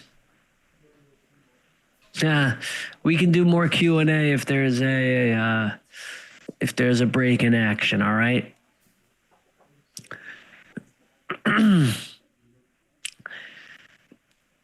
3-2 makes points inside. 6-1. I don't think you want to leave a shot, so I just do this and split. 6-5. This makes the point, the 3 point. Again, it's who's going to roll a double first and swing around. Race is pretty tight, I believe.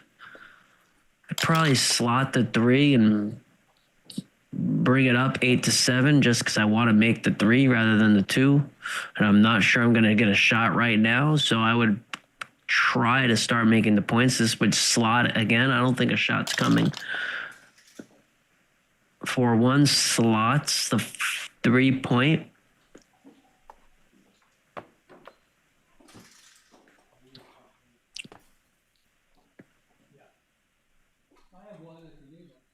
It slots the 3. Yeah, that's the play. I don't think you want to. There's not much to save here. I mean, so you're winning out on 6-2 and 6-1, I guess. But all right. So this makes the point inside on the deuce, and then slots the ace, I guess. Okay. Here it comes. 5-1. I'm not sure you want to leave a shot, so I'd probably play inside. And then 2-1 or 4-3. I'd probably play inside. I wouldn't leave a shot, not with my opponent with a 4-point board. And if they hit, there's a lot of numbers that cover: aces, 3s, 4s, a 5. So I would probably play inside and no shot.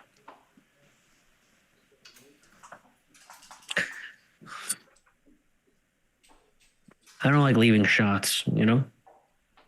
Race is close. Don't want to give a shot and get hit. Then you're just hoping to get hit back, you know? And I wouldn't lift it off of here either. I mean, what does that do? That just forces you next roll to do a 5, to play a 5 outside.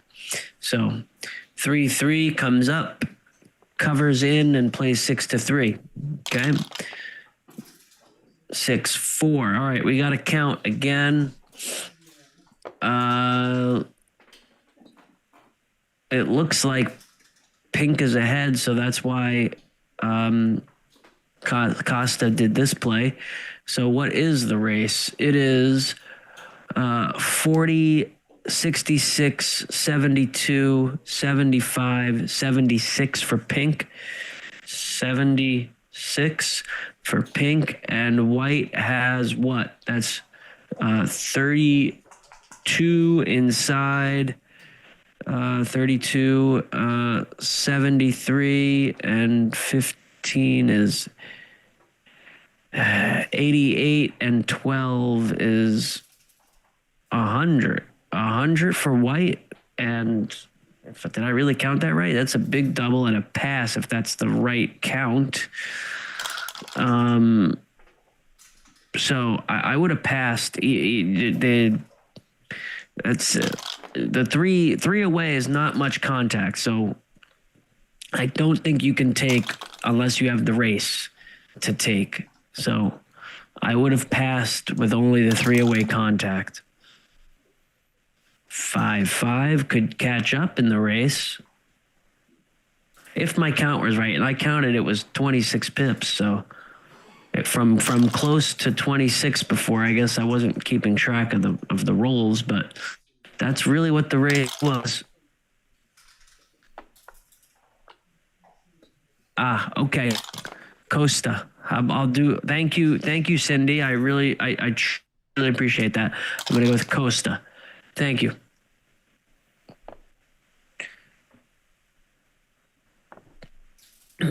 This, even with the 5-5, Costa's in trouble, right? So I think that was a solid enough pass.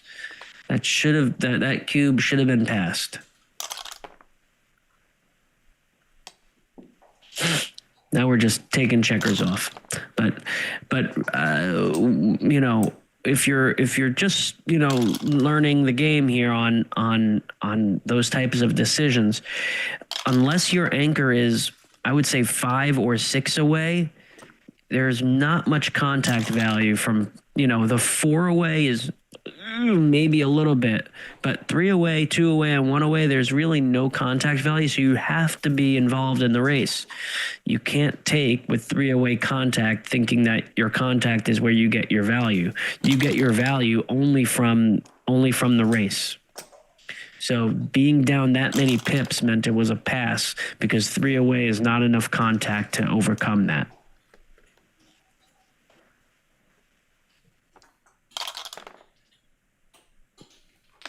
This is just a routine 2 points for Oscar. 2-0. The scoreboard is kind of a little hidden behind the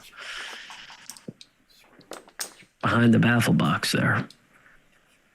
All right, 2-0.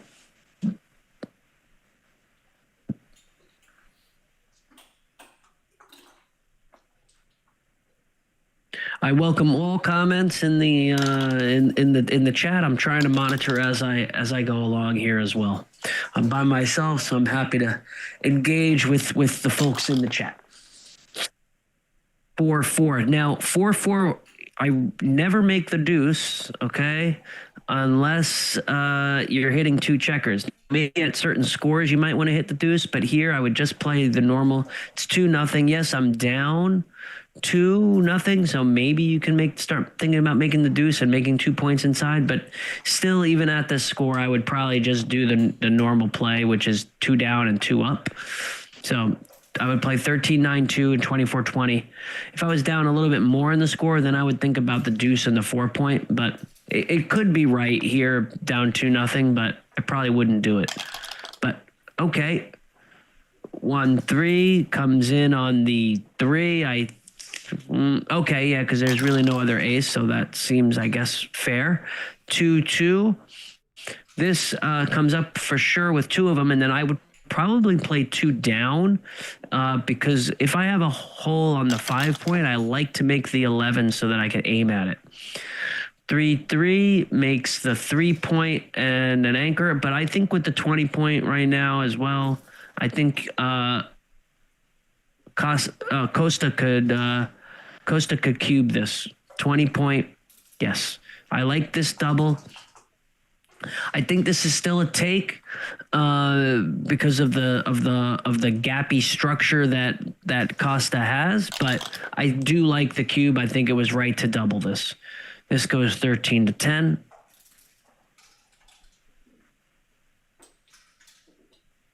Make them use 2 die to hit with the blot behind your anchor there. 4-3, here it is, right? Could hit. And I think it's right to hit. Yes, you are leaving yourself open, but seems like you can risk it right now with only the 3 point board.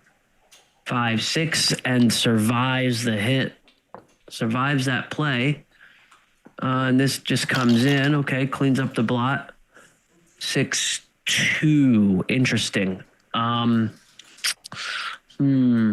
sure. This plays, I think, swings around 17-11, and then where's the 2? I guess just 17-8, minimizing the shots. I think that's what I would do. 17-9, I guess. Yeah, 17-9 is what I would play. Minimizing the shots.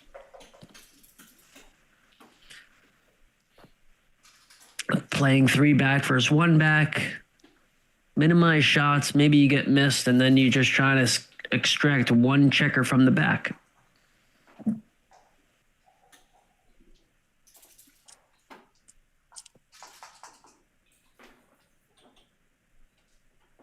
And you got a blot in your board as well, so you don't want to get too crazy. So yeah, this is what I would do.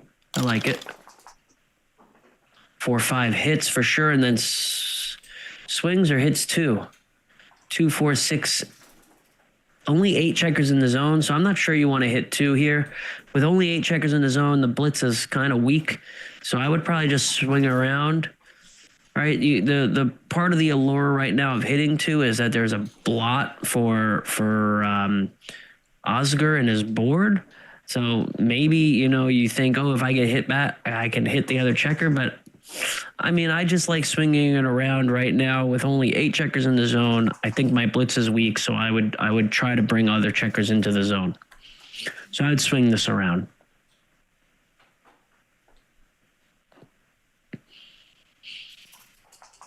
So I would play, what is it here? 16 to 11. 16-11 with the last. So he's going to go for the hit 5-1. Cube's already been turned. I don't think it's like that big of a mistake, but that's not what I would have done. Now, here's the potential hit back. Needs a 3. Doesn't get it.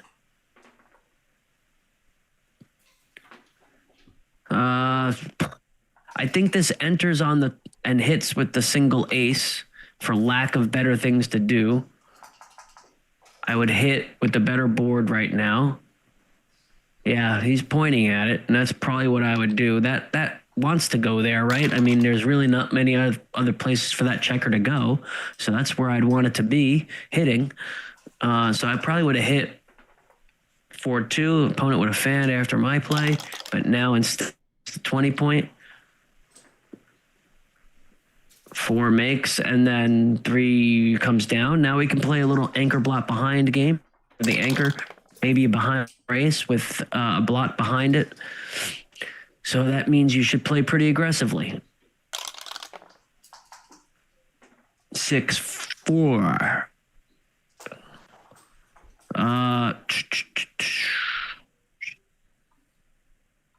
You could play 16 to 10, 9.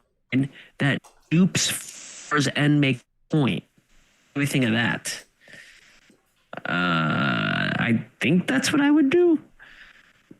Not what else is there? 13-3, slotting a point, keeping the anchors. That's what he's thinking. I would probably block with 16 to 10 and then play 13 to 9 and dupe 4s. 6-1 makes the deuce point, I believe. Yep, and then just plays 3-2, makes the point. Ed Corey, hello. Thank you for the compliment. Appreciate that. I'm not sure why maybe it was a 6-2. Maybe I misread it. So that might have been my mistake. Okay, 4-2 it looks like. 4-2 for Costa. That just comes in and plays 3-1. I mean, you want to look to play aggressively here, though, because there's 2 blots behind your anchors. So you got to be hunting for a play that's aggressive. And I like this play. Okay. Again, you got to hunt for those plays that are aggressive when you're in that type of position. And he hunted for it and he found it. So I like that he took his time there. Instinct said 10-6. 3-1, but when you then look at the anchor block behind position, which is what I like to say, I call him the ABB, you got to try to find an aggressive play. So I really like what Costa did there. 3-3, depending on the race, you might just come all the way around. It would be 40, 54, 84, 104, 110, 113 for Pink, 113 for Oscar, and that's 62, 66, 66, and 16 is 82, 102, 122, 126, 131, 133. So I got 133 to 113. So I think that he's up 20. If you're up 20, I would just go all the way with them. Up 20 pips, this is my play. If my race count is correct, I think it's 20 pips. That means this is the right play. And that's what he does. Now you have to, you can leave it there again with the 2 blots and slot and make the point, right? So I might have left it there again one more time and slotted the 5 and made the 3. Made life even more difficult. 3, 2. Okay. 3, 2 for Oscar is not the role that Oscar wanted. Ooh. This might just have to be 13-8. I'm not sure I would do this. I might have tried for it now with the blots in the board, although I would have paid for it, but this is starting to get dicey. Okay. Again, similar problems here now. Is it now a pay now time to come around and leave a 6 shot? Play 14-8, 14-11, rather than playing all the way to the ace and the 7-4. So it's gonna continue to get worse for Oscar if he doesn't do something now. And it actually got worse again from the last roll. So that's why last roll with the 3-2 I might have left it, because every time it's getting better for Costa.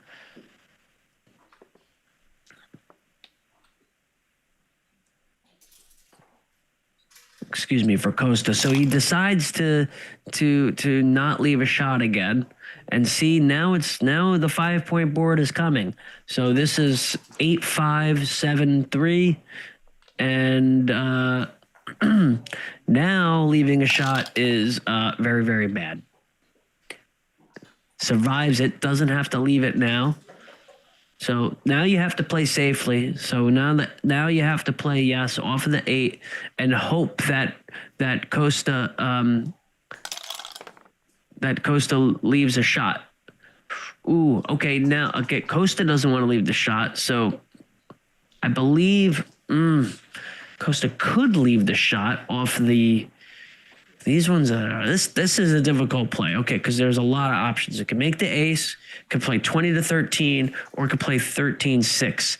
With the 2 blots behind the anchor, do we want to play 13-7 and keep that? 20-13 and keep that contact on the midpoint. I might do that. Play 13-7, keeps the midpoint, keeps that contact forever almost with that stripped midpoint and 14. So I might do that with the 2 blots. Maybe now's the time to come off the 20. Off the 20, that the checker on the 20 is not really at that much risk. And now, again, cover and hit. Yeah, I like it. See? So that's why I would have played the other way, I think. 4-4, does that hit? Let's see. 1, it does. It does hit and come around. Huge roll. Costa.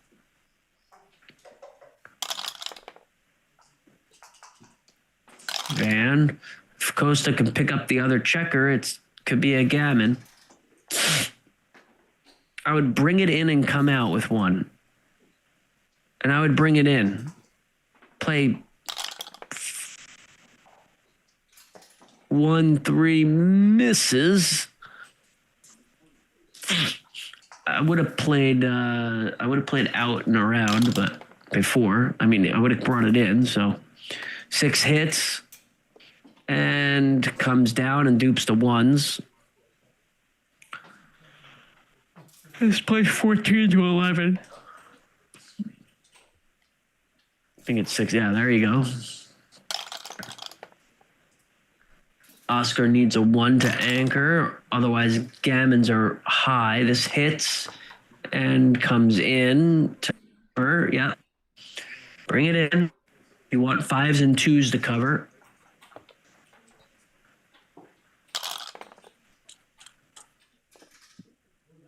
One hits on the bar.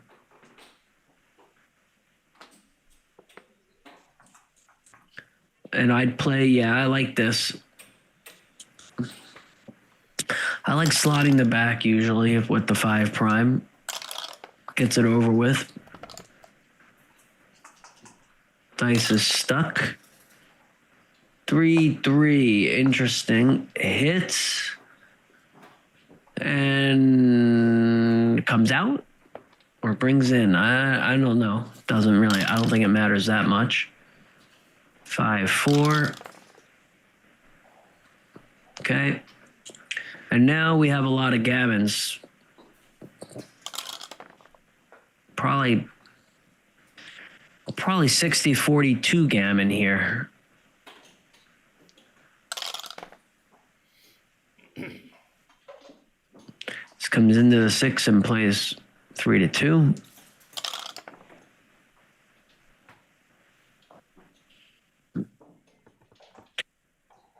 I would take 2 off.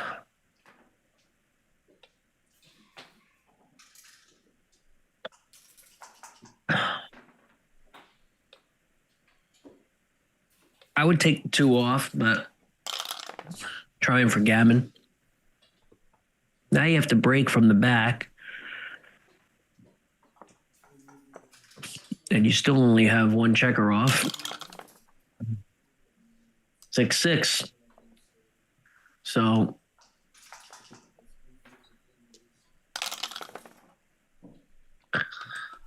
probably needs a double to get a gammon. Gammon chances have decreased by a significant margin after that 6-6. Probably a favorite to get it off.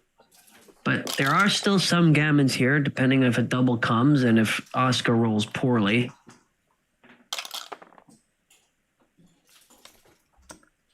Okay, now Costa needs to avoid an ace, but that's it. Unless it would be a sick gammon from here. Really sick gammon from here. And I actually think it's now gin from the gammon perspective. Okay. So 4-0 for, excuse me, so 2-2. 2-2.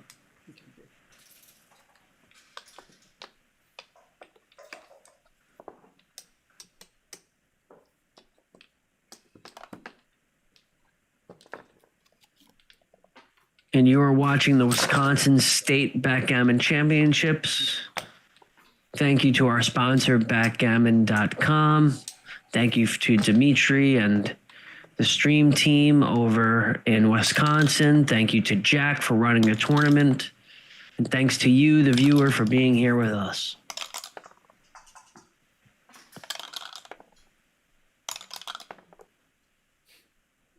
Wow, how many times in a row here? 1 more. 4. Okay. 2-2 split. 4 splits. 6-5 runs. 5-1.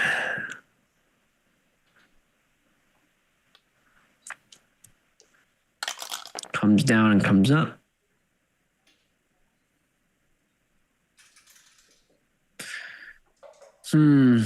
Could run 6-4 all the way.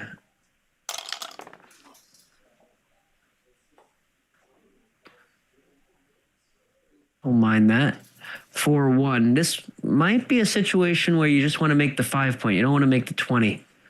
You want to stay back, make your opponent's life really, really difficult. So I wouldn't do this. I would not make the 20 here. I would make the 5. And I don't think that was right. That is strategically the wrong play to make for Oscar. You want to stay back and give your opponent real trouble, which is what would have happened. It would have been really difficult. Now, Koso was just able to just play behind easily. This is now an easy game. The other way makes life a lot more difficult. So I think that was really the wrong play to make and that's a really important point for the viewers at home to get. in that type of situation, the 20 point is not imperative. What's imperative is trying to get a shot. And the way to get a shot is to stay back. Now, this is just bringing home a game against an anchor. 6-5 makes the 3 point.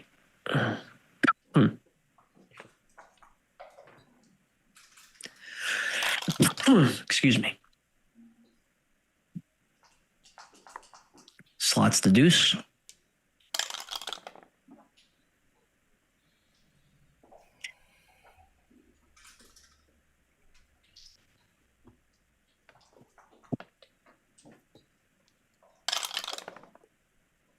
I think white has 114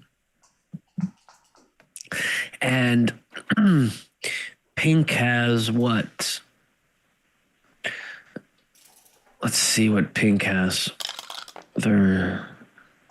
Ooh, okay. I think that just brings 4 down and then counts the race. So if I counted 114, that's 94 now for white. And then pink has 76, 82, 98, 100, 110. I think Oscar has 110, and that's 8 times 8 is 64, and 30 is 94, 96. 96 to 110, if I have it right, which is 14 pips. That means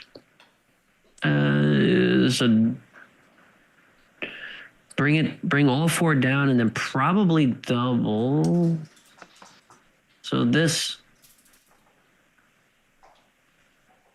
I'm not 100% sure, but I probably up 14 pips would bring everybody down. And then depending on if the roll is, less than 8 pips, I would probably double.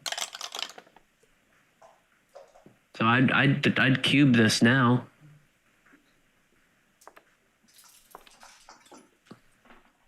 I would double.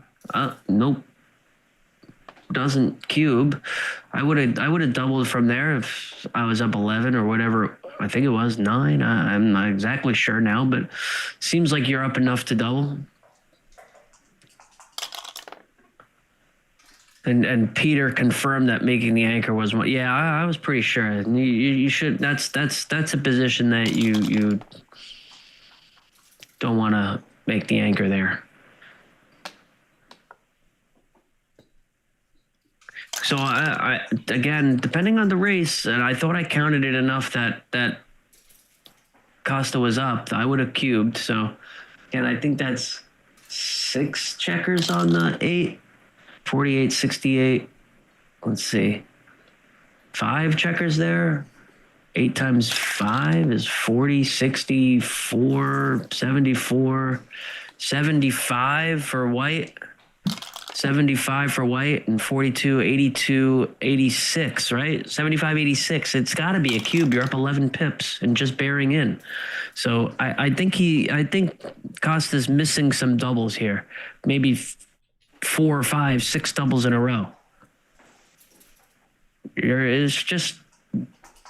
up in the race by 10, 11 pips, and you're just coming home against the 5 point. This is clearly a double for me.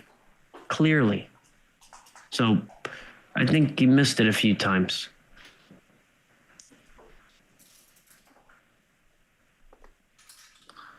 Don't want to break the board. This makes sense. Okay, this is a double again.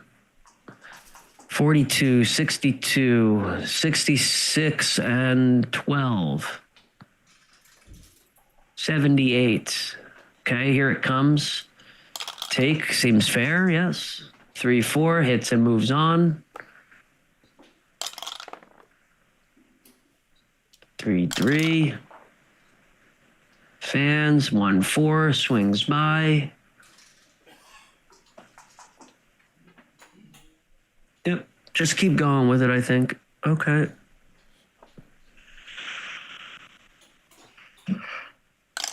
I would have just kept going rather than 2 on the ace point. Okay. Not sure what the thought was there. 3, 1. Ooh, again. No. Hit and come up. No. Okay, you hit and pass by. Yes, thank you. 4, 1. 3, 1. Okay, again, that runs by.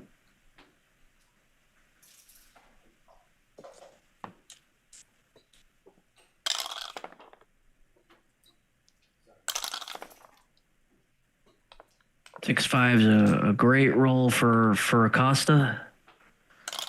For Costa, excuse me. I'm gonna get it correct. I apologize.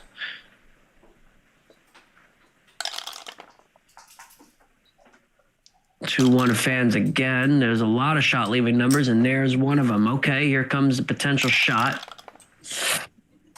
Got it. Okay. 5 off means this is a double right now and a take. Or it's close to it. I mean, you might want to get it exactly on it. This is a take, I believe. Had 5 off, so seemed like a take. Because you need to be in perfect position for that, and it was almost in perfect position. So for Oscar, I think that was a take.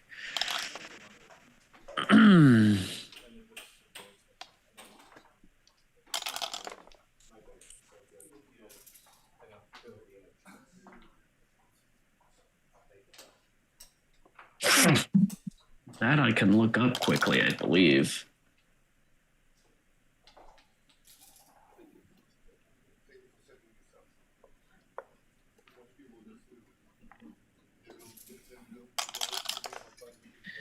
And the score was 2-2, so I'm just quick looking it up. I believe that was a take. Yeah, it was. Big take, okay.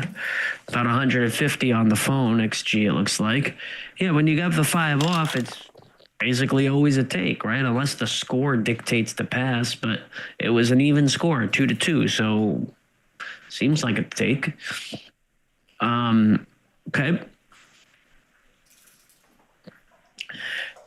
3-3 makes the 5 point, and then just, I guess, for lack of other options, it just comes up to the 20. 6-3, interesting. Can't move the back checker, so I guess Costa should just hit 13-4. Okay. 6-3. And pops out 20-14, I think. I think 20-14. Again, I sort of have an instinct to always stay behind the blot, and that's illegal.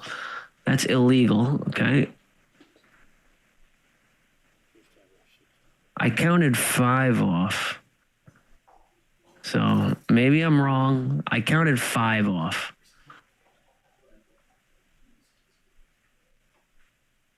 Maybe we'll have to go back and look. It looked like 5 checkers were off the board. So I see what you're saying, Sean. And if it was 4, then it was right to probably pass. But with 5 off, I think it was right to take. So I thought 5 were off.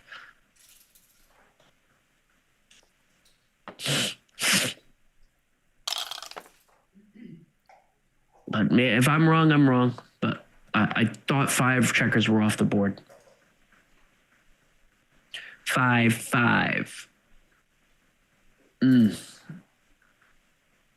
Okay, if a lot of people are saying only 4 off, I counted 5. Maybe my count was off. So I'm sorry. If so, then the pass was definitely correct.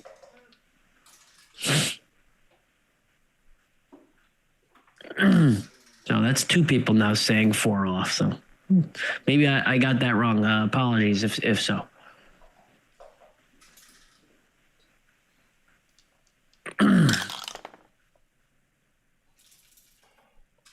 For 1 hits, Okay, 4. And then I think we step up with the last ace so that we can get a 6 out. So I would, yeah, he's reaching for it, and I think that's the one I would do as well.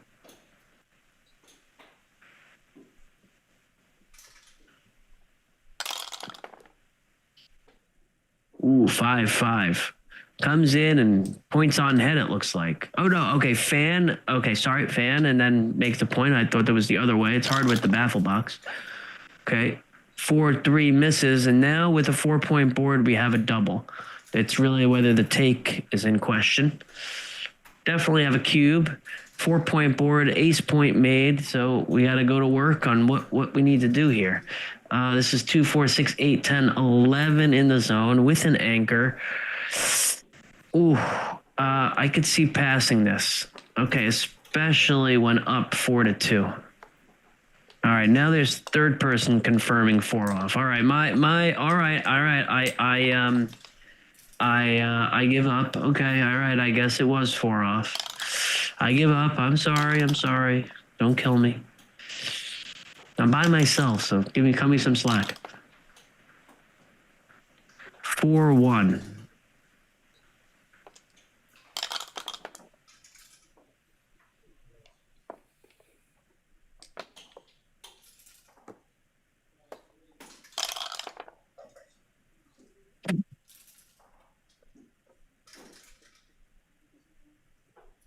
Five, 1.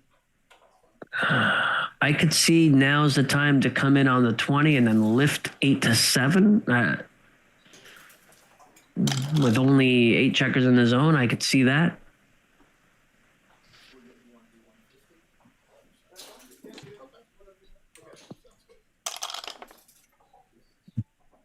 Splitting against some stacks is sometimes not the right move to make, but could have been right there for lack of better options. This makes the 5 and a 3.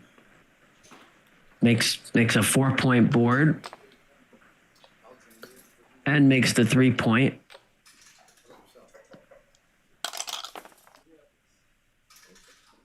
Six, 1 makes the bar, or it could hit 2. Okay.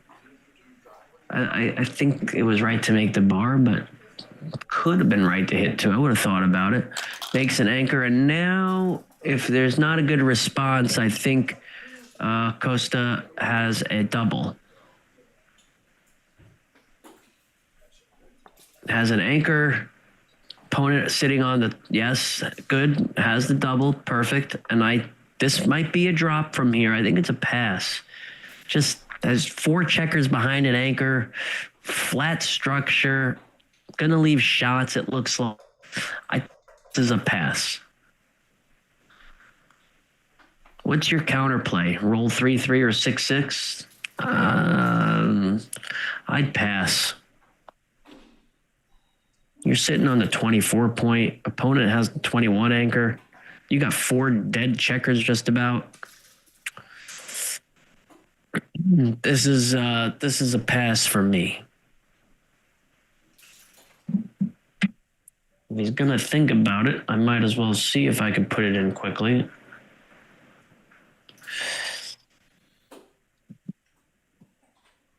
I would pass this cube. I don't like 4 checkers out of play. I don't like being on the 24 when my opponent has an anchor on the 21. At the mid, okay, and the score is 3-4, it looks like. And this is a pass. This is a pass. Looks like it from the computer, although not a huge pass on my phone, but I think it would improve on the big XG. So my instinct was pass this and what he's going to do. Okay, and Sean confirms it was 4 off, not 5. Yes, with the 4 off, I totally agree. It was a pass. At 5 off, it's alert, it would have been a take. So, yes. I messed up by seeing 5 instead of it was 4. Okay, all right. My bad. All right, we are on break.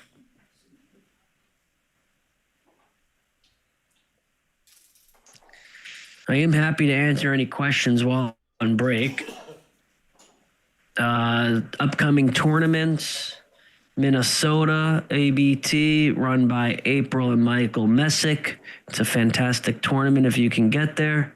I think they also have the riverboat cruise. You can play Chouette on a cruise up the Mississippi River. Then we have New Orleans, Bill and Tara special, downtown location, wonderful event. That's the week after the Minnesota event. And then after that, we have the Nashville event run by Kristen Westerman and Rory Pascar. It's a new event down in Nashville at the end of September. And then after that, we have, I believe, the Vegas tournament run by Rory over Columbus Day. So that's upcoming events. We hope you're able to support the USBGF, get to some of those events. We also have the U.S. The U.S. team is going to London. I'm lucky to be a part of that. We've got 7 of us, captained by Roberta Litzenberger. And also the women's team is also heading to London as well. We've got 2 strong teams, the men and the women. Hopefully we bring home some tournament victories.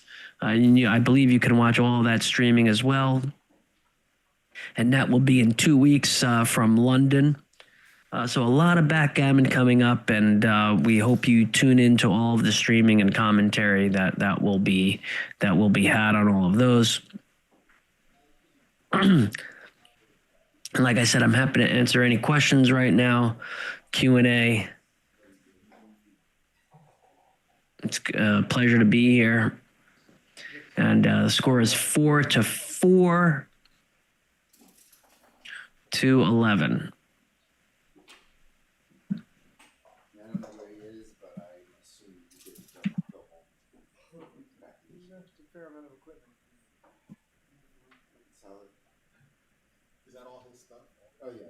I don't know how much of it's his personal, how much belongs to Federation.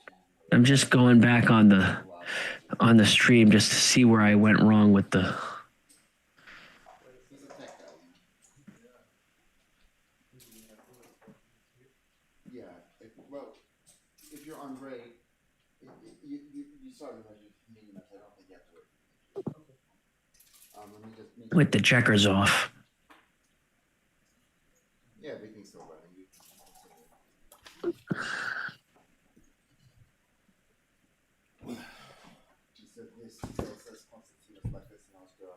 They're coming back to the table already. That was a quick break. I mean, I know how to team this, but I don't want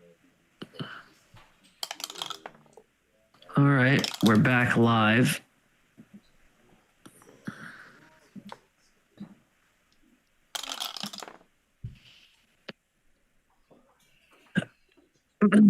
All right, we're back live. I'll try not to mess up again, but no, it's we all make mistakes, and no worries. I'm definitely prone to that. Okay, so a 6-5 hit 2 checkers, and now the 4-5 just makes the 20-point here. Now's the time to make the 20. Good.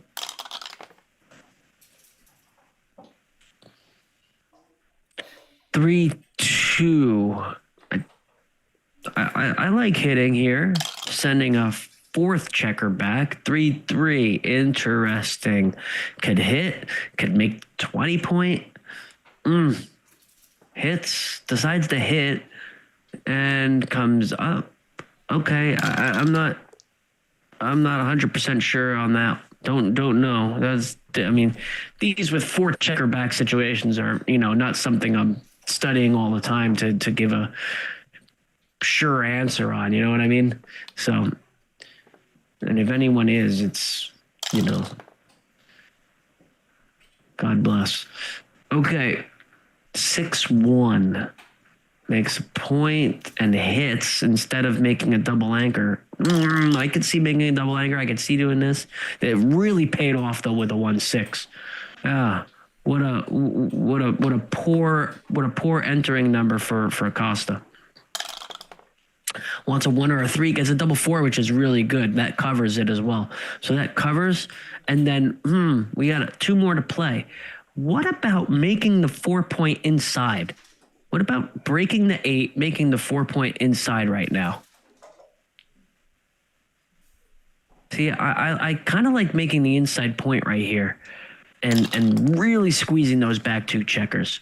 So I don't think I would have did this. I think I would have made the 4-point inside.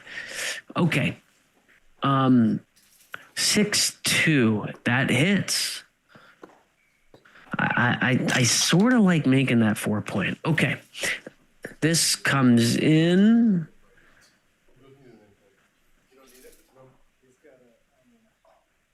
for Oscar and then makes the 4-point this way. Yes. Now has a really solid cube right now, I believe.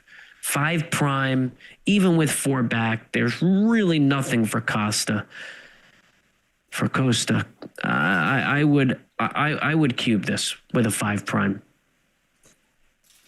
I would send this cube. What does Costa have? Absolutely nothing, right? There's a 9 to hit, 11 to hit. You can make an outside point. Yeah, I like this. Now with 5 checkers back, you could maybe squeeze a take in here, but it's so hard to take when you have 2 behind a 5 prime like this, and you have absolutely nothing yourself. So I'm pretty sure it's a cube, and it's the take that I think is in question. Maybe we could squeeze out a take with 5 checkers back. Okay. Costa does get the take in. I think this just makes the 18. Wasn't what he was looking for. Okay, 2 comes up, right? For sure, I think you gotta. Okay, you make the point, but I think one of the 2s has to be that from the back. There you go. Okay, and then the last one I think just goes 8 to 6 so that it reduces the number of long range shots.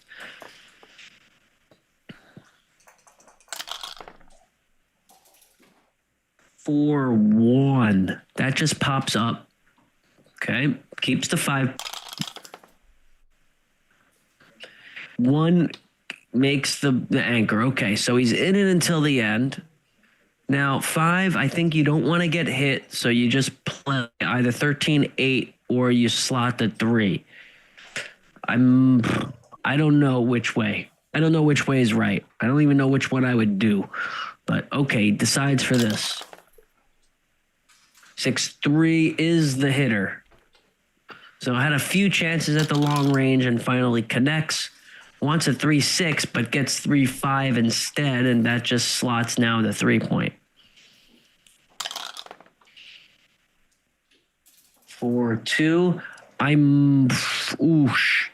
Maybe I come off the 20-point now. Maybe it's time to come off the 20 with both. Not sure. I think that's what I would do. I think I'd come off the 20 with both. Leave 4s and 6s. Although a 4 hitting you is not terrible because it breaks the midpoint and it keeps those 3 checkers behind the 5 prime. So I probably just come off with both. Okay, this is also fair as well. This is fair. I like this as well. 4-1. That just plays 8 to 3 and makes the point. And you don't want to get hit and get behind a 5 prime again with another checker. So you can still sort of win a race from here, right? If you roll 6 and extract 1 and then you get double 6s later, right? So I would just play 8 to 3. I wouldn't go deep on that point. This makes the point outside.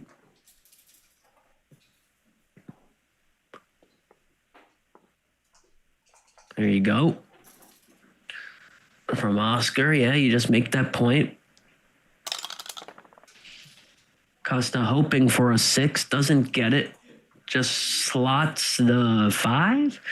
8-4, 6-5. Could play slotting the 3 as well. I'm not 100% sure on this one either.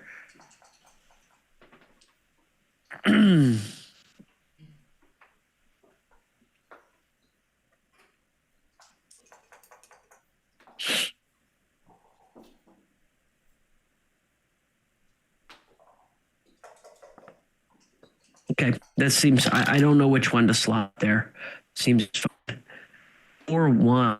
Interesting. I would. I would swing it around. I think. Is there a way? Yeah, you can dupe a 3. So I would probably leave it and dupe the 3. 5-1. I would have swung it all the way around and duped the 3. So 5-1. You don't want to get hit. So see, I'm not sure. I don't think I want to be hit, so I might just play inside. But this elects for this. See, I think Oscar's happy to hit with an ace, and there it is. So I'm not sure I would have left an ace shot here. You don't want to get 4 checkers behind a 5 prime. That's like, now you can get gammoned. So I wasn't sure of that. And why not just go pop up all the way? Because you want to, I would keep them coming because you want to release contact here. So I would just keep going with the 2. Yeah, like that. Exactly. You want to release your contact. 2-6 pops out. That's decent. Maybe you can get into a 2-3 game here, although timing is somewhat iffy. 5-2 makes the prime. So now Costa needs a 2, gets it. 2-6. And I would probably hit that checker if I could. I would hit because that totally breaks the contact. Big favorite to enter, and then you got to use the rest of the number on the other side. So I would hit. See, I like to hit a loose checker there on the midpoint in these type of games because it forces the opponent. So 2-5 would have entered and forced the opponent to go deep to the deuce already, right? So that's why I would have did it. So 2 would have entered and 5 would have had to play 7-2 and started to go deep immediately, cracking them. So that's why I like to hit the midpoint because it splits the checkers, and having 5, 6, or 7 checkers behind the prime is fine. 8 or 9 is not as good, but so that's why I would have did that. This comes around.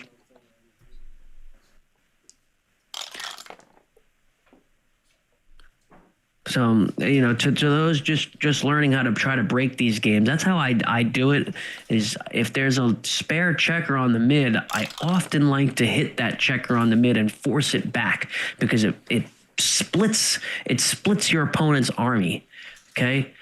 And then they're a big favorite to enter on only a 3-point board. If you had a 4-point board, then maybe it's a little different. But with a 3-point board, huge favorite to enter. And once they enter, then they have to use their other front checkers for the other 5, 6, 4, 5, or 6. So you're immediately breaking them.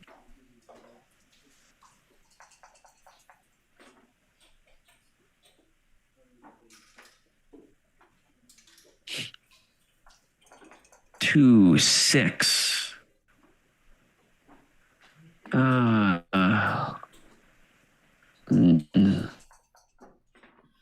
Point board, you don't want to really leave the shot. 2-1 now with the broken board, you can play a little bit more aggressively. So he cracked his opponent anyway, so it worked out. 5-2 is not the best. I would only leave the single shots, so I'd probably play 9, 7, 8.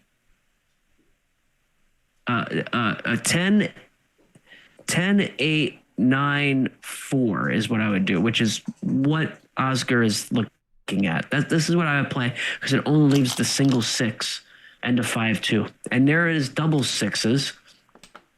And that brings all the freight around the board.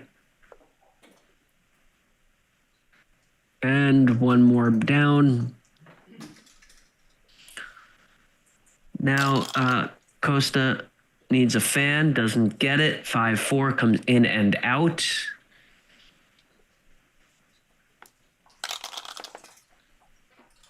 (5-4) misses. Looking for a 5-1 or 5-2 to make the point, and there it is, 5-2. Costa now needs a deuce to come in soon, or could be wrecking gammons himself. And one just comes closer. Don't want to leave a shot. No need. Oh, it's a 2. Sorry, same thing. Could have actually broken then and come in at that point. 5-5. That's a great roll. Brings 3 checkers in and takes 1 off. There are some gammons here now, especially Oscar should be taking off aggressively against the deuce point. 5-2 clears the back, it looks like.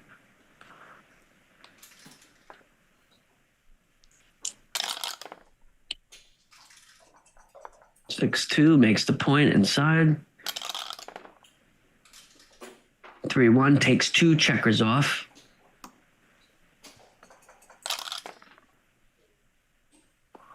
3-2.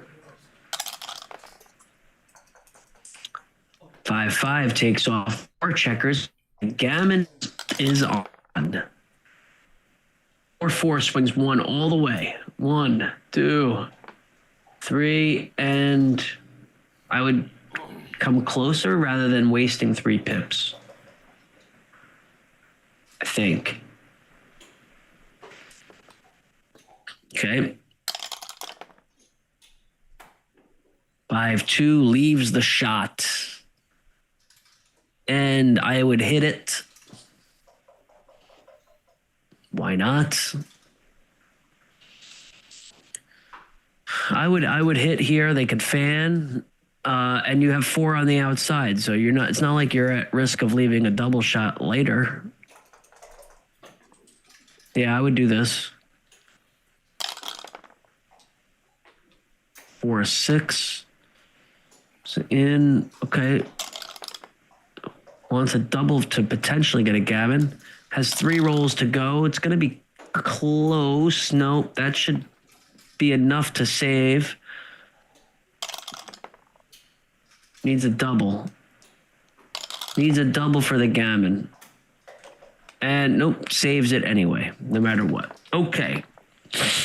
6-4.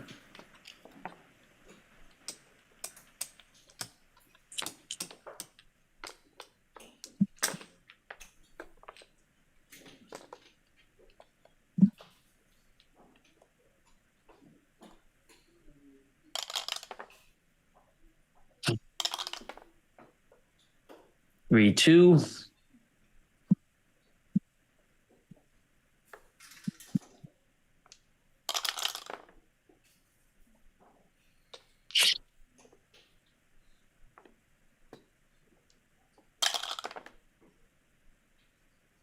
Five, 6 comes in and hits.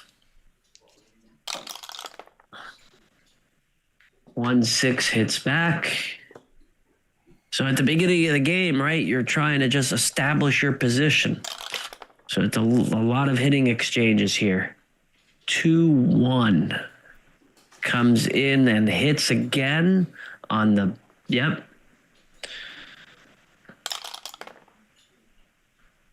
5-1 comes in and hits again on the 5 point. So you come in on the 20 and you hit 6-5, and you're trying to establish the best position you can early. Yep, there you go. Hoping your opponent rolls a 6 from the bar. 3-1 is not it. That hits in the back. So you send the checker back. There you go. Yep, pick that. Yeah, I would hit on the 21. Or actually, could hit on the 20, right? Could come in on the S and hit on the 20. Okay, I see it now. I didn't see it immediately. Yep, okay. Prevent them from making the 20 point. Oh, so this comes in, and now you want to make the 4 point rather than hitting. Usually correct to make the 4 or the 5 rather than hit. So yeah, this is the play. For sure. This one I'm pretty sure about. I would not hit here. I would definitely make the 20, and I would definitely make the 4. This one I'm pretty sure would be a sizable mistake to do. Should not do this.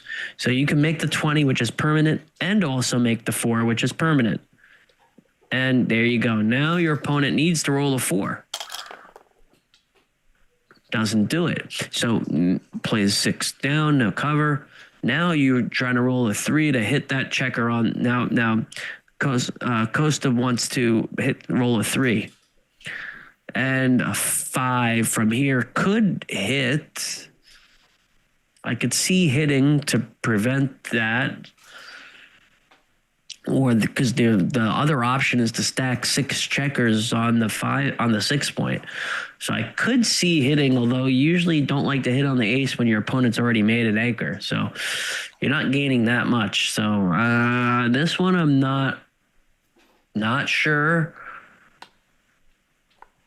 Okay, this seems reasonable. I was just suggesting it, so it seems reasonable. Double 6. Ouch, fan.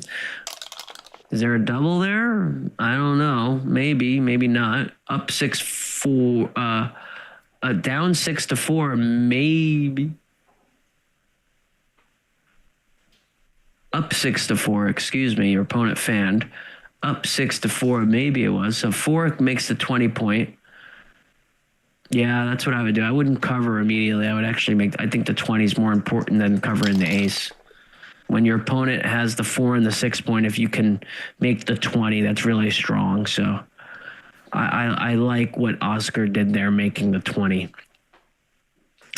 Then has a 3 to play. I think I would just pop up from the back for Acosta, right? You want to be able to run with a 6 from the back. So I wouldn't do this. I think I'd pop up 6-4 fan for Oscar. No double yet. Has the anchor. Nothing yet.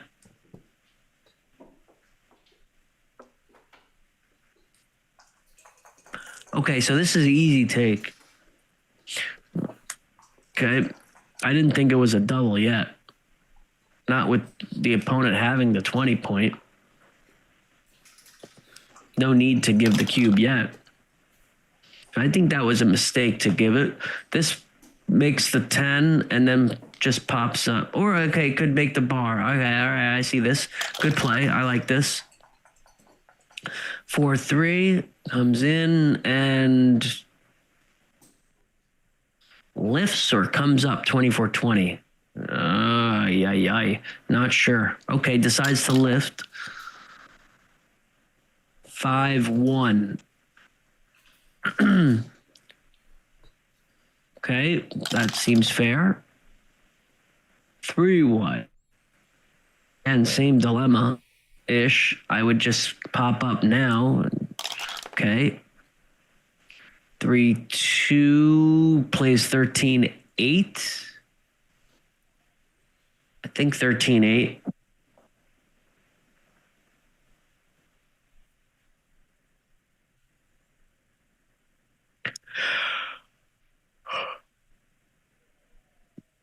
$13-8 seems to be the play here. You can keep the goalkeeper back, put an extra spare down. Well, what else do you have? You know, you could play in and then up 2. I mean, I would probably bring this. This just doesn't seem right to me. You're putting a spare, a dilly on the 4 point. I just play this. Keeps all the spares in front of the anchor. 6-5. Just runs all the way, I think, from the back. Yep, and then brings it again. Hope to not get hit. If you're Oscar.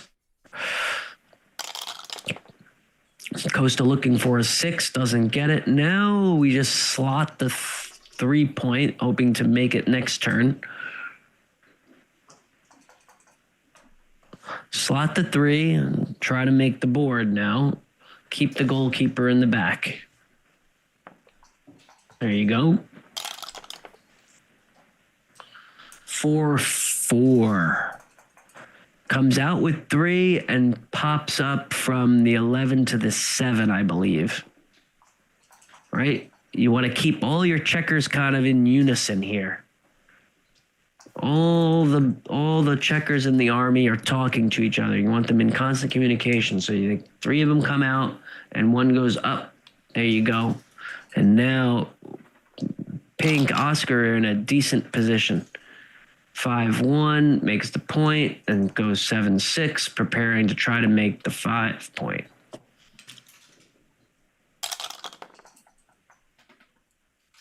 For 2, can't make a point inside. I think we just swing the spare on the 16 around to the 10.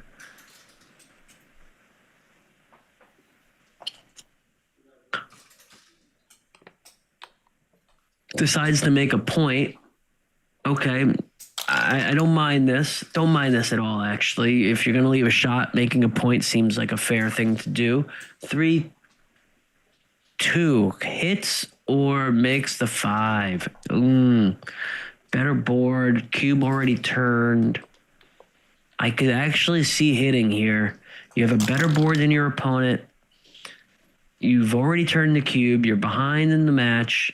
I think maybe I would have hit and sent the checker back with the better board. So I'd gotten to the hitting contest right then.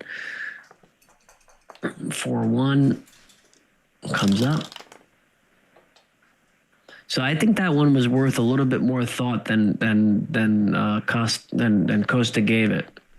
I think he might have been right. That one I'd like to see what the commenters think about. 3-2 hitting.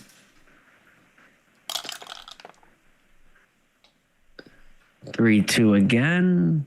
3 and 6-4 or 4-2. I don't know. Okay. 5-3 makes the point.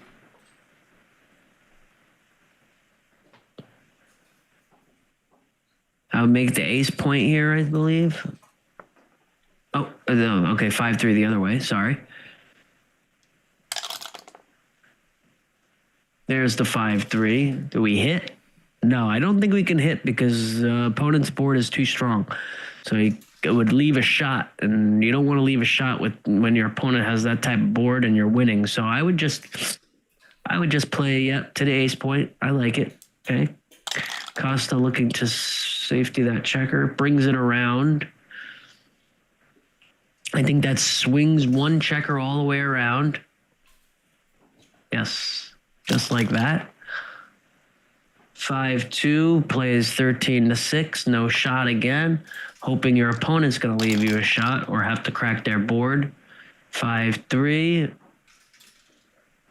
Okay, can survive this roll without cracking, but not again. So this plays 8-3, 4-1. 8-3, 4-1.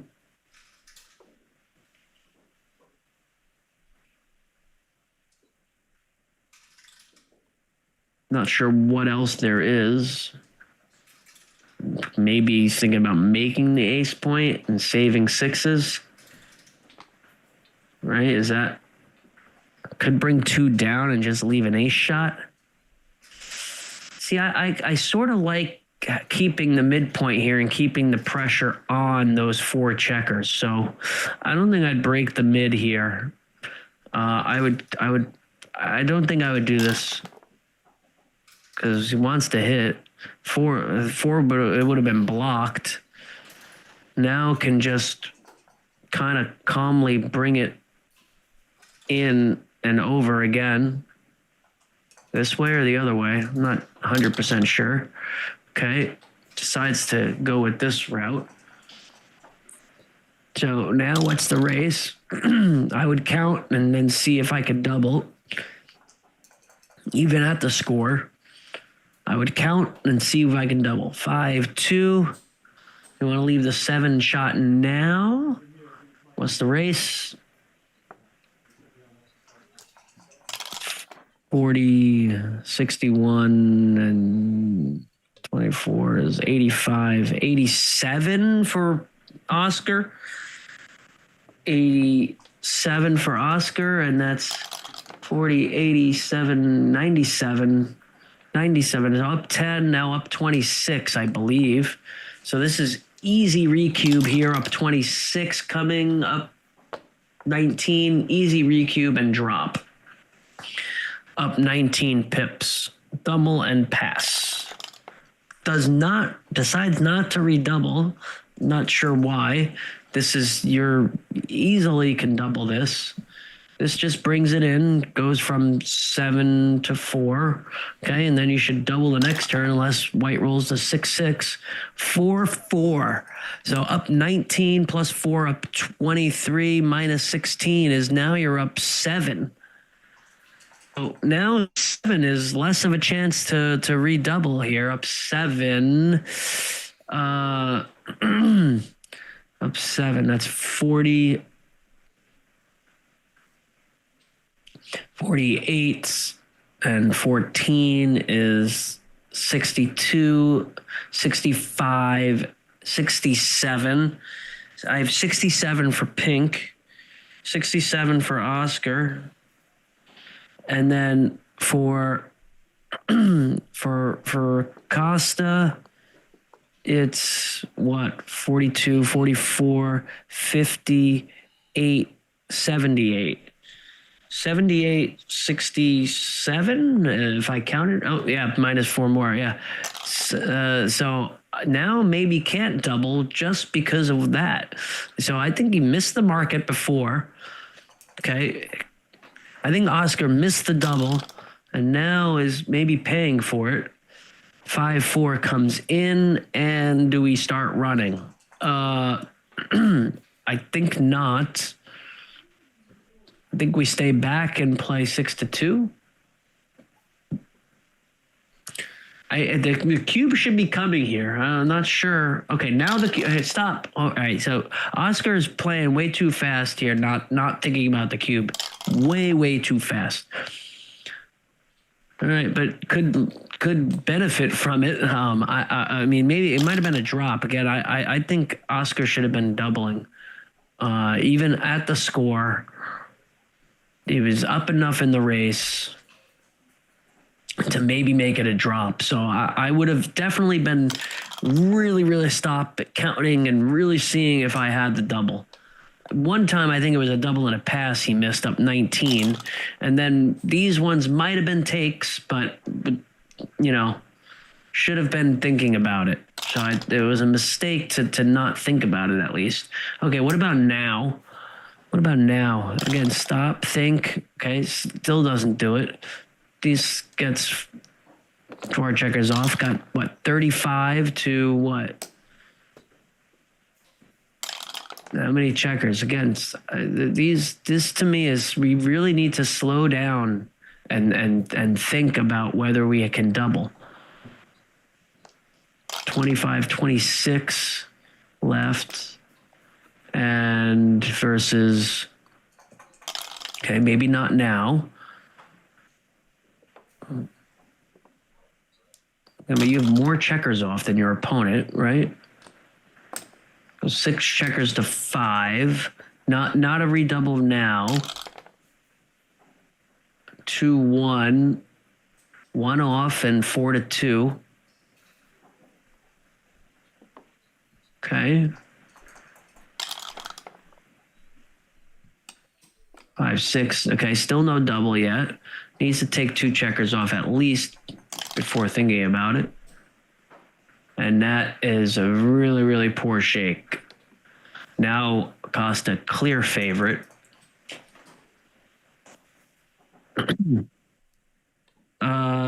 This gets double 2s off, so I like this. 5-4, so 2s or better. 6-1, not enough. So I think Oscar gifted 2 points there because it was a double and a pass when he was up 19, if I had the count right. So again, you were playing a little too fast. Didn't stop to consider the cube. Every roll is a cube decision. 6-6.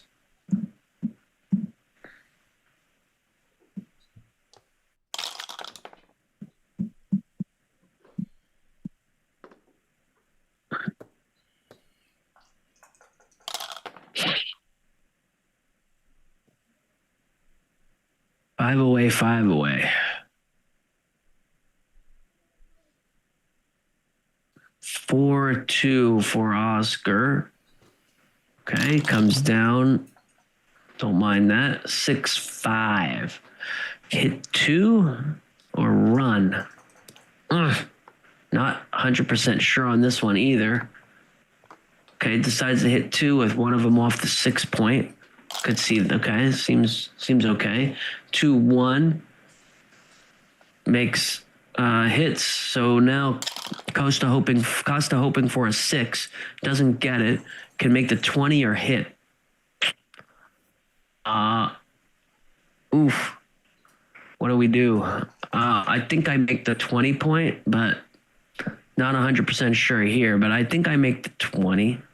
Okay, could hit. Hit. Decides to hit. Guy, it could be right. 5-1 hits for sure. 5-2. Not his best. Okay, I think come in on. I would come in. I think on the back and then swing it around. Or okay, this seems fine. Again, I don't know for sure. That seemed okay though. I like it. 6-4 hits.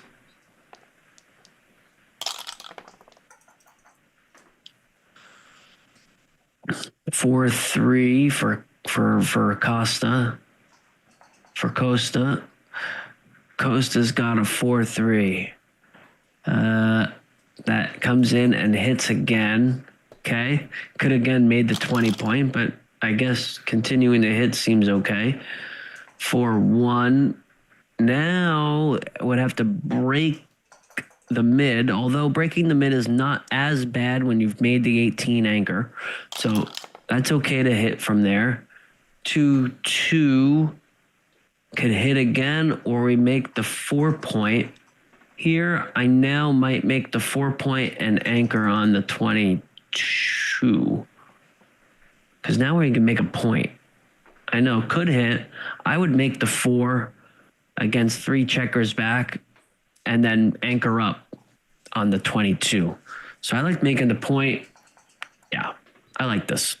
Okay. At least you got a point now. 3-1 makes the 5. Yeah, I would make the 5. It's a long game. You want to have the 5 point, I think. Got 5 checkers back. I just make the 5 point here. I know could play 13 and 9, and making the 9 against the 22 point anchor is pretty good. So there's definitely merit to this, but I like making the 5 with 5 checkers back. 6-3 runs from the back. Yeah, that just, yep, there you go.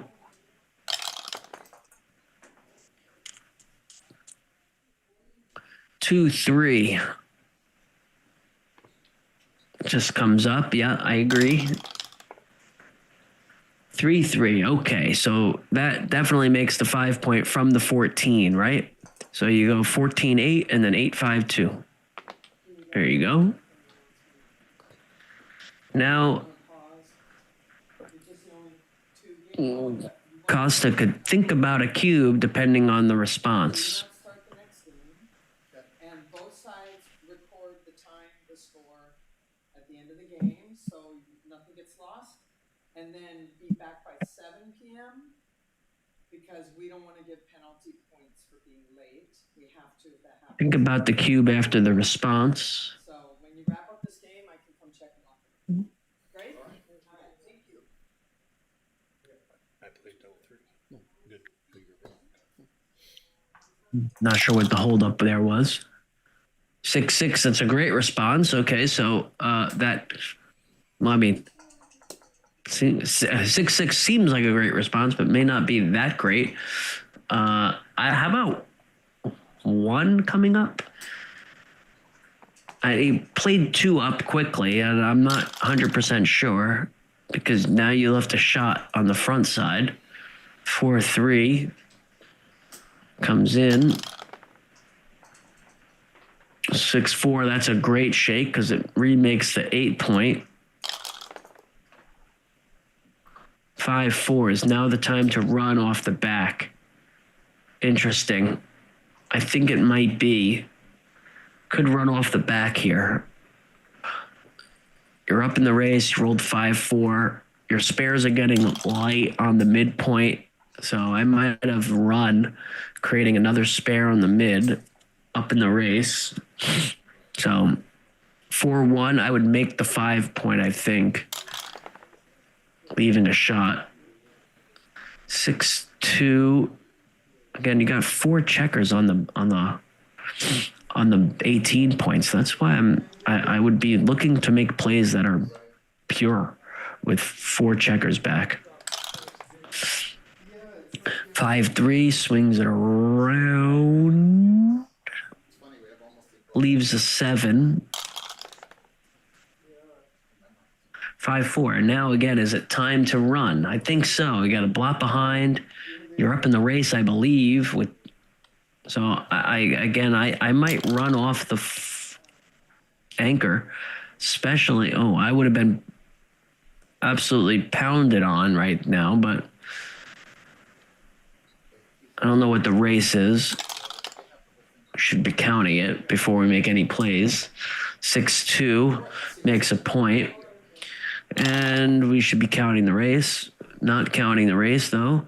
6-1 goes no shot now. So this is 10-9 and 8-2.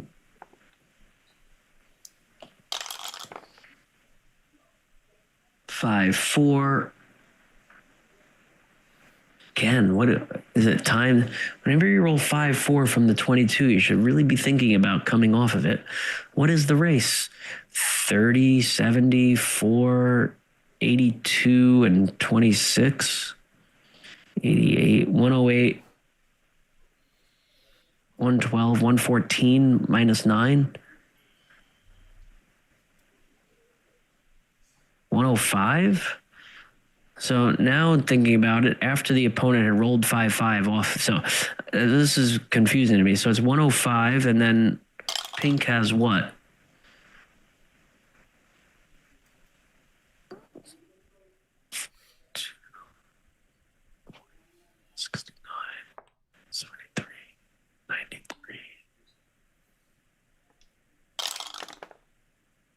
I think I had 100. So 5 pip difference. And that was, again, before he rolled the 5-5s. It might have been time to come off that anchor because you were ahead in the race, holding your opponent back. So it might have been time to come off with one of the 4-5s way back, but maybe not then. But I didn't have enough time to truly count the race to see. 6-2 is getting ugly, and I'm not sure you can leave a shot. So, yeah.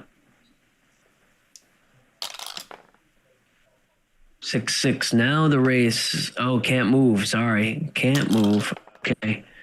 Only 1-6. 6 again is not good. Okay. Where's the cube? Because maybe one can come here. Maybe. Interesting. What do we do?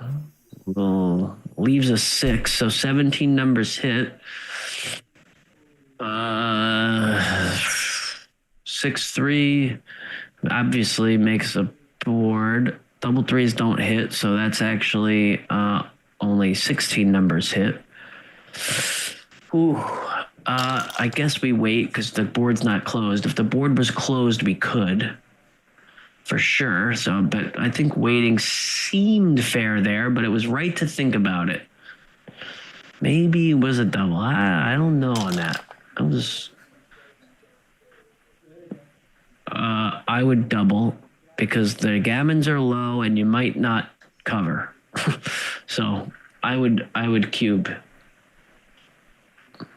I might not cover it. And even if you do, the gammons are not a lot. So I would just cube this out. And he does, and it's a drop. Okay.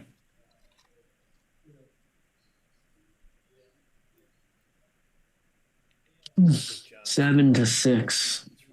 4 away, 5 away. So this is one of the few scores in backgammon where the leader is much more aggressive with the cube on an initial double. Not on the redoubles, but on the initial. Looks like we're going on break again. Happy to answer any questions.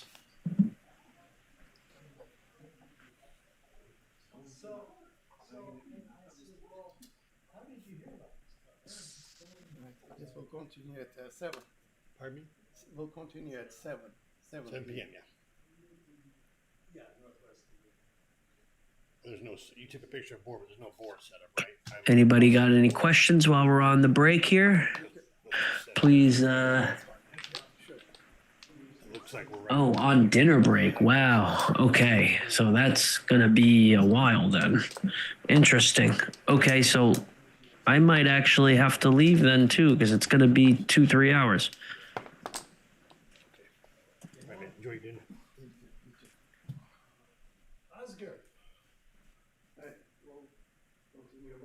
Well, it was really a pleasure to be here with you all. And I guess with the dinner break, I'm going to sign off, I believe. Yeah. So thanks for having me, and thanks everyone for listening. And we might be back after the dinner break, and you might have some new commentators for the finish of this match. All right. Have a good one. Bye-bye.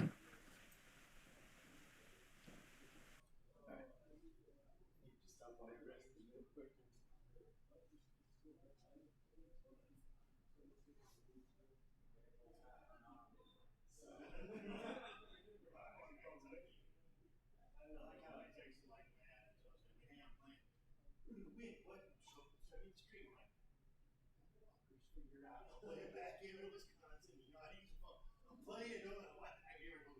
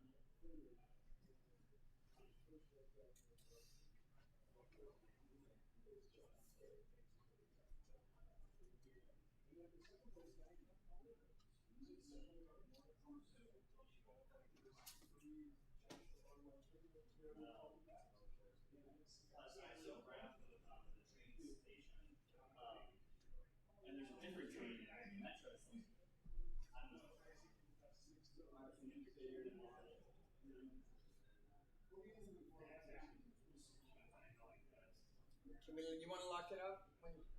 I will, but I need like maybe like 5 minutes to stop this. Yeah, and everybody was told to write down everything and record and stop. So I trust they did it.